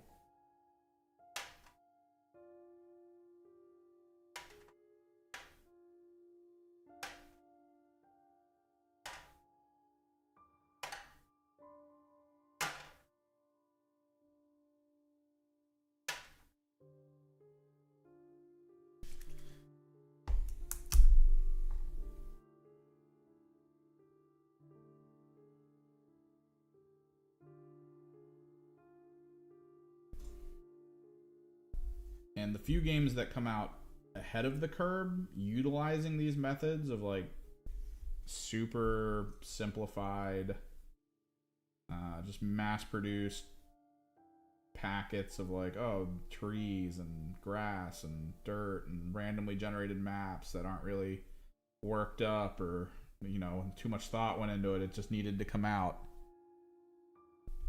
The early ones are going to be cool because it's we see them and we're like, oh man, 7 people made that. That had to be insane. And then at some point we're going to see them coming out to the same quality with the same amount of people. And I feel like a lot of people are going to realize like, oh, it's literally because they're making it in Unreal, and Unreal has a couple things in it that lets you like randomly generate a simple open world map. So they just did a quick asset flip to try to make you play a game off of tools and functions that are just easily applied to something. And there's probably going to be this level of just like sameness that's going to keep people from wanting to continue playing indie games or even looking into indie games, despite not all indie games being that way.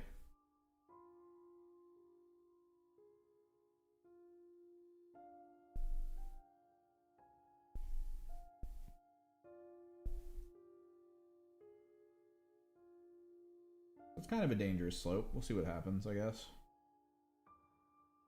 Only time will tell.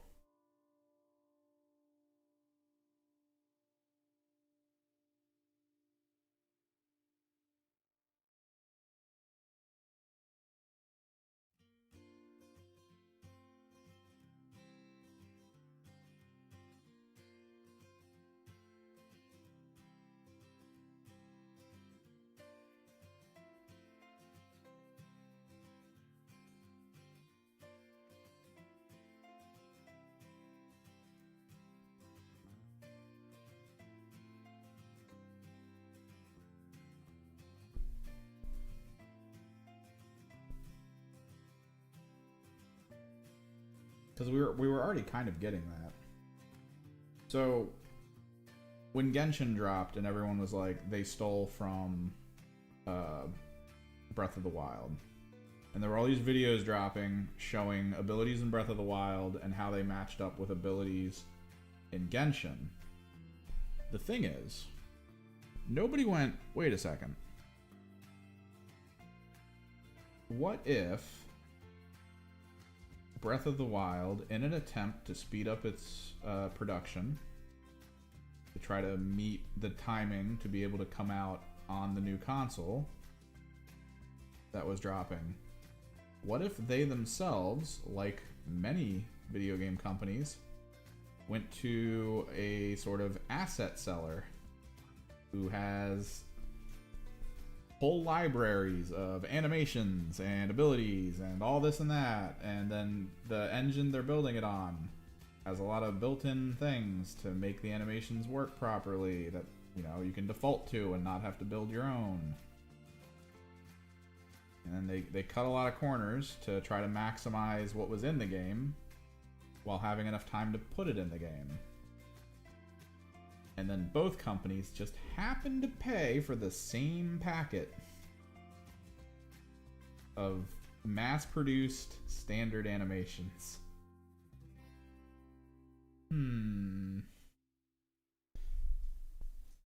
Because a long time ago, this was actually a thing that probably none of you knew about. I don't expect you to. The original Stalker game. I don't know how many of you are familiar with it. There was a forum post that showed up shortly after the game was released going, hey, Stalker stole from Half-Life. The proof this person had was the file name for a headlamp on a car, or a headlight on a car. It was a mesh texture that was the same exact size, name, and side by side exactly the same between both games. And of course, one game came out before the other, and at that point, everyone assumed something very specific. Oh, companies have to make all the assets for the games they make. That's just, yeah, get out of here, Stalker. That's just how they work. The companies have to make all the assets, and that's that. Like, that's the end of the story. Guess what? That was the first day it was revealed to me and many other people that a lot of companies, in order to cut corners and save on time, which time is money, they go to companies that have big libraries of things like cars, like well-scanned car textures and stuff, and like decent visual aesthetic things.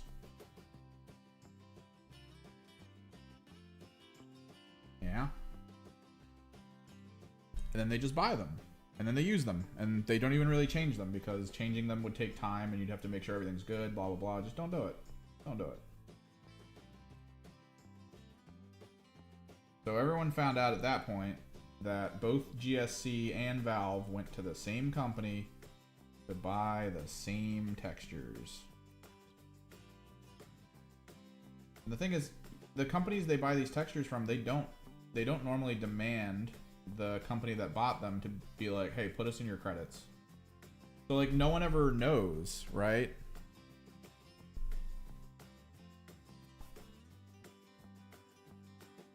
Like, no one ever knows if anything in that game was mass produced or is available for purchase for any other game company to just purchase and use straight up out of the box.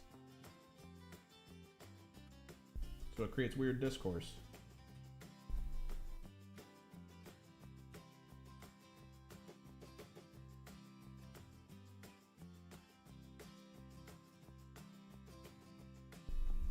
Ooh, Shyish Purple looks so good. Now we get the shifter on it. Cheeky breaky. Divide my cheeks. What kind of shifter do we want? We'll use this one.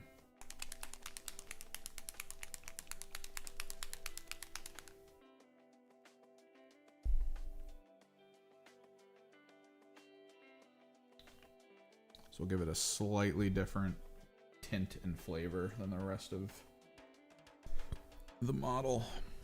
I think it'll be good.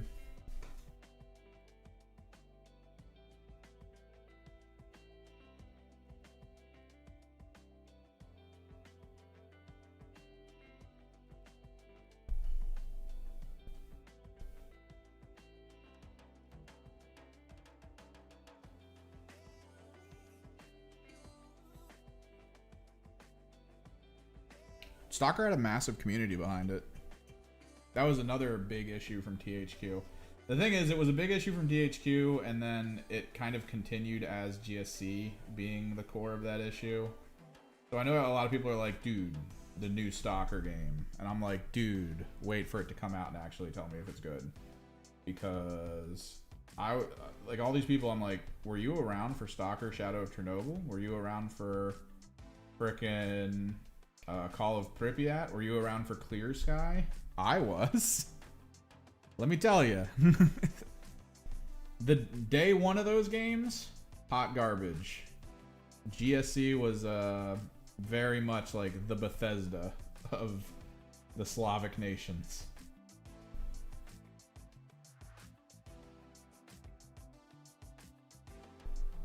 Over time, with like fixes and like Stalker at the beginning felt so good, and then you felt it falling apart. And as I said, that was a THQ issue. So what happened was THQ, as we all know now, that they were having massive financial issues because they kept backing horrible projects with tons of money that panned out to not earn them anything. Which, weirdly enough, the company that bought most of their assets and then renamed themselves to be THQ Nordic, same thing. It's almost like it's a curse or something. I liked the idea of Clear Sky, but when I started playing it the day it came out, none of it worked. I remember seeing in the trailer, they were like, oh, this is how the AI works, and this is, you know, you'll be dealing with this with the people in the game, and you're gonna have to deal with like live action AI and blah blah blah and all this cool stuff. And I was like, oh, that's awesome. And then I did it, and I remember we went from the main camp to fight the church with the bandits. And I remember all of the AI that was coming with me, like, got distracted by a boar, ran out into the swamp, and like died because they were standing in like anomalies and radiation. And that was like it. Like that was my game. It was like, all right, go kill the bandits alone now. I was like, oh man. Like the AI just was dumb, easily predictable. Like it was not good.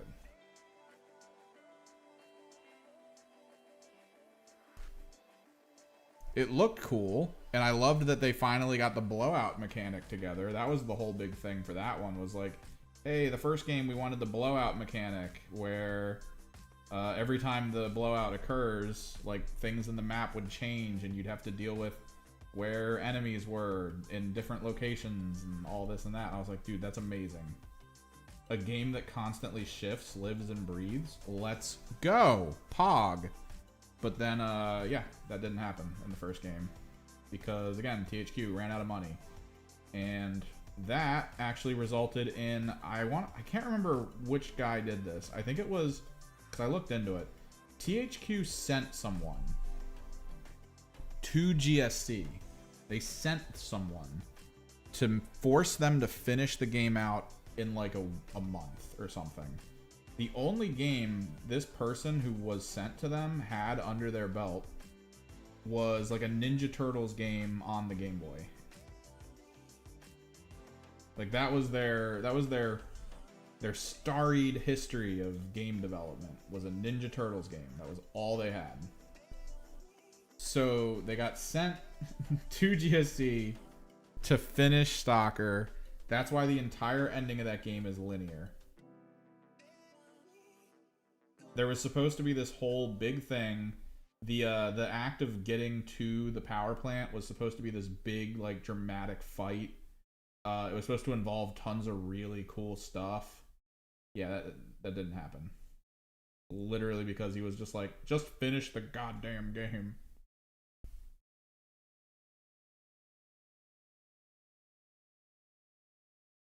So you had all the bad endings. And then you had to do a side mission to get the good ending. And it was all linear anyway.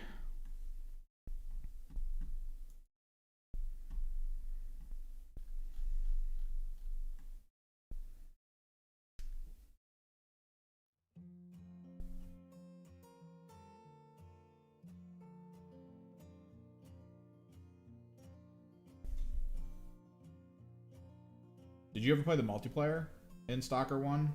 I played it the day it came out. I think the multiplayer lasted, I want to say, like a week before everyone quit and the servers got like shut down basically. Because I think there were only like 30 of us or something.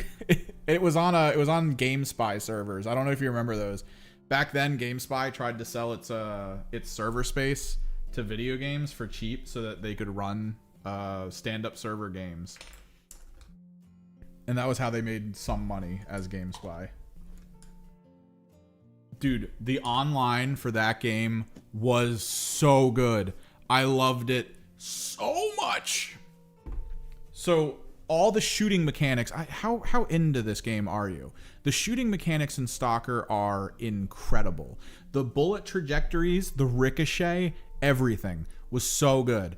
Picking ammo types changed how the bullets worked in the map. Let's say you as a person, right? You were like, all right, let me hide real quick so that I can maybe find a good position to kill someone and then move up and get to a new area. It'd be good. So you're hiding in a empty metal storage container. And I know you're in that metal storage container. Yeah, you know GameSpy. I know you're in that metal storage container. I have an assault rifle with normal rounds and armor-piercing rounds. I have two options. I can either find a nice angle into that box to spray my normal rounds. What this will do is it's going to create a spinning ricochet death trap of bullets that bounce basically like there was like a randomness to it, but also a refined randomness. They would bounce like all over the inside of the box until they ran out of freaking momentum, and then that would stop. So these bullets would just, and I could cheese grater you by bouncing the bullets properly from a certain angle, and it would just kill you. Or I could switch to the armor piercing rounds and shoot where I think you are through the side of that thing, and the bullets would pass into the box through the sides and kill you. That was the ballistics in this game. Like all the things that I keep seeing people talk about with Tarkov and how good it is, Stalker did it already. Stalker already had it. Gun jams, like all these things, it was all already in Stalker. But Stalker also had really cool functions, which I think Tarkov has as well. I feel like a lot of Tarkov came from Stalker. I remember there was a match I played where it was basically capture the flag. It's capture the artifact. There's two bases, and then an artifact will randomly spawn in the middle of the map. You all have to go get it and then get it back to your base, and that's about it. And there's the whole thing in this game was great. There's the maps had live weather effects and time of day, and it would randomly start at a certain time of day, and the time of day itself would last a certain amount of time, and that could be adjusted. So you could be in the pitch black of night with like limited gear, flashlight, and a gun, trying to get to an artifact, trying to figure out where everyone else is based on sound. Like that was incredible. But I was playing in a village. We were playing Capture the Artifact. I was sitting in a roof sitting like looking through the split planks in a roof with a silenced marksman rifle, like a fully automatic marksman that you could switch to single fire. And a guy peeked around a corner, and I sprayed shots at him. And the moment I sprayed shots at him, he got out of the way. He ran. I was like, oh God, I wonder where he went.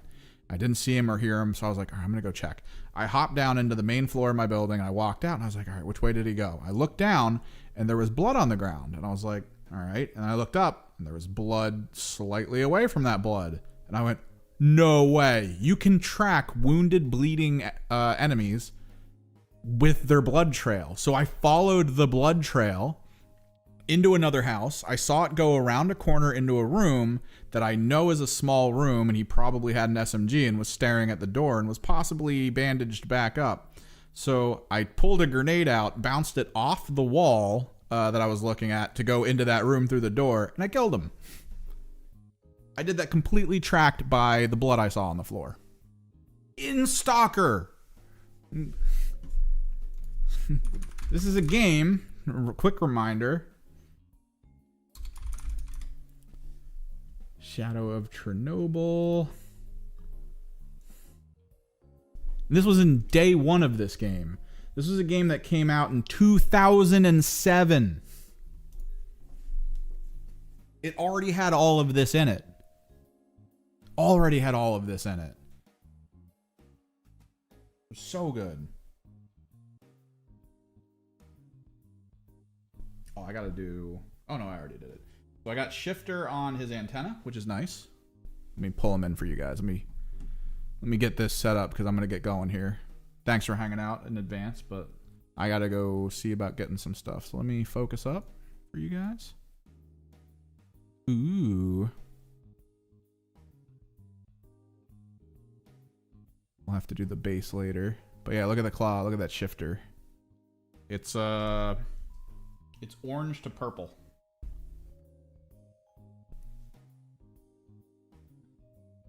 It's also on his antenna and his feet and the little tentacles in his mouth.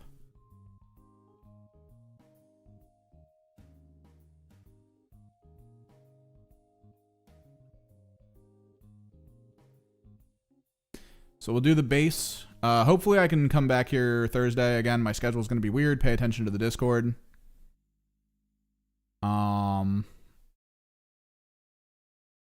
But I do want to finish his base. Maybe finish the little tokens that he has for the board. They won't be that hard, I think. And then we're going to get to work on Servo Pope, who I think we want to hit with Burgundy as a color. But yeah, this is nice. Can't do the base yet, though. Gotta wait for that to dry and crackle. I like how he looks. He looks really good. A good centerpiece for this game. Let me take some pictures of him before I go. Post them up. His eyes and the maggots coming off of him. Blacklight reactive. Hell yeah. Oh, also fun fact about Stalker. Stalker spawned an airsoft event for a few years. Before I go. Stalker spawned an airsoft event. Yeah, you finished that salad, Ike. It spawned an airsoft event that was near Chernobyl. It was in an area of land that's considered safe, but also it's like ruins and stuff. It was an event that lasted, I want to say, 3 days, and they did this once a year for like 4 or 5 years. About 100 people would all show up, and the first day was, I want to say, they went out into the place to establish things. It was literally LARPing. You LARPed Stalker with airsoft guns. That was the full weekend or week. I can't remember. They had a place set up that was basically the centralized area where you could go to get food and supplies and stuff. They had a few outpost towns. They had like mods, basically people with like shoulder bands and like proper attire to be like, hey, I'm not a thing you can shoot in this game, but I do things. So like they would go around and like place objects that were artifacts for people to go get. Like they LARPed Stalker for years because of that first Stalker game. And I saw pictures of it. It was crazy looking. There were people out there that looked like the people from the game. Gas masks, all kinds of stuff. Like, dude. It was so cool. All right, I got to get moving, though. I got to take pictures of this amble before I go. I'll post them up on Discord as well as Twitter. Don't forget to follow places. Go to Discord. I do not care. Hopefully, I see you guys Thursday. Hopefully. We'll see. I do really want to finish these and maybe do a battle report for this game. Until next time, guys. Later.